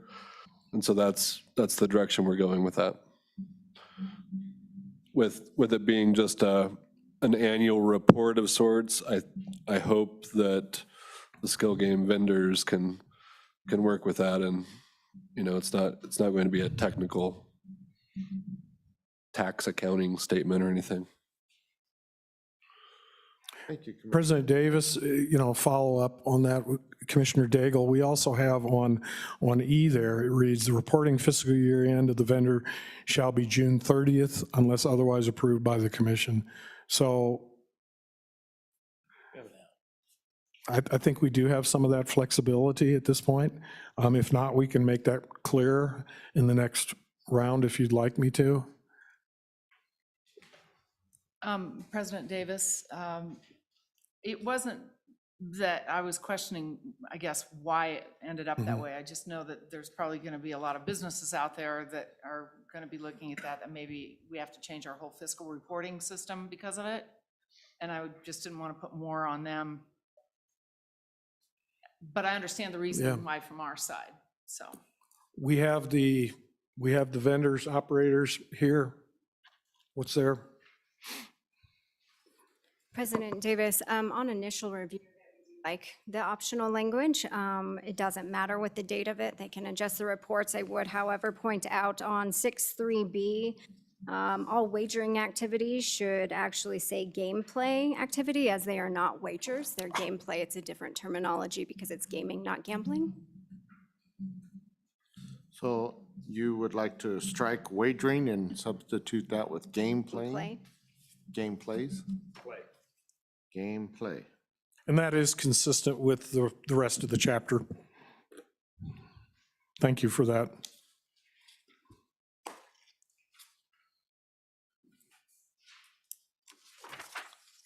Is there further comment here by the commission or the public?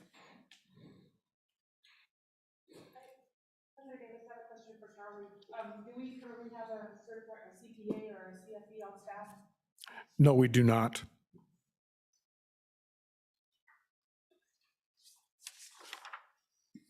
Okay, any further discussion on that? Okay, section 8, Charlie. Thank you, Commissioner Davis. Moving on, section 8.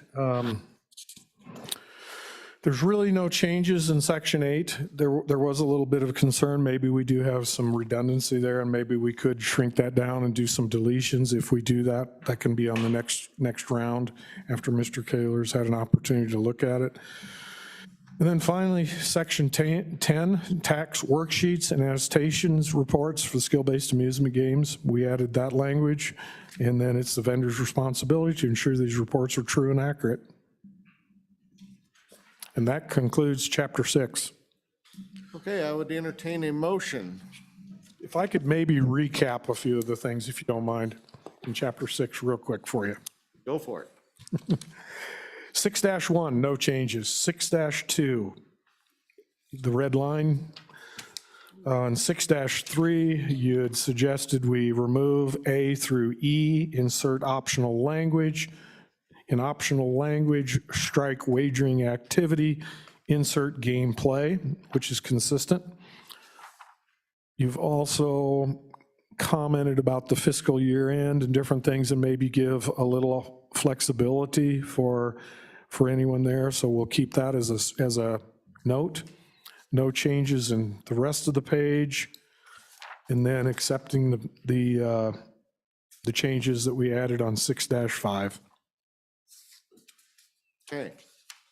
With that summary, is there a motion? I move to accept the changes as presented. Okay, Troy, Chapter 6. moved by Commissioner Troy, second by Commissioner Barry. Any further discussion? All in favor signify by aye. Aye. Those opposed, same sign. Aye. Okay. Do you want to discuss or just? This goes back to the audit. Pretty much it, and I did ask, the reason why I asked about a CPA is we have to audit our checks and balances. Right now, the wage financial statement they're putting in, they're giving us their own statements. We should have somebody at least readily available that can verify that those statements are true and correct. And we've caught an extensive amount of things based on an audit. So, and I understand they're costly, but audits they're not a bad thing. Okay. If I can follow up on that, and thank you for that. Our one staff person is just a matter of completing the test to be certified. So, and that is in process on staff. We do have one individual that is, it's just a matter of doing that. And the time will be allocated for her to do that sometime this year, and the cost of that as well, I think. So that, but then also too, we do have readily available to us right there in the building next to us, a CPA firm, Hhr Mason, and they do all of our auditing for us and have for several years. We have an ongoing contract with Hhr Mason to jump in, whether they're auditing our investigative room, anything that we have, we retain them for auditing purposes. Is there some language we could insert in there to make sure that you're comfortable? It was that language before, but the HHR and also live racing and everybody else that we regulate, are they required to audit? Thank you for the question. The way this language is written, this is consistent with what we have from the statutes with bingo, pull tab, historic racing, all across the board is consistent with that. So if we're wrong across multiple venues. Okay. We can put some language in there. I believe in parity. If we're going to require, and like I said, I'm a big fan of auditing just because I know what can happen and I know what can be found. I've been involved in multiple investigations that things were caught in auditing. Auditing's not a catch-all. You're not gonna find everything. You're talking pretty intense forensic auditing to be able to catch even the smallest thing. But it could be beneficial not only to protecting your wagering public, to protecting the state, but also even protecting the vendors and the commission. So I see the benefits of an audit, but I understand why this language would be more enticing. But like I said, I just like the initial language a lot better. With that, we will get another crack at this yet. Go ahead. President Davis, Commissioner Wildcat, if I may, in our discussions with Hhr Mason and their CPA that works with us, she actually was the one that recommended we abandon this audit, just in the sense that it was going to be very costly to them, and almost ineffective in a way. Our hope with myself and then Dee, our senior accountant, is that as we begin to add that auditor position that we do have coming up here soon, we'll be able to look at those weeklies in those machines and be able to kind of conduct internal audits in that respect.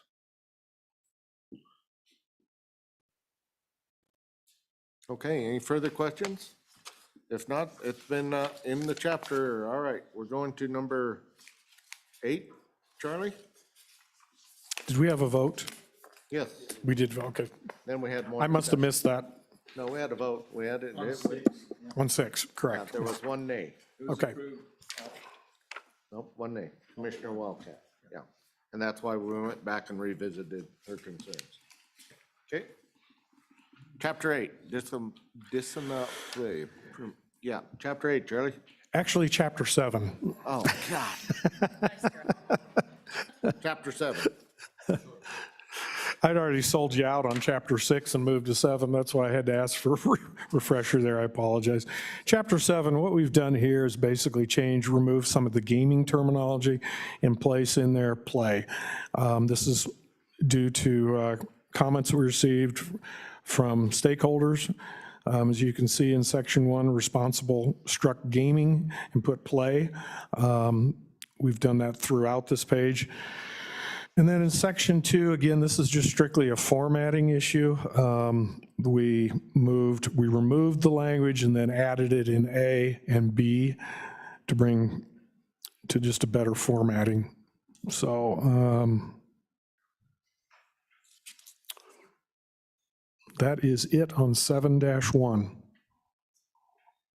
Okay. I move that we change chapter 7. Okay, it's been moved by Commissioner Barry, or Troy Broussard. Is there a second? Second by Commissioner Daigle. Okay, any further discussion on 7? All in favor, say aye. Aye. Those opposed, same sign. Motion carried. Chapter 8. Thank you. Chapter 8, disciplinary actions and hearings. No changes on page 8-1. No changes on 8-2. No changes on 8-3. No changes on 8-4. That concludes Chapter 8. No action needed. No action needed? No changes. No changes? Let's get a motion to accept it as presented, even though there's no changes. Second. Been moved by Commissioner Barry and seconded by Commissioner Daigle. Any further discussion? All in favor, aye? Aye. Those opposed, same sign.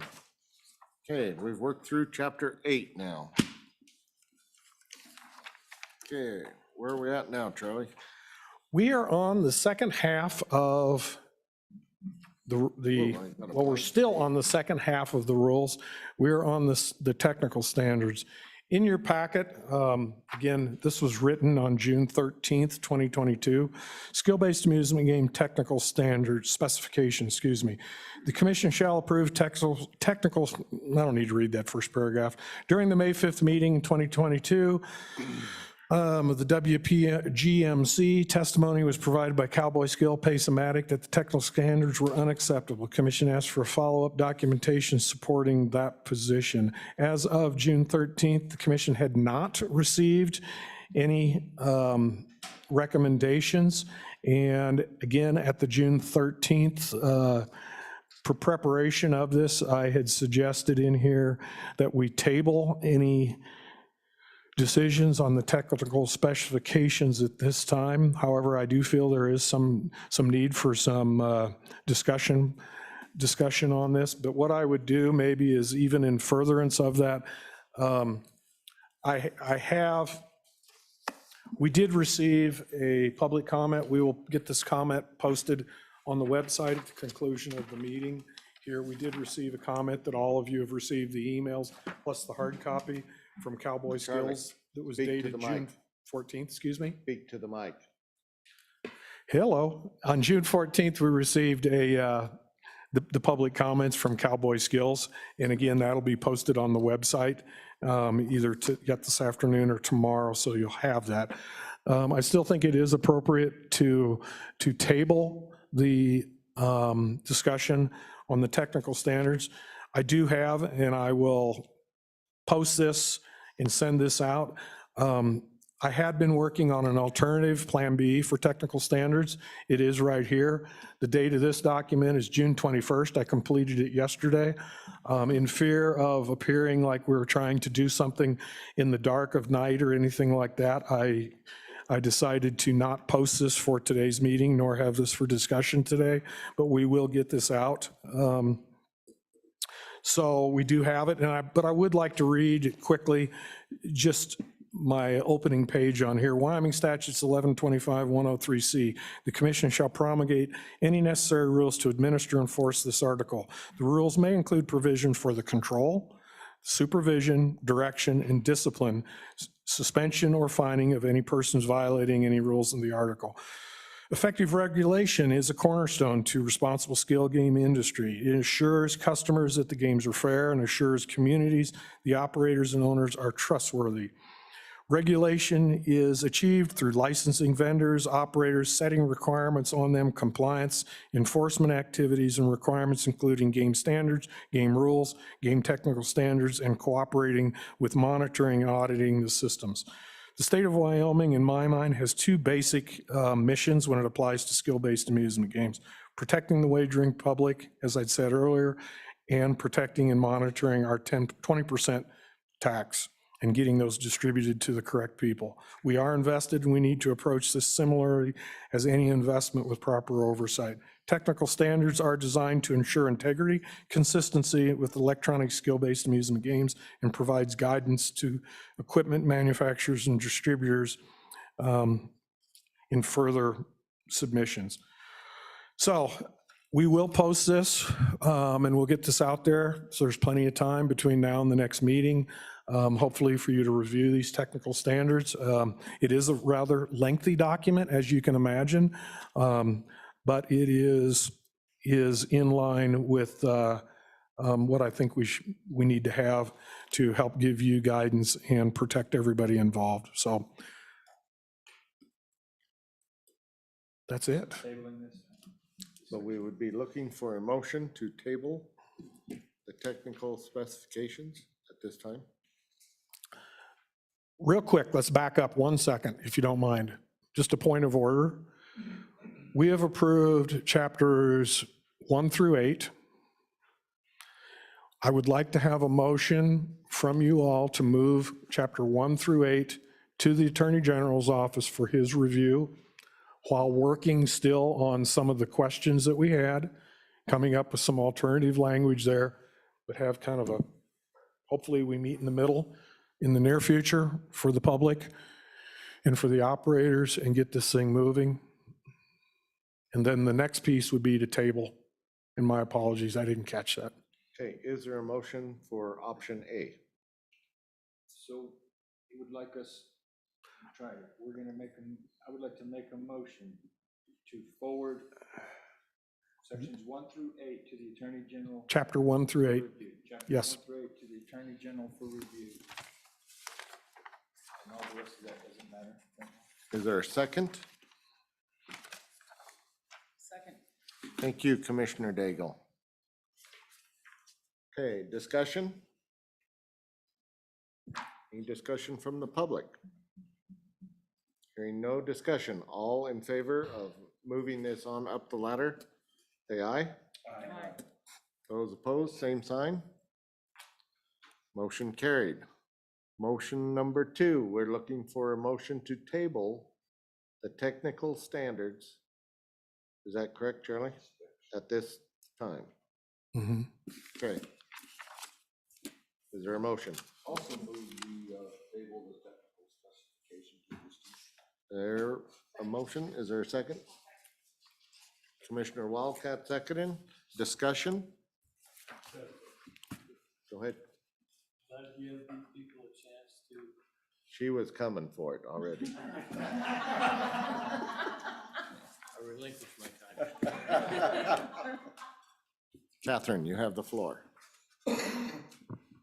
President Davis, members of the commission, thank you very much for the opportunity to expand on our letter that we submitted. We would like to publicly state that we are opposed to these proposed technical specifications because we believe that it would allow Class 3 casino slot machines to enter the state of Wyoming. To explain our position a little bit more, I would like to go briefly into the history of Cowboy Skill and skill gaming. Cowboy Skill is made up of 8 individual companies whose main business is coin operation. It's bar entertainment, the pool tables, dart boards, jukeboxes, ATMs. That is their primary business. Skill games are just a supplemental part of that. So we had 8 individual companies that came together seeking a supplemental revenue generator for these small businesses that would provide sustainable, supportable income and revenue to these small businesses. So they formed together Cowboy Skill and chose the manufacturer of Pace-O-Matic for their skill games. We have led the charge on the regulation for skill games in the state of Wyoming. We've worked very closely with Director Moore and your commission staff and you, and we appreciate all of your time and effort into this. By adopting these specifications, you would be undermining everything that we had worked for to have a regulated skill game market. There's been a misconception out there that Cowboy Skill has maybe wanted to turn into slot machines, and let me publicly state that. There has never been any intent, nor is there any intent to go to slot machines. It has always been of the mindset for a regulated skill game market.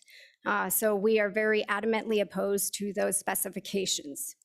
That being said, this is Wyoming, and we didn't want to come to the table without a solution. So what we would propose today is that we have a roundtable discussion, and Pace-O-Matic would commit to you. We have flown out our technical team today to answer any specific questions that you may have on these specification standards, but we would like to find an industry-driven solution for Wyoming. We are all about regulation, but it needs to be the appropriate regulation for Wyoming and for this emerging industry. So we would propose a roundtable event where we invite all the manufacturers and vendors, some commission staff, you're all welcome to attend, and come up with an actual solution that fits Wyoming. We recognize that this process is going to take time. We've been operating for 2 years without it. We have been an active partner, as you've seen, with the other rules, so we would ask that you hold that off right now while we take the time to develop it while moving the other rules forward, as you just voted on. So we want to thank you for that. As another update in addressing some of the other issues that have come up this meeting, we wanted to share the legislative update. So we are working with the legislature right now on a couple of pieces of legislation that we're hoping to move forward. The first one of that, you are the gaming regulatory body for the state of Wyoming. The way that the statute currently reads is they shall approve games. We believe that you should have more discretion. You are the commission, you should have that knowledge base to know and be able to make that decision, not just based on a shall, but a may. So we are working with the Joint Appropriations Committee and have made that proposal and will continue to pursue that. We also continue, as you have heard every single meeting, we think sideboards are appropriate. There are certain locations that these games should be. We think that it's liquor licenses, truck stops, and any other 21 and age appropriate areas. So we are continuing to work with that in the legislature as well. One other thing with the expansion and the saturation level, I do have to say that doing our math, we think that the max saturation level for the state of Wyoming is maybe 2,500 machines total, with a cap of 4 up to 4 per establishment. Not every establishment is going to want 4 games. It's not appropriate for everyone. But we are thinking that maybe 300 to 400 more locations in age-appropriate locations, again, with the sideboards.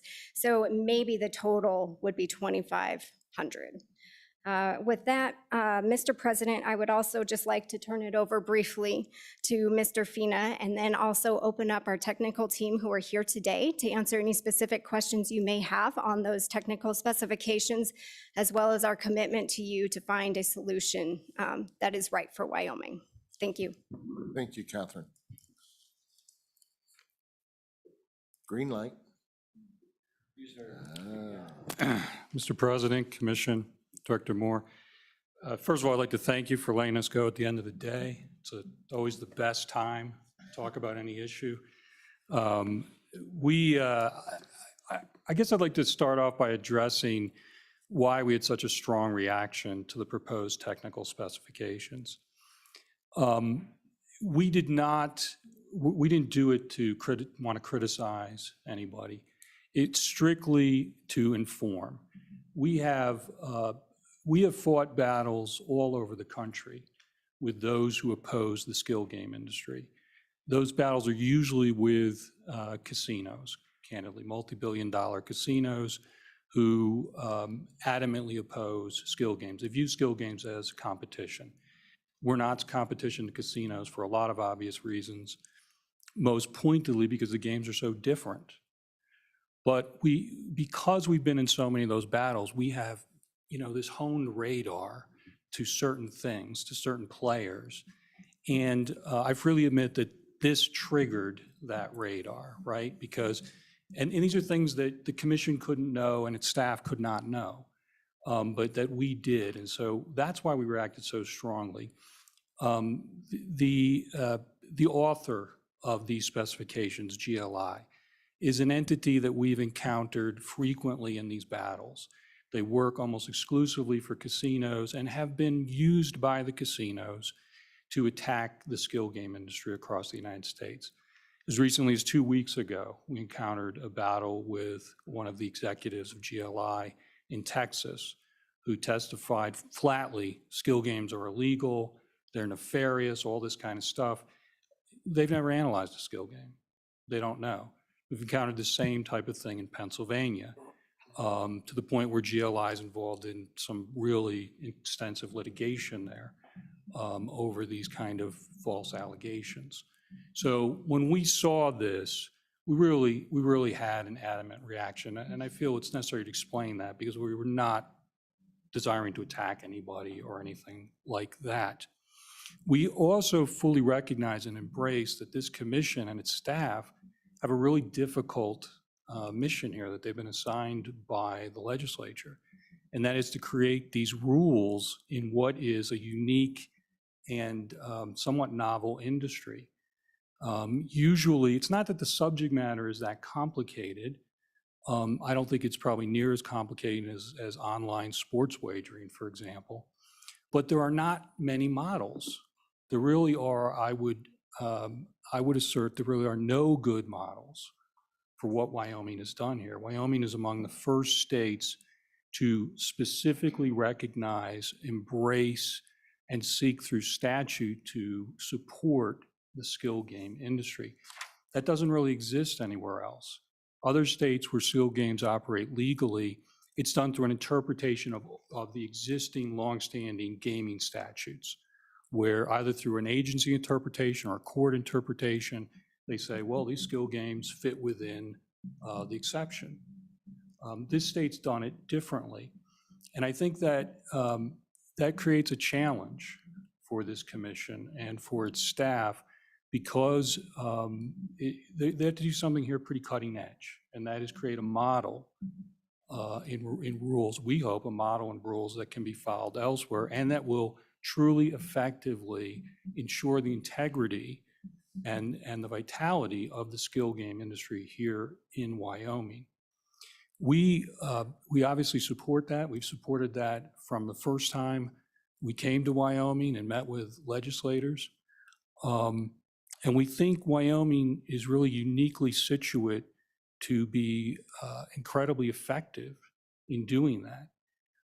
In part, I will say, because what I've observed here today and what we see all the time in Wyoming, I don't know that you realize this, but for those of us who are sort of these grizzled, cynical veterans of traveling around the country and seeing the way things work in other states, every time we come here, we're just like in shock because what we see are citizen legislators, citizen servants, public servants who really believe in their mission, who spend the time and put in a lot of effort and a lot of thought, like I saw earlier on the conflict of interest discussion, like I've seen this entire day just in your durability to stay here through all this and come to these meetings. It seems pretty incredible.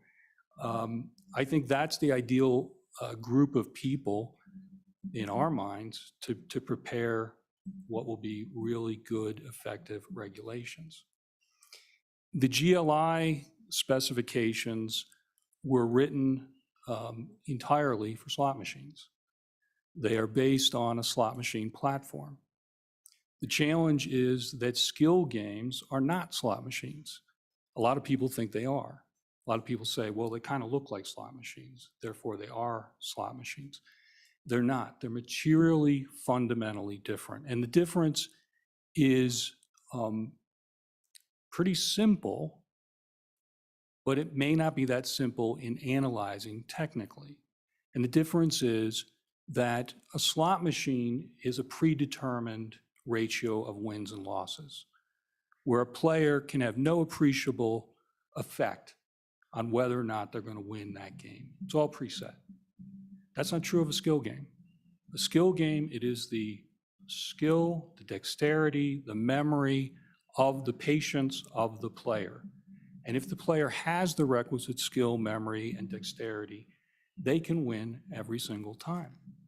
That can never happen with a slot machine. It can happen with a skill game. And it has to happen for it to be a skill game. Now, a skill game can be built on the platform of a slot machine. It can, and there's nothing wrong with this. A company can take a slot machine and alter it, reprogram it, make changes to it to turn it into a skill game. But it's also possible that a skill game like Cowboy Skill can be built from scratch and not be based upon a slots platform. And that's why the specifications from GLI can be so problematic, because they pigeonhole every game, right, into being one that was built on a slots platform, and also open the door to games that I don't think are allowed, candidly, in Wyoming. Clearly, the law was passed to only authorize skill games and not slot machines. As Ms. Catherine said, we have a lot of experience and a lot of technical know-how that we very much want to make available. We want to sit down with commission, with their staff, name the time and place with the other stakeholders, and get this resolved. We think it's very doable. We know it's very doable, but we want to be fully engaged, as we have been. We've made numerous submissions. Some have been accepted, some haven't. That's fine. That's the way the process goes. I think we made 3 separate submissions of rules, and we want to continue to do so. We want to be an integral part of ensuring that these rules are indeed model rules for the whole country, and that ensure the integrity of the skill game market here in Wyoming. With that, we have, as Catherine has introduced, 3 technical experts here. These are all software programmers. I think collectively they have 80 years of experience. All 3 of them have either worked for or with GLI in the past, so they're intimately familiar with GLI and those specifications. So if you have any technical questions, I will warn you in advance that may or may not understand the answers. I often don't, because I can barely turn my computer on, but they're here to talk about whatever you'd like. And more importantly, I think, not to diminish any contributions you might have, but they're here to talk with staff later on at any time and date that is chosen to help formulate these rules and make sure they're the best they could be. Thank you. Go ahead, Cactus. I have a question. Yes, sir. Not too technical, but my question to you is, with the rules that you have so vehemently opposed, would they, as of today, require any of your games to be sidelined? Yes. All? Yes. The rules that were just tabled, you mean? Yes. Yes. We are not built on a slot game platform. Not at all. Our game was built from scratch. Candidly, many of those specifications have nothing to do. In fact, 99% of them have nothing to do with skill games. Zero. I mean, there are requirements in there, memory requirements and other reporting requirements that are specifically written for Class 3 slots. Those are slots where you have a central location, a casino that might have 1,000 machines. They're all centrally connected, they're controlled centrally. That can't possibly apply to skill games, which are located 4 per location in disparate locations around Wyoming. In fact, it would be entirely alien to skill games, right? Because you don't want a central control of skill games, because that is precisely designed to dictate a percentage win-loss outcome, which is exactly what can't happen in a skill game. And I'm not, again, I want to be clear, we're not trying to criticize anybody. You know, we know this stuff because we've been dealing with these GLI specifications. These software engineers have been dealing with it their whole lives. They helped write some of these aspects of them. So they know this stuff intimately, whereas other people would not have reason to know that level of technical application. Commissioner Wildcat? Yeah, thank you, President Davis. As I was looking over what you had submitted, it looks like everything is addressed to GLI 11, Standard 11. Are you guys planning on submitting comment based specifically on the technical standards that were put out by the commission? Have you gotten a chance to see these?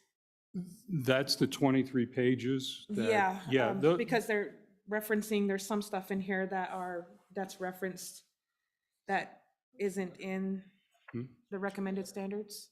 I believe we did address that, Commissioner, and integral to those materials prepared by the commission, I mean, they incorporate the hundreds of provisions of the GLI 11. I mean, I believe the material substance of those refer directly to and incorporate the GLI 11 specifications. You're right that we most pointedly went after the subsections of the GLI 11, but I think in a broader sense, we also addressed the 23-page document that sought to adjust the GLI specifications. I mean, they also incorporate parts of GLI 12 and I think 15 in there, although that was a little unclear, candidly. I mean, they're referenced, but the specific sections are not specifically incorporated. Okay. Great, thank you. Okay, so I believe then your comments here are on this document that was the 23-page one. And then Charlie is kicking out a new document, is that correct? We have a new technical standards Okay. I've gone through. So which you We'll have haven't out had a next chance week to see sometime yet. For review. Okay. Yeah, and again, I hope we And get they a haven't had chance, an opportunity to see Right, those. right. get a chance to sit down and go through those with staff and with whoever you want us to go through them with. So yes, go ahead.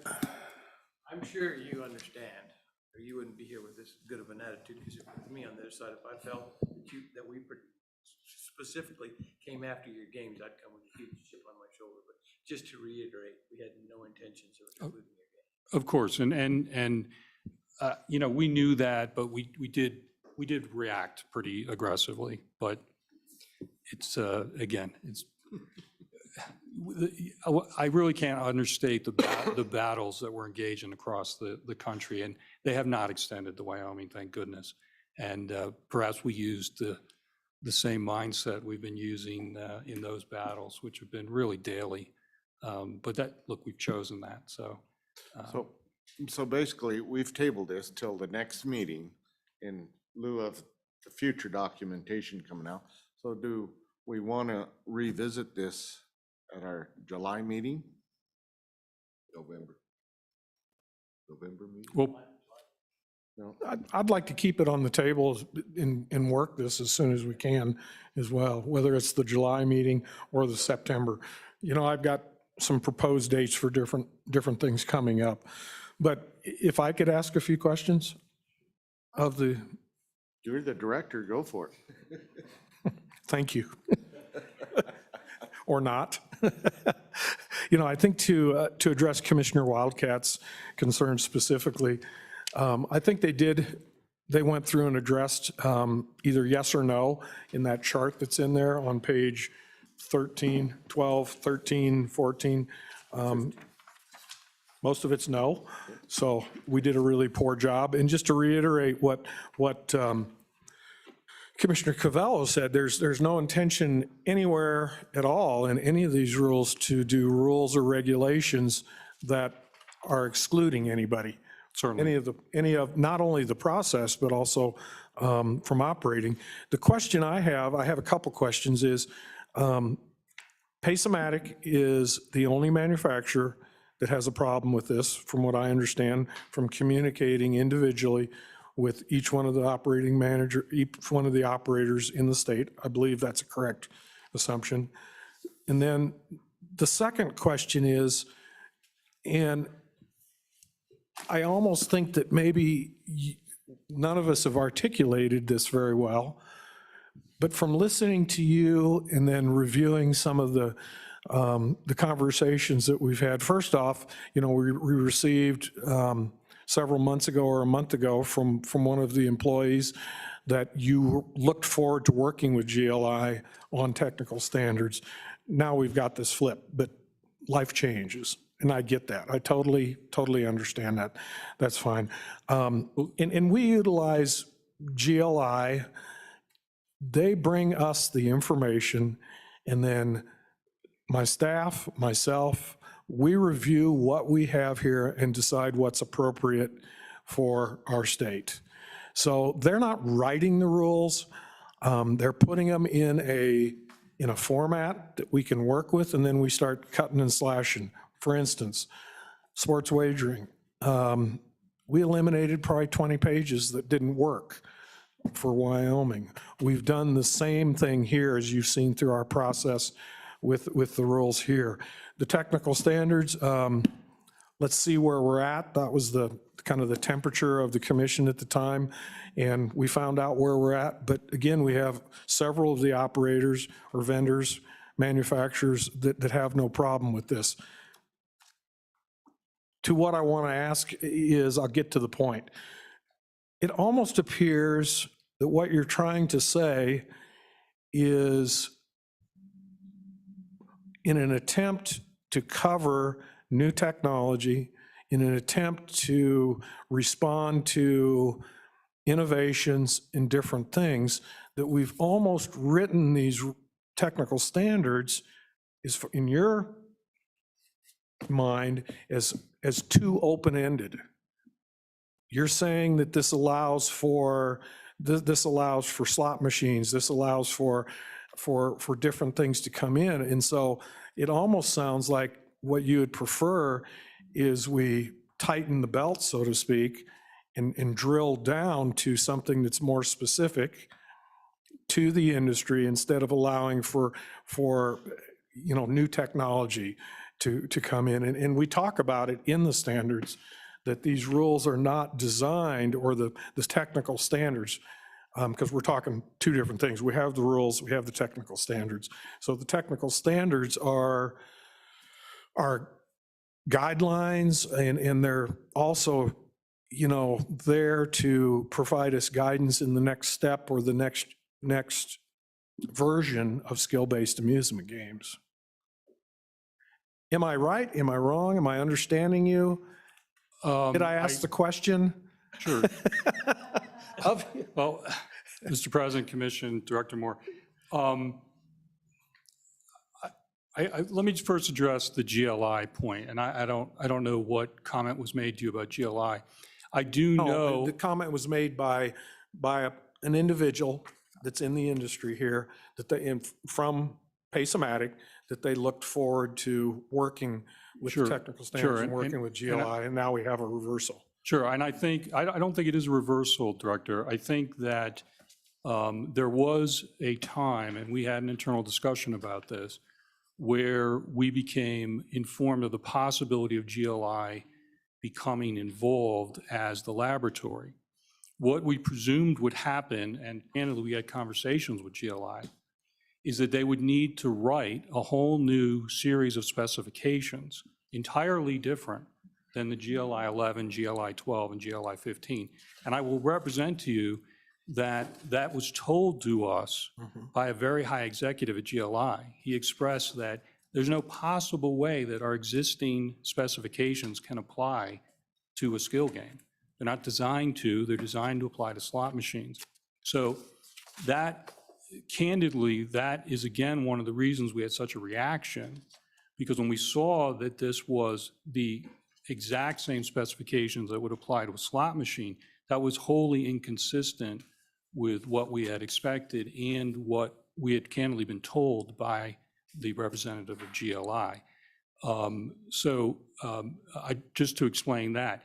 The second part of your question, which I thank you for, I guess the answer is that I apologize if I was not clear enough. The GLI 11 specifications narrow the market. They do the exact opposite, I think, of what your object is, because they severely restrict the market to skill games that are built on a slot machine platform. They don't contemplate the possibility that there are future skill games or current skill games that are built with a different technology, that have been programmed from ground zero up, not based upon a slot machine or a game of chance, but based from the very beginning on the notion of a skill game. So what we are seeking are specifications that specifically allow that expansive view and, of course, comply with the statutory definition in Wyoming of a game of skill. So again, what you're saying is you would prefer to see technical standards that are specific to building them from the ground up? Is that what you just said? They have to be all-inclusive, right? Correct. They have to embrace any skill game that complies with the statutory definition. Correct. So that's it. So that's a broader series of specifications, it seems to me, intuitively. It has to embrace those games, as I've said, that do incorporate specifications, or we're talking about hardware here, basically. We're talking about hardware and some software that incorporate some of those from slot machines and from games of chance, and those that don't. The GLI specifications do not do that. They narrowly set requirements that, again, are pertinent to Class 3 slot machines. And that's a problem. That's I would suggest that's wholly inconsistent with, I think, the mission and with the Wyoming skill game law. Yes, thank you. And Are there other go ahead. examiners besides GLI out there that satisfy your needs? Well, again, because this is a novel, new industry, candidly, there is not a laboratory that right now is actively doing this type of work. Laboratories could do it. They would need to write specifications that would be new and unique to the skill game industry. That's why, I started off by saying you really have a challenge here, and it is a challenge, because this is, you guys are at the edge of the tip of the spear on this one. Go ahead, Cactus. Mr. President, so is it possible that the people that didn't object is because... You're on. Is it possible that the people that didn't object is because their platforms were already built on a slot machine, and so it kind of works for them, but you're coming from a different direction? Your thought about being all-inclusive, as Director Moore had said, we need to be able to wrap our arms around everyone without excluding anyone, and still stay within the parameters that the legislature has set forth for the skill games. Correct. So we'll get our magic wand right to work on that. Correct. And Mr. Carter, who was one of the primary software designers of the Cowboy skill game, and has also worked with GLI, if he can comment on that, I think.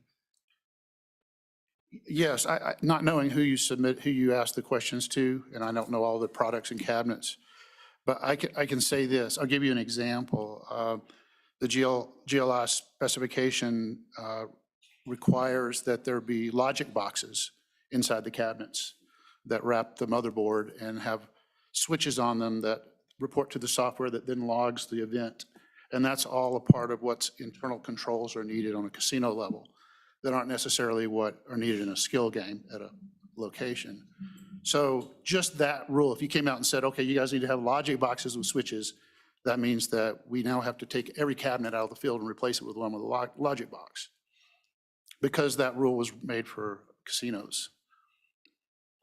But it does nothing to help enforce the skill game rules it's totally superfluous, as candidly almost all these specifications are.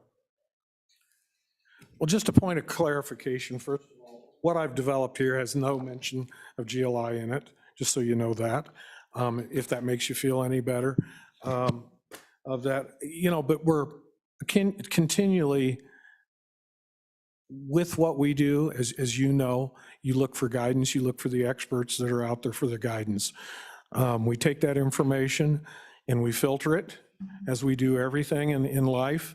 And then hopefully what comes out the other end is appropriate for public consumption. Once in a while, that doesn't come out the way you want it to.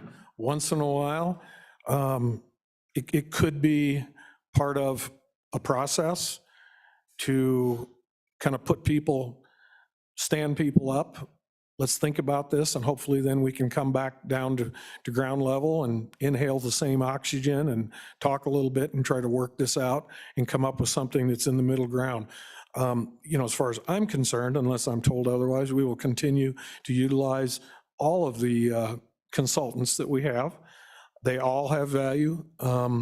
We will, and again, it's up to this body to tell me, but we will continue with our consultants and continue to work with those consultants and do like we've done. And then, again, the process, how it goes, is we will, whatever we come up with in this body, then we'll look and we'll go statute by statute, rule by rule, and decide, do we have that authority? And so we look at the law, we review it, we see what's appropriate, and we come out, hopefully, with a good product that works for you all, works for us, works for the state of Wyoming and everybody. So I wanted that document and got it about a day later than I'd hoped to get it, but that's understandable. I don't hit, I have all these deadlines that I don't always make, and so I do appreciate getting that information, and we'll continue to filter through it. And what I'm talking about is the public comment that we received, and thank you for that. I had asked for that, and so I do appreciate all of that information. There's nothing in there that's a surprise to this office and to this commission, I don't think, other than I think nobody was intending to shut anybody out. That was nobody's intent here in this body. So we'll revisit it, keep working it, come up with technical standards, listening to you, listening to the commissioners, listening to our regulatory commissioner here and everybody. Technical standards are important. It's important to not only protect you, but it's also important to protect the wagering public and our investment. So we'll continue, unless I'm told otherwise, we'll continue with drafting technical standards, and maybe we can come up with something that's unique and very specific to the skill-based amusement game world. And as far as the fighting and the arguments that you run into statewide, skill-based amusement games are legal in the state of Wyoming. That's why we're here today. So what happens while it's very good information, what happens in Texas, what happens in Pennsylvania, what happens in other states, really doesn't really matter at the end of the day.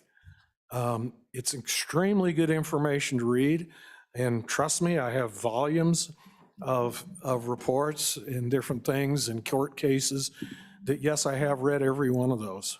and will continue to, because it applies to us all. But to reiterate, skill-based amusement game is a legal form of wagering. It's a legal activity in the state, and we'll hopefully come up with rules that does the After job. reviewing the document that will present, that will come out forth, then we'll see where we are next meeting in July. Thank you. And again, just, Mr. President, just to reiterate, we're available, our technical people are available, and we're willing and able to talk anytime. Okay. Thank you. Thank you. We'll try and put you at the top of the agenda next time.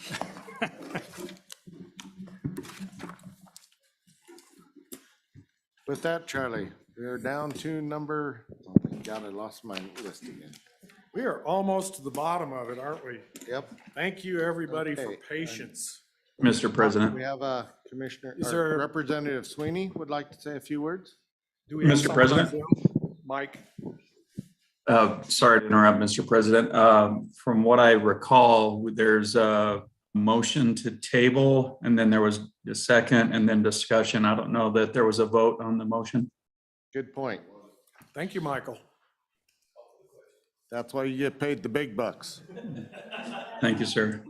All right, all in favor of tabling? Yeah. Say aye. Aye. Those opposed, same sign. Motion carried. Thank you, Mike. Okay, Representative Sweeney. Well, I was going to comment before you tabled it, but.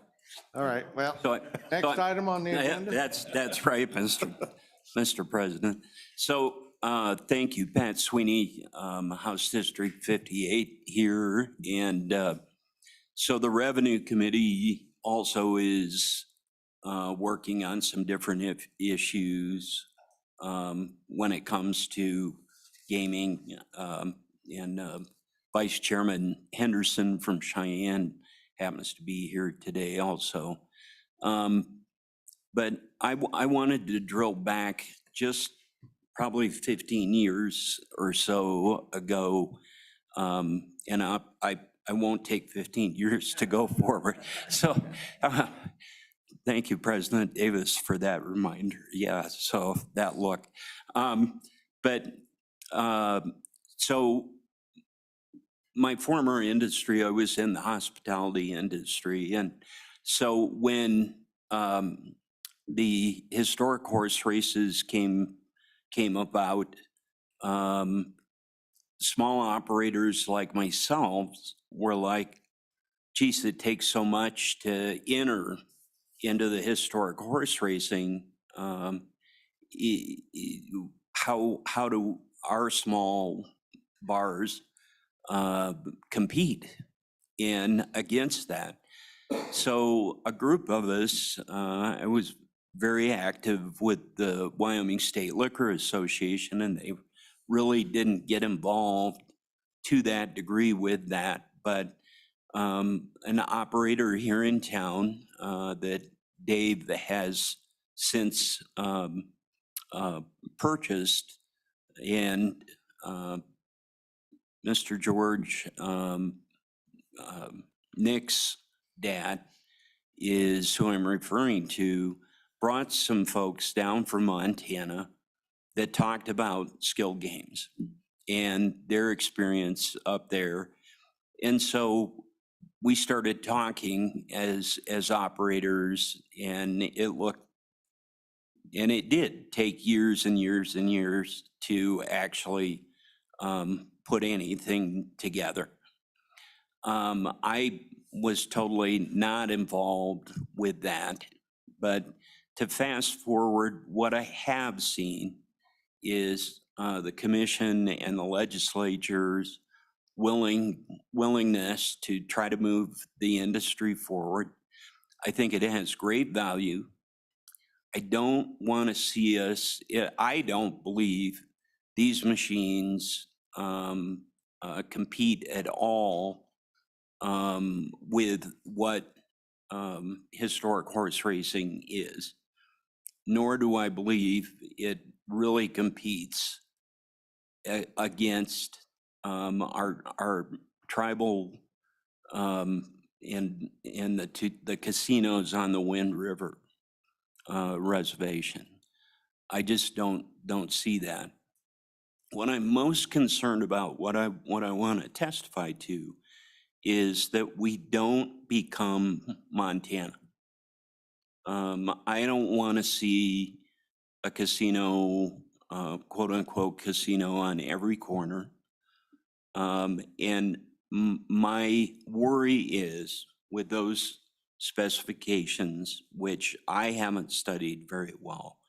But I am thrilled that we're going to take another look at that. I think it was a great suggestion that Director Moore had on tabling that section, keep moving forward with the rest of it, and then circle back around. So I think that's a good move. I don't think Pacematic is trying to cut anybody out of the industry, but they have a vested interest, just as a smaller operator that's here. And so we all want to get this right.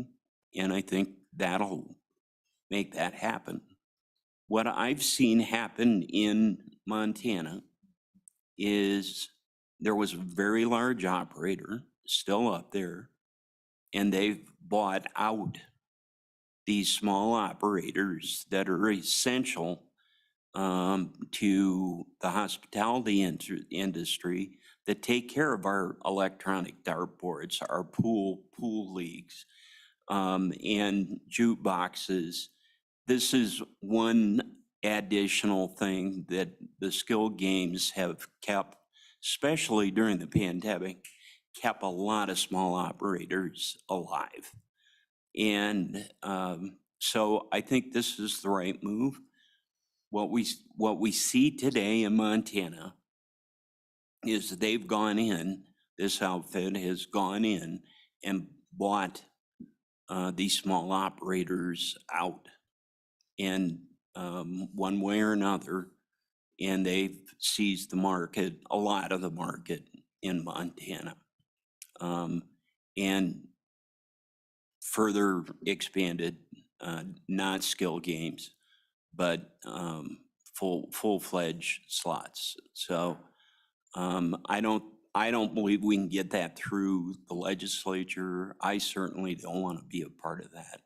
I want to see our small operators thrive, and our parimutuel, and our casinos, and that are in place in our historic horse racing thrive, and continue the breeders program. What a great thing that's been. So thank you, Commission.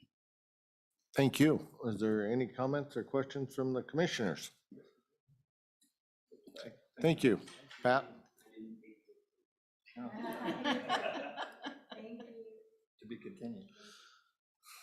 Okay, Charlie, where were we now? Executive session? Well, no executive session. Good. Item 10A, next scheduled meeting, we will be scheduling a Zoom meeting, hopefully early to mid-July, to deal with settlement agreements we're receiving. We hope to have it on the agenda today to deal with, but that didn't happen. Then August 25th, just as a reminder, or excuse me, August 25th, I do have scheduled about a location, potentially have a meeting here in Casper. Then the next meeting after that, in location to be determined, will be September 22nd.